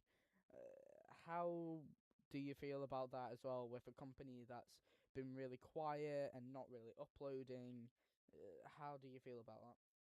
Well, I think RBU is full of it because they're trying to, be a copycat and match the same level of RBC, but to be honest, they cannot. They just cannot. Mm. And they're, I would call themselves a tryhard. I mean, they should be ashamed of themselves. Yeah, and with all the items and assets they've copied, and do you think they should really be ashamed of themselves? And what do you think they should do? Absolutely, they should be ashamed. They should shut down RBU because, to be honest, they're gonna keep on copying RBC and the future companies that come along. And they even copied the same color schemes of RBC Radio, down to the same exact monitors, consoles, all of that stuff. They really tried to copy the exact same studio level as the RBC, um, and RBC Radio, RBC TV, RBC Studios, all of that. So really, RBU should be ashamed of themselves, and especially the owner of RBU, the owner of RBU. Yeah. And this Yeah. has been a really, really ongoing situation. They've publicly leaked them.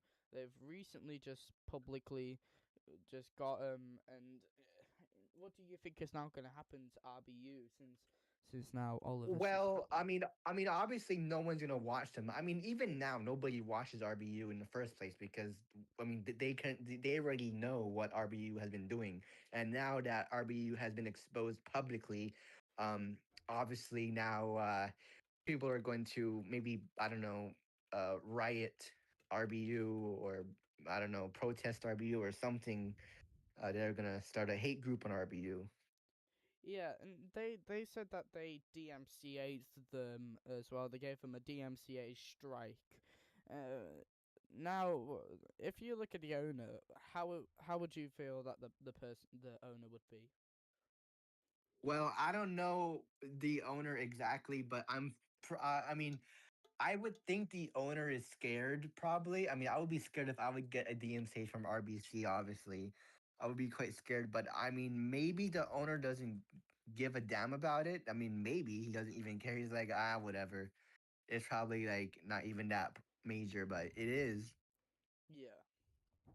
Now, of course, this has just been publicly released, so of course this is now going ongoing, and now people are making fun of RBU television. Do you think that RBU deserves it?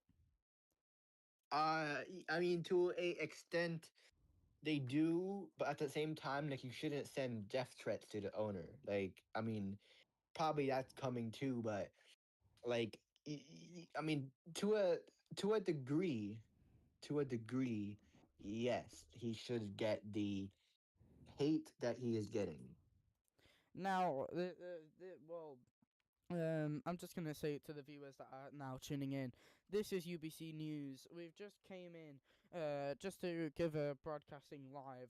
The RBC television is called RBU, a Timu level copy of RBC's work. Of course, we've been mostly tracking on weather for the past couple of hours, but now we're coming into RBC now because this has been a huge situation now coming out of RBU television, of course, and now they've got to change everything, and they're probably, I think, in my opinion, they should be quite disappointed, since now they've been publicly released, they publicly released what they've took and what they did, and now they've been called a Timu level copy of their work. Yeah, I mean, I can definitely know why Johnny did call RBU that the Temu level of RBC, because judging from what they have been trying to do, copy the studio, copy the cameras, copy the monitor, copy the color scheme, color the themes, the same exact way, but on a more poor quality level. I can see why they have been dubbed the Temu of RBC. Um, I don't know what to develop. Now, I don't know if the developers of RBU knows about what they're doing, Yeah, but but we just got a comment in saying, whose side are we on? Now, of course, we're not. Of course, this has been a very wild situation that's just been publicly released on RBC's website, on RBC Newsroom, and at the moment of what we personally saw and what we personally see what they did and what they really did, I think, in my personal opinion, and maybe Head's opinion, that that possibly it would have been RBU's fault, because of course you can't really just take someone's assets asking why without even asking.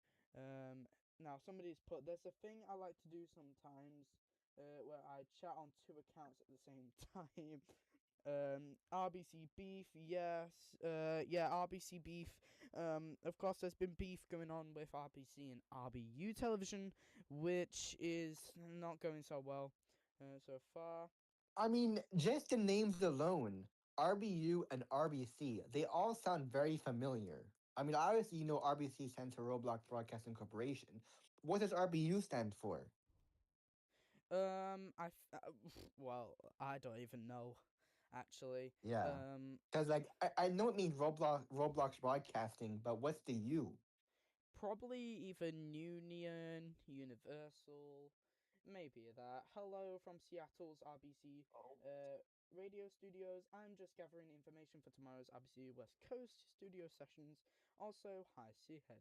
Okay, that's completely fine. Well, if Yeah. you want to put that in the scripts, just say that we do not go on RBU side, of course, due to what they no. have done and what, well, yeah, on what they've done to RBC, of course, of like what they've took and what they've basically did.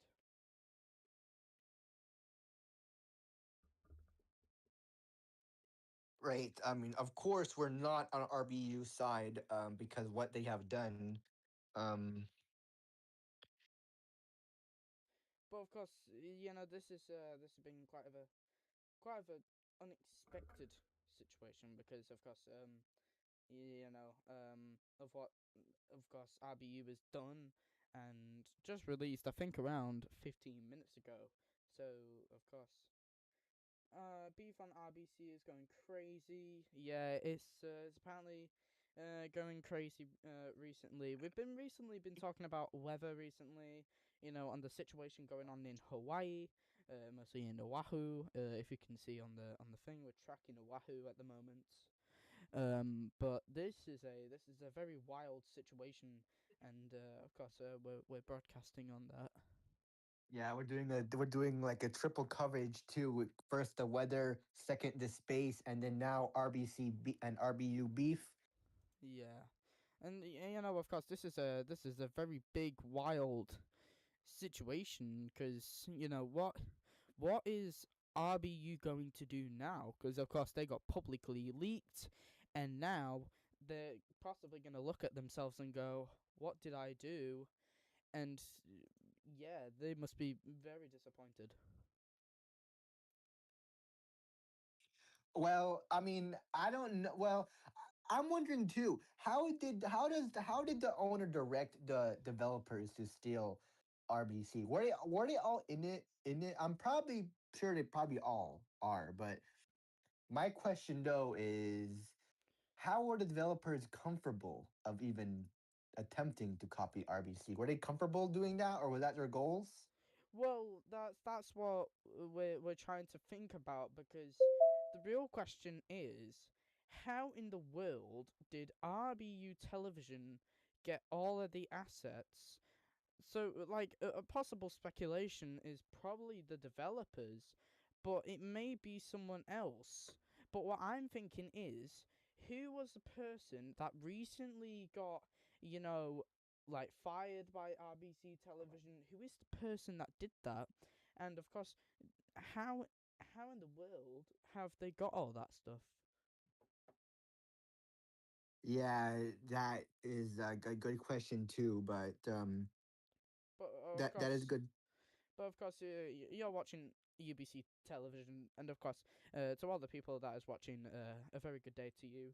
And this has been a very wild breaking news just coming out of RBC television.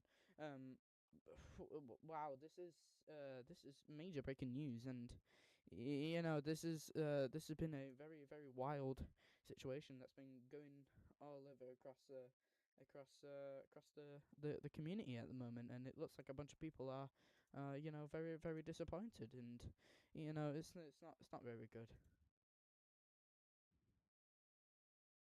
No, not at all.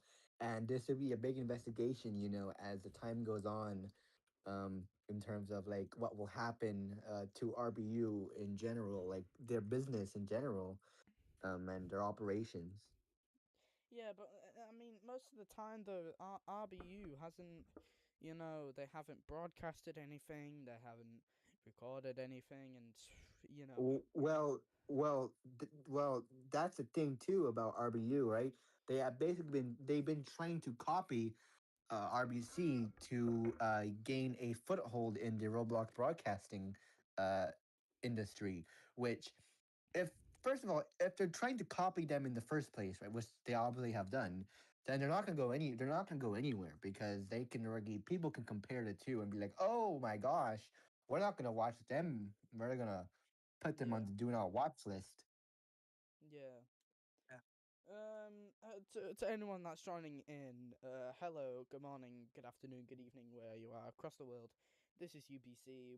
We're currently just having a look at what's going on with RBC and RBU, because now, just around 20 minutes ago, um, at the moment, RBC released a statement on their website, RBC Television dot. I think it's org.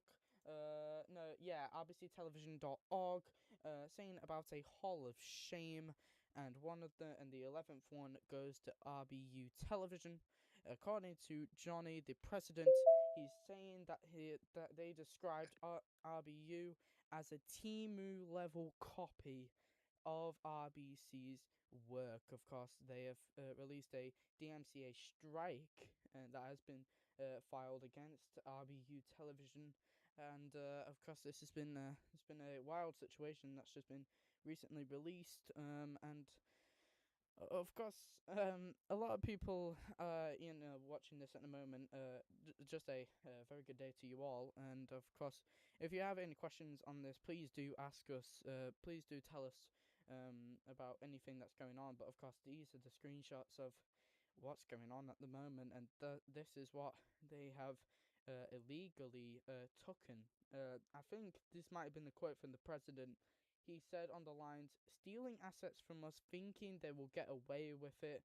I do DMCA strikes for the love of the game, so obviously they didn't.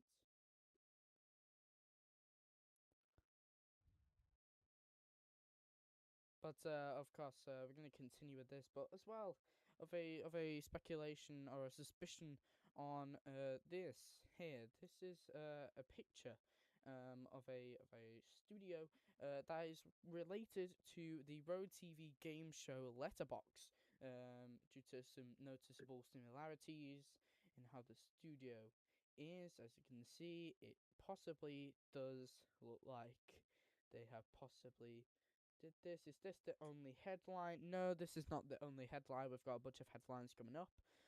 But of course, this is the 11th shaming case. And this has been publicly released on Discord as well, the screenshots and many more. But of course, this is a very breaking. It's not really breaking. Me no clue. But of course, this is technically illegal, ain't it? This is not very good.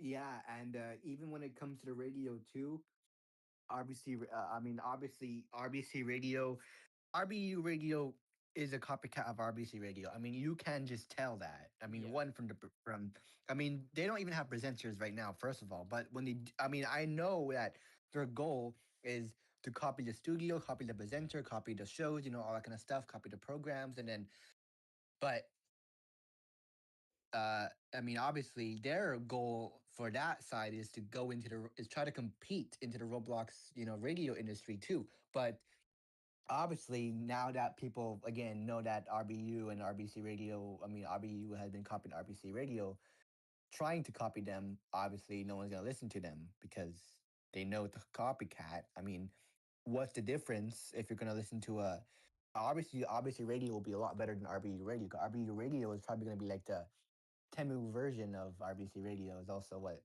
Songy will or Anson will probably describe it as. Well, we've got a message coming in. saying, as for me, I got my uncensored station taken down. Now, of course, we can't really say stuff about that question, that about that statement, because of course we don't know who took that down. Number one, two, we don't really know what he did. But of Yeah, course, I mean, obviously, if your station violates Roblox TOS, then obviously it would get taken down. We had that happen before in the Roblox broadcasting industry, where things get taken down because they violated the terms of service of Roblox.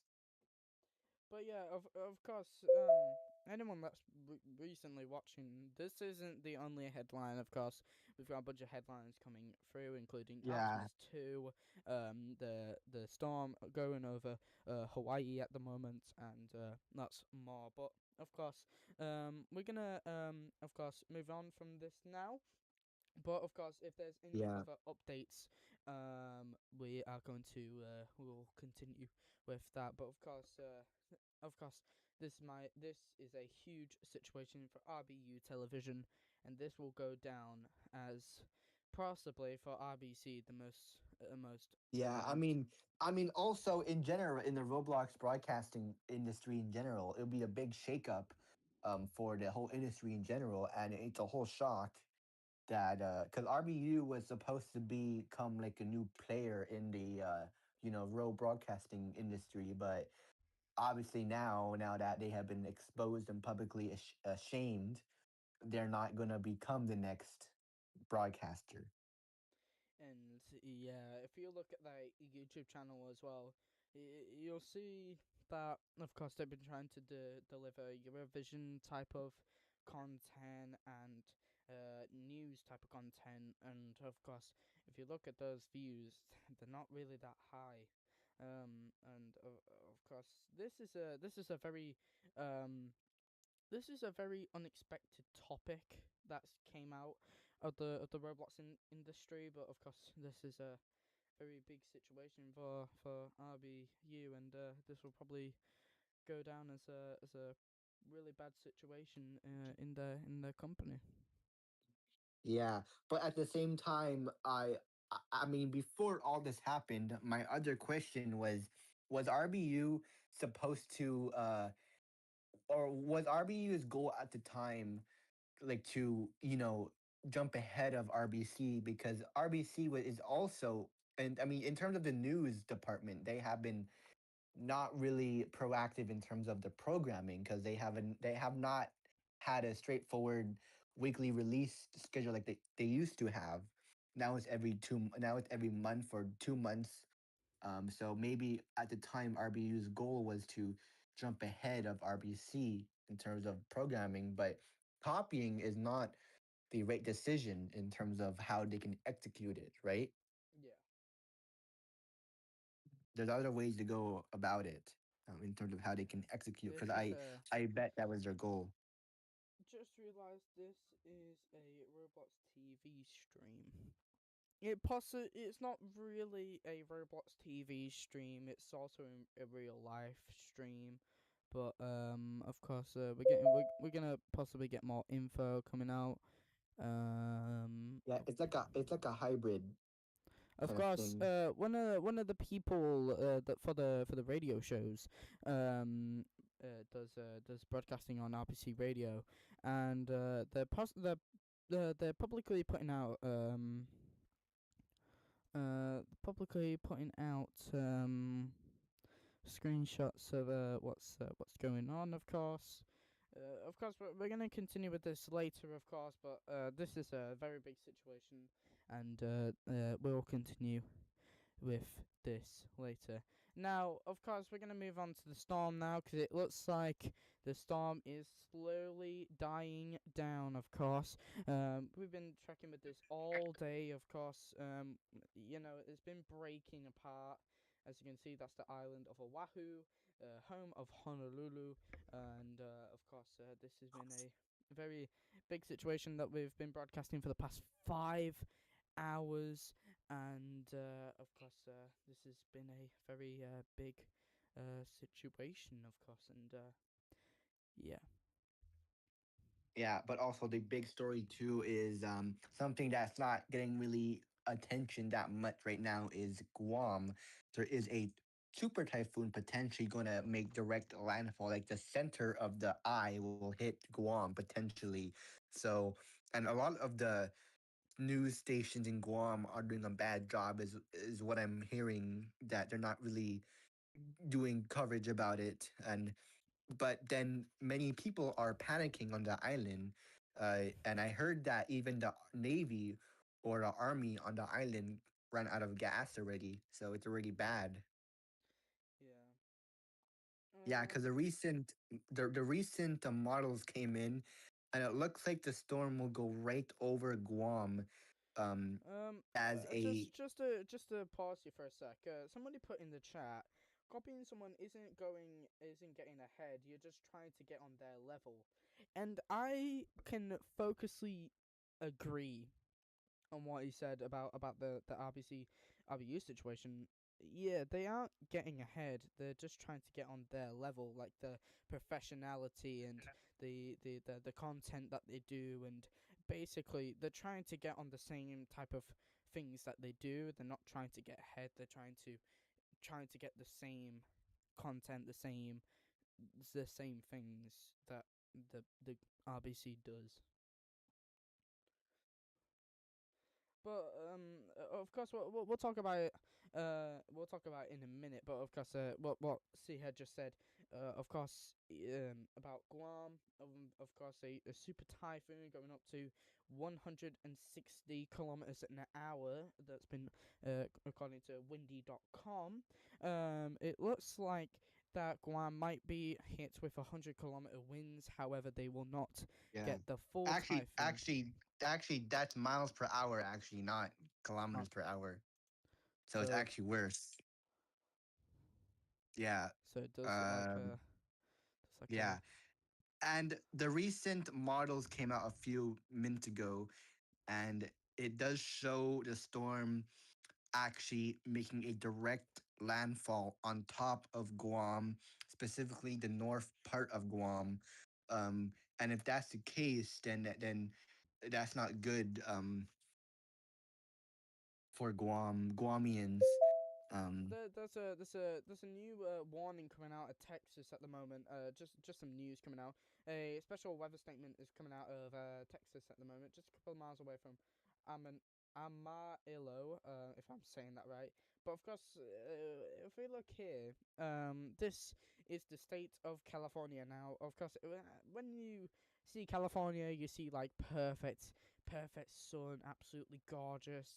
But at the moment, they're not being very gorgeous at the moment in the state of California and Nevada. They've been having really severe thunderstorm warnings located around the borders of California and Nevada as well. And this is a big situation that's going through the capital, Sacramento, and mostly going next to Reno near in Nevada, which sounds like a very massive issue for the two states.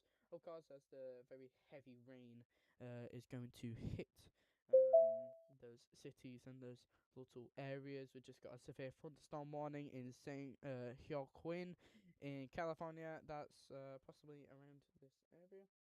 Of course, we'll keep up to date with California as well, because this has been a very big one as well. Say with Hawaii as well. So it looks Yeah. like those three states aren't going too well so far.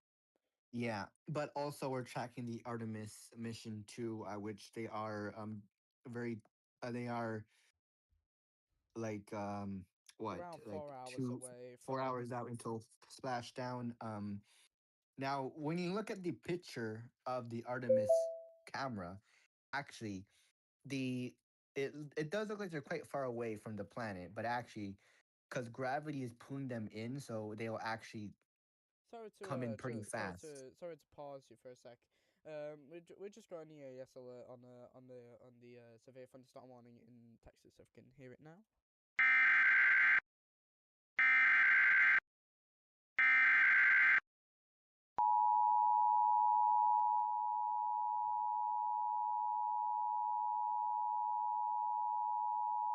National Weather Service in Amarillo has issued a severe thunderstorm warning for southeastern Dallam County, northeastern Hartley County until 4:30 p.m. Central Daylight Time. At 3:27 p.m. Central Daylight Time, a severe thunderstorm was located over Dowell Hart, moving northeast at 15 miles per hour. Hazard, 60 miles per hour wind gusts and quarter-size hail. Source, radar indicated. Impact, minor damage to roofs, siding, and trees is possible. Hail damage to vehicles is expected. Locations impacted include Dowell Hart and Conlin. For your protection, move to an interior room on the lowest floor of a building. Repeating, a severe thunderstorm warning has been issued until 4:30 p.m. Central Daylight Time for the following counties in Texas: Dallam and Hartley.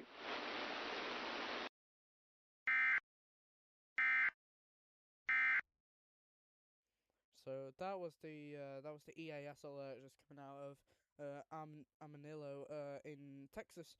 Of course, of a severe thunderstorm warning occurring there, and if you can see on the radar, that does look like it will take some damage. Of course, if you're in that area, please do stay safe. Of course.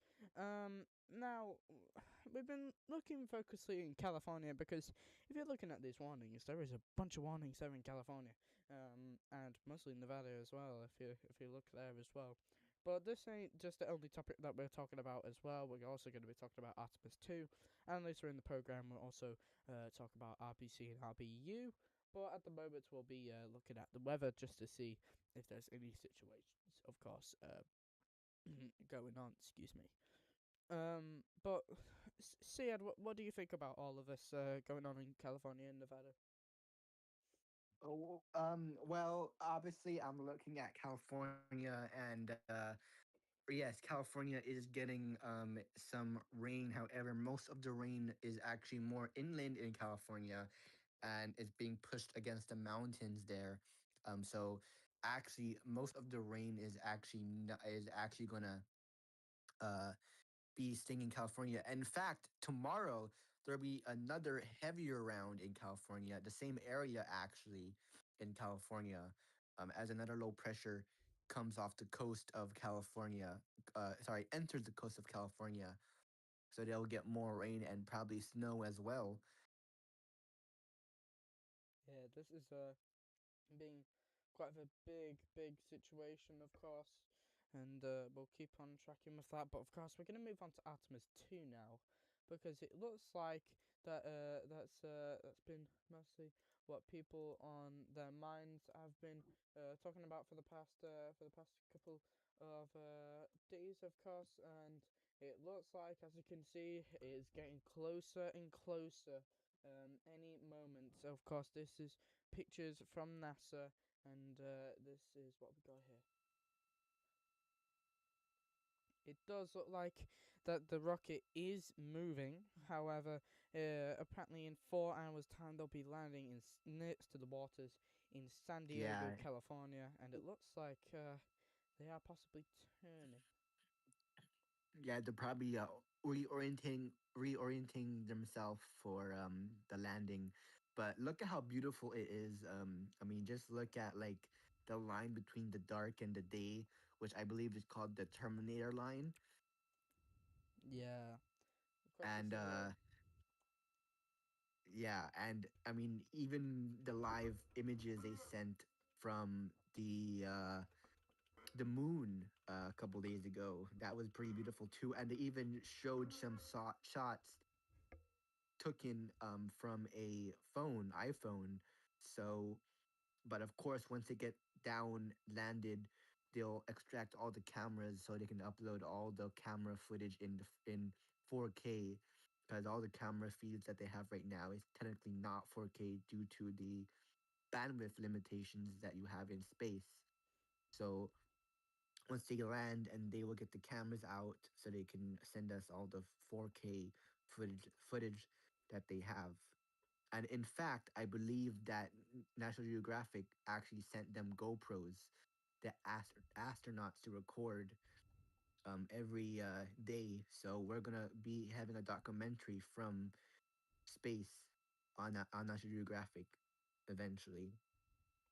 Yeah, of course. This is a very big situation as well. The actual landing in the waters today, and of course, this is a very big thing that's been going on everyone's minds, especially people that love space and that love Neil Armstrong, the first man to walk on the moon, and Apollo 11. And millions of Americans, they're possibly waiting at that beach next to San Diego, just waiting for that rocket to land into the splash zone, and this will probably Yeah. be a extraordinary event to see. Yeah, of course, they won't be able to see the actual spacecraft like actually landing on in the ocean in front of them because it's gonna be 100 miles out, I believe. So they will see like I guess they will see like the smoke of it coming down or the actual Or maybe the atmosphere. big splash Yeah, occurring. or they'll see the fireball. The when it enters the atmosphere, it would cause a big plasma ball around the spacecraft. So they'll probably see that, but they won't be able to see the actual spacecraft in front of them for a few hours because they're gonna send it to the naval station in San Diego, and then they're gonna fly the astronauts back to Houston, which then they're gonna recover because when you're in space, your limbs and your your blood flow doesn't work like it does over here. So they all have to go to the doctor's operation room to check themselves out. Yeah, of course. If you really want to know about the splash zone times as well, in London it'll be around 1 a.m. and of course in Pacific time that'll be around 5 p.m. Pacific time, around 5 to 6 p.m. It depends how fast they go. If they do go fast, they'll possibly around 5 p.m. But of course, we'll see.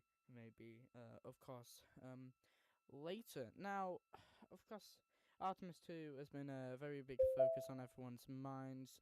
Of course, for example, when they lifted off at the Kennedy Space Center in Florida, and circled the Earth, and then they went into the moon, went on the dark side of the moon. And if you don't know what that is, it's basically when they have no signal to Earth, of course, since the moon is blocking it, and of course they survived that, and thankfully they got out of there safe. And of course, if you're looking at the cameras at the moment, it does look like it's bugging out. And what my speculation is, it looks like that they're heading for Australia, but they really aren't. It looks like they're moving into Australia, but they're actually moving into San Diego. So, of course, yeah, as you can see, the cameras are quite bugging out. It does look like they're possibly losing a bit of signal. But of course, that's completely normal, especially when you're hundreds and thousands of miles away, or maybe 10,000 miles away from Earth. Of course, so the signal will be quite bad.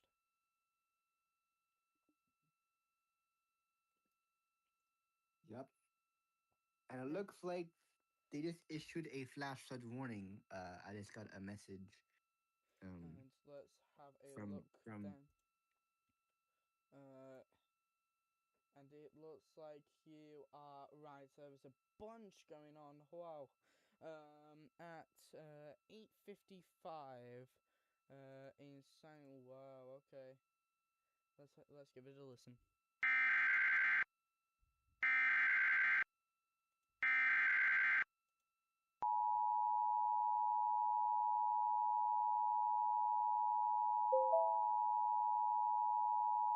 Here is an urgent message from the National Weather Service for the following counties in California, San Joaquin, and Stanislaus. The National National Weather Service in Sacramento has issued a severe thunderstorm warning for southeastern San Joaquin County in central California, west central Stanislaus County in central California until 2:30 p.m. Pacific Daylight Time. At 1:55 p.m. Pacific Daylight Time, a severe thunderstorm was located near Ripon, or 10 miles west of Modesto, moving northeast at 15 miles per hour. Hazard, quarter-size hail. Source, radar indicated. Impact, damage to vehicles is expected. Locations impacted include Modesto, Manteca, Ripon, Escalon, Del Rio, and Salina. For your protection, move to an interior room on the lowest floor of a building. Repeating, a severe thunderstorm warning has been issued until 2:30 p.m. Pacific Daylight Time for the following counties in California: San Joaquin and Stanislaus.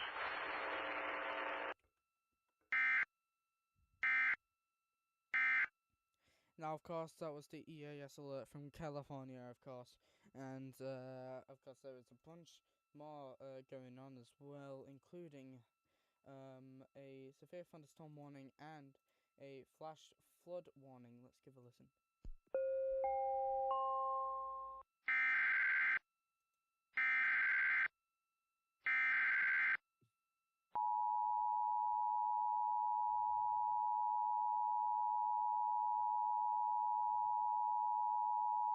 Flash flood warning for the island of Oahu until 2 p.m.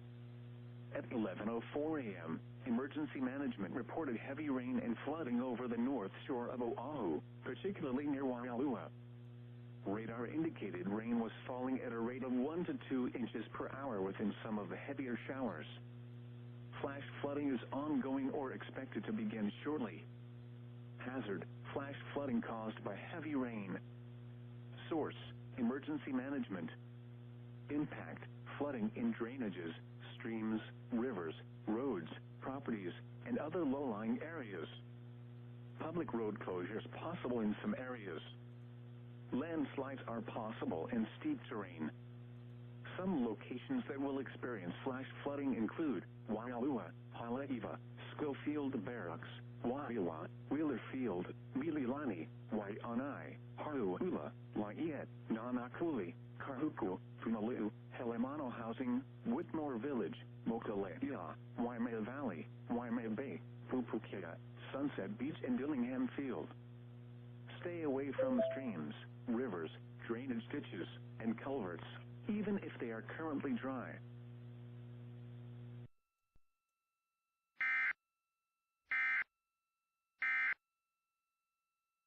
Now, that was the EAS alert, not from California, but from Hawaii, actually, up near the North Shore, of course, and wow, we have officially got it, of course.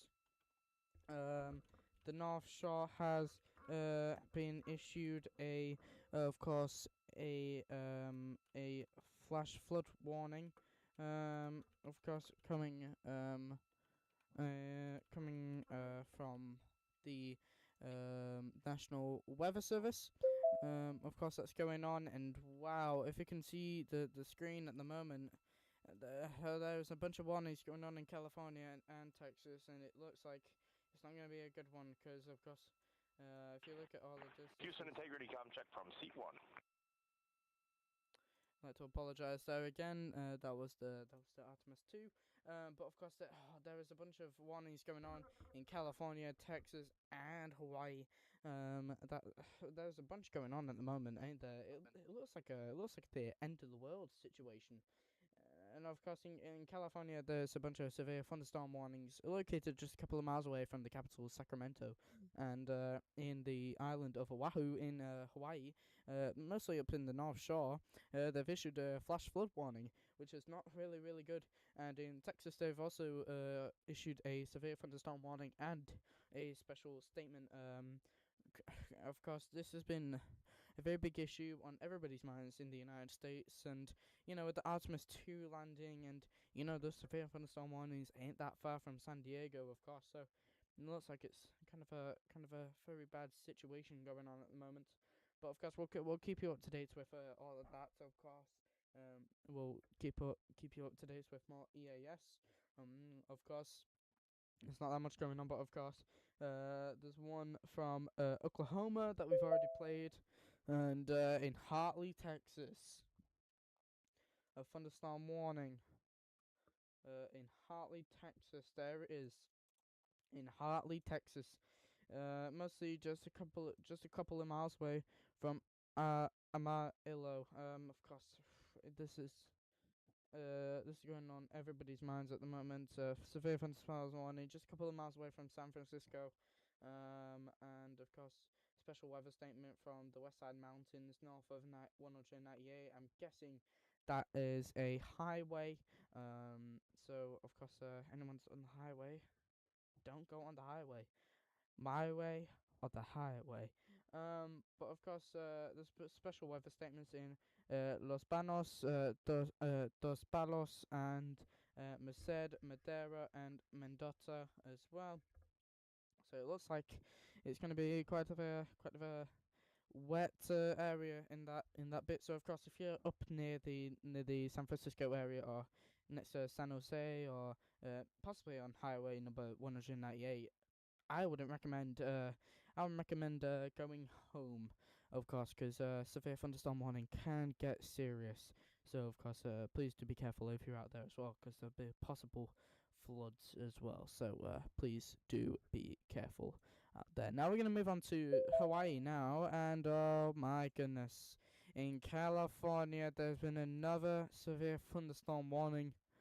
Oh my goodness, it's everywhere. It's everywhere across California. It's mostly in the mountains area. Oh, it's not so good, ain't it, Siad? No. And yeah, officially 6 hours into the stream. We spent 6 hours non-stop tracking weathers, tracking storms, tracking alerts, and we're getting more in California. So this does look like it's possibly going to happen. So please do stay here if you're in California, or maybe in Nevada, or maybe in Hawaii as well, like Seahead. Please do stay here, because of course this can be very deadly, very serious, and of course we'll keep you up to date with followed smart fire weather watch in the Nebraska National Forest Park. Of course that's all the way in Nebraska, and of course it's mostly this time of the year when fire weather warnings mostly happen. But of course we're still keeping on in California, because this has been the most alerts that we've had in all today. Yeah, this has been a quite of a big situation going on, and it looks like it can get quite bad down there. And of course this is it's been a big situation as well, but we'll keep you up to date as well with Guam as well, because it looks like that super typhoon will possibly hit around Monday local time, and we'll see if we can try and stream that, of course, because in Guam it's a very very bad situation and everybody's freaking out, and of course you've got us to keep you with the weather, and of course we'll keep you up to date with loads of that. 10:15 here in London, 11:15 here in Honolulu. It looks like that the rain is slowly becoming calmer now. It looks like the heavy moderate rain is pushing northwards, so it does look like it will be quite good. Now, so yeah, do you live in the northbound of Honolulu, and can you describe to me what's going on out there? Has the rain got worse? Has the rain gone weakened? Well, right now it does actually. It the visibility has actually cleared up quite well. Um, but there is actually like this. The roads are not actually that bad when it comes to how flooded the roads are, at least in Honolulu. Because Honolulu, the roads, the drainage system is actually quite good. And if it's like drizzling, light rain like this, it's okay. It can manage it very well. So I'm that's so. why Oh wow! I'm so sorry to pause you. I know it's so annoying. but we just keep on getting more and more warnings now. Though this is a very bad situation. Severe thunderstorm warning coming out of Hartley and Oldham, Texas, just now. We'll play it now. Anyone that's in Texas, please stay here.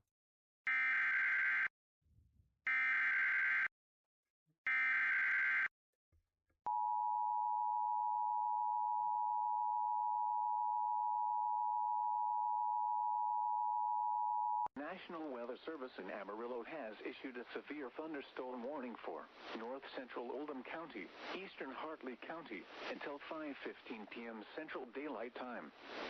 At 4:11 p.m. Central Daylight Time, a severe thunderstorm was located 11 miles southeast of Romero or 18 miles east of Naravisa, moving northeast at 20 miles per hour. Hazard, 60 miles per hour wind gusts and half-dollar size hail. Source, radar indicated. Impact, minor damage to roofs, siding, and trees is possible. Hail damage to vehicles is expected. This severe thunderstorm will remain over mainly rural areas of north central Oldham and eastern Hartley counties. For your protection, move to an interior room on the lowest floor of a building. Repeating, a severe thunderstorm warning has been issued until 5:15 p.m. Central Daylight Time for the following counties in Texas, Hartley and Oldham.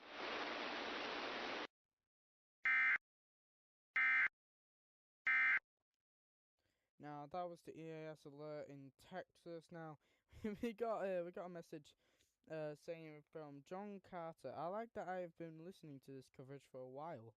Well, thank you for listening to all this, because this is a very sticky situation. And of course, if you live in the United States, this is probably a good time to watch this at the moment, because now we're gonna move on to California and Nevada, where they've been having quite of a great time. Let's say their warning in Stanislaus in California.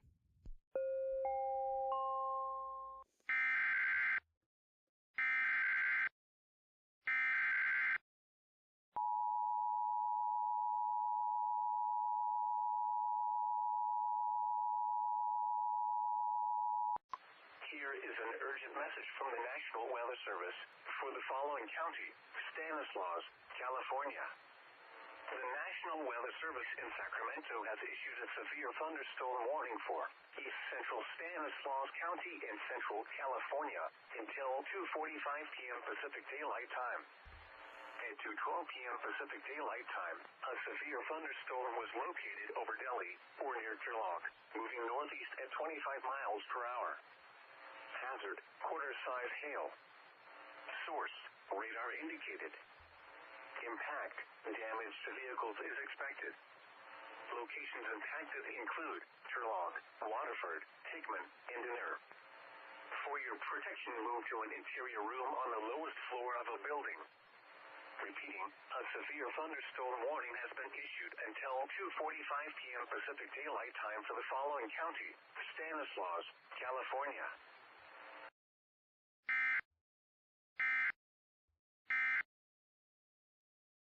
And that was the EAS alert coming out of California at the moment, and yeah, it's been a very chaotic one.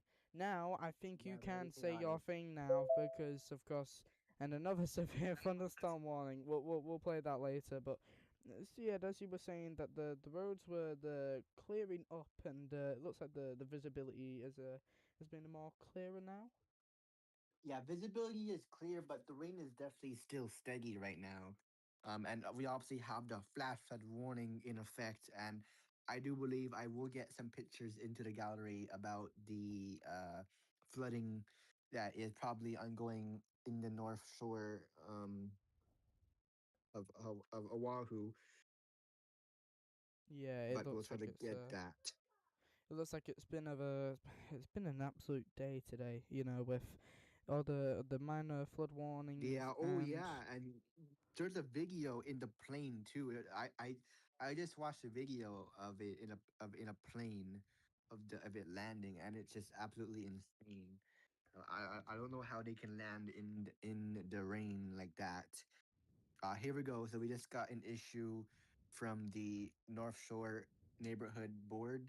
they're saying that there is flooding along the North Shore, Waialua Beach Road by Como Street, Hawana Street, and Keiki Street.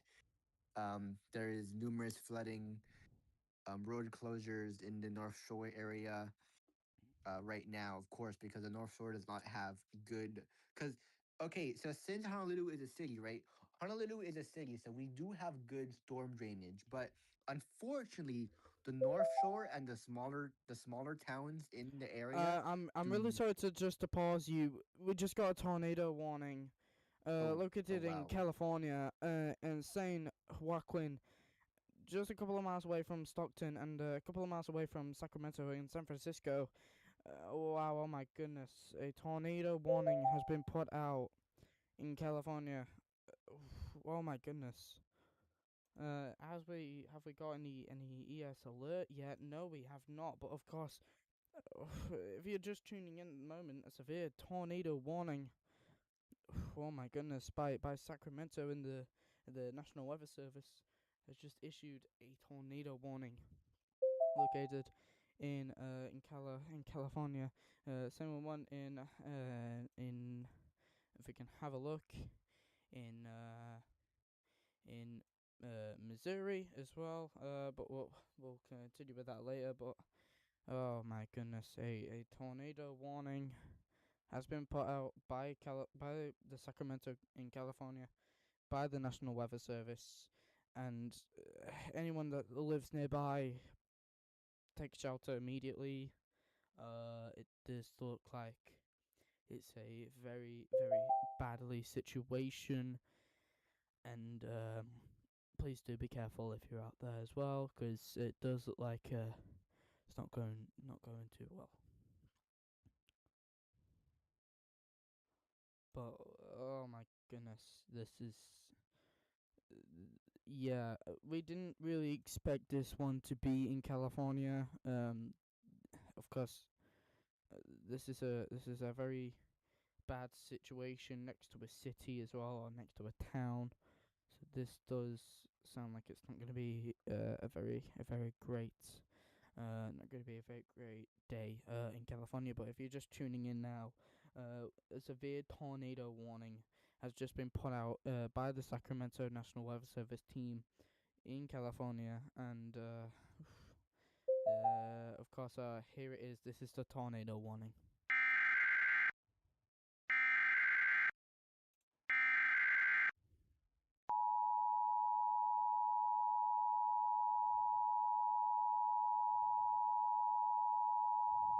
An urgent message from the National Weather Service for the following counties in California, San Joaquin, and Stanislaus.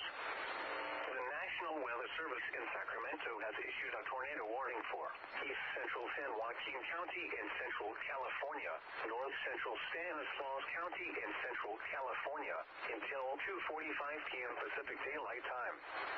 At 2:20 p.m. Pacific Daylight Time, a severe thunderstorm capable of producing a tornado is located near Ripon, or 10 miles northwest of Modesto, moving northeast at 20 miles per hour. Hazard, tornado and ping pong ball size hail. Source, radar indicated rotation. Impact, flying debris will be dangerous to those caught without shelter. Mobile homes will be damaged or destroyed. Damage to roofs, windows, and vehicles will occur. Tree damage is likely. This tornadic thunderstorm will remain over mainly rural areas of east central San Joaquin and north central Stanislaus counties. Take cover now. Move to a basement or an interior room on the lowest floor of a sturdy building. Avoid windows. If you are outdoors, in a mobile home, or in a vehicle, move to the closest substantial shelter and protect yourself from flying debris. Repeating, a tornado warning has been issued until 2:45 p.m. Pacific Daylight Time for the following counties in California, San Joaquin, and Stanislaus.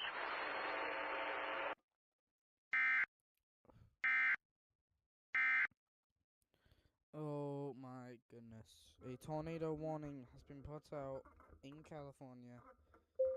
And this, oh my goodness, there's more coming out at the moment, but yeah, the tornado warning has been put out by the National Weather Service, and of course this is really a very big situation that will be going across California, going across San Francisco, because of course they have detected a rotation. So this does look like this could be possibly an EF1, EF2, not really a strong tornado, but it does look like it could be quite of a tornado. But of course, due to how cold it is up near the mountains, there's a possible chance that the tornado will not occur.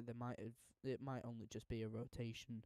But of course, we'll continue with that. But oh wow, that's it's a very big situation that's been going on everyone's minds, and I hope that anyone that lives in that area near California is safe.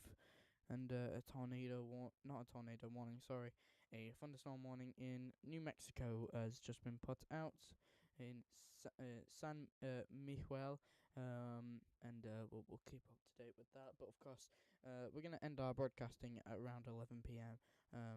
Due to some occasions going on. But of course, again, a tornado warning has been put out in California, and this does look like it can be quite of a chaotic one. I know, Edge, you there? I know, of course, in California this doesn't really happen, but of course this Right. sounds a bit serious. As they did say, extreme tornado warning again. Um, yeah, it just did say up there. It looks like it's gotten wider. Um, oh God. It does look like it's been widened to the east. Um yeah, this is not so good, but so yeah, this doesn't really happen in California. It's just only No. thunderstorm warnings. You've been to California before. Yeah, That's I have been I have been there before, but I haven't been to like the north part. I've been to the south part where tornadoes don't happen at all. To be honest. Does this sound a bit shocking? Because of course, in California, especially in that mountainous area, that doesn't really Yeah, happen. very shocking. It's very shocking. Yeah, how it's that. But I mean, there's a lot of instability in the air. Probably from the low pressure and swirling winds. So I mean, of course, tornadoes are never unruled over there. Yeah, it does look like that severe thunderstorm warning has been knocked out of the system, so it does look like it won't be a thunderstorm. It looks like it will be a tornado warning just a couple of miles away from Stockton, just a couple of miles away as well from San Francisco. So, of course, people would possibly be traveling down there, of course, to San Francisco. But of course, this is a very big situation. Yes. And of course, like see in Hawaii, this doesn't really happen. It only happens Yeah, in mostly. it's very rare, extremely rare. If we do get tornadoes, it's mostly water spouts on the water, tornadoes on the water. We're just looking on the weather app now, and I can confirm that it does look like it is a tornado warning, and this does not sound good at all. But in that area, it's at 18 degrees. So, of course, with a tornado, it mostly happens in the mid 20s, so which is around high 70s. That's when it mostly happens. But for some reason, it's happening in the lower 70s. So this might be a very Yeah. weird tornado. And of course, this is a very big situation because, of course, up there in the mountainous areas, that doesn't really happen. But if it was down in next to LA, it could happen because of how warm it is. But this is a very rare occasion. Yeah, definitely. And of course it's 11:32 in Honolulu. We've been broadcasting for 6.5 hours, giving you weather alerts, giving you news, and so much more.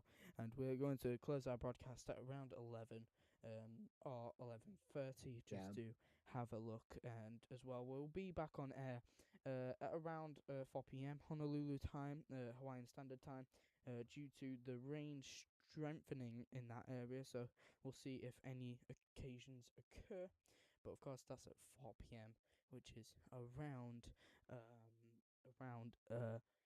3 o'clock in the morning here in London. But of course, stay tuned here on UBC. We'll be back on air soon. But of course, we'll give you the pictures of the North Shore because of the warnings that's going on at the moment. So please, of course, stay tuned here on UBC and it. Okay.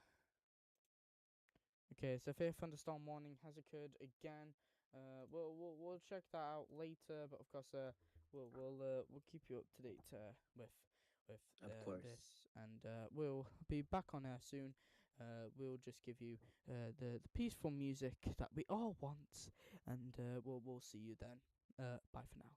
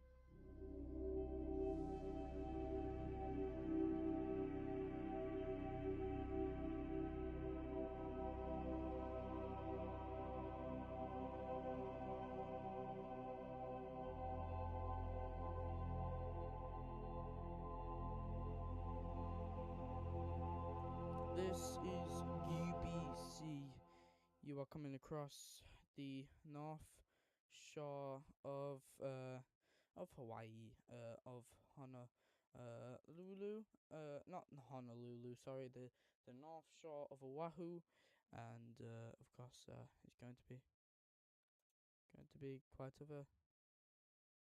a chaotic one. Of course, we'll of course keep you up to date with loads more. We're back here, and if you haven't seen recently, a major tornado warning has been occurred near near the San Francisco, and of course we'll keep you up to date with that. But yeah, we've recently got a tornado warning. It's around 20 minutes ago, and it looks like it's going to happen, which is not a very good, situation, and it looks like it could potentially occur many things to come. But of course, it's been like this most of the time when broadcasting. So, Siad, yeah, rainfall's going to get bad where you are. Is it cloudy for you, or is it currently raining? Yes, it is cloudy. It is raining. Yes. Okay. So, of course, we'll be broadcasting back soon. But of course, we're gonna go off air now. We want to thank you for coming onto this very special stream. We'd like to thank you very much for joining us here on UBC. It's a very kind thing to do, of course. And this took a lot of time, and of course, we'll keep you up to date with loads more. We'll talk about it later in the program. We will see you soon.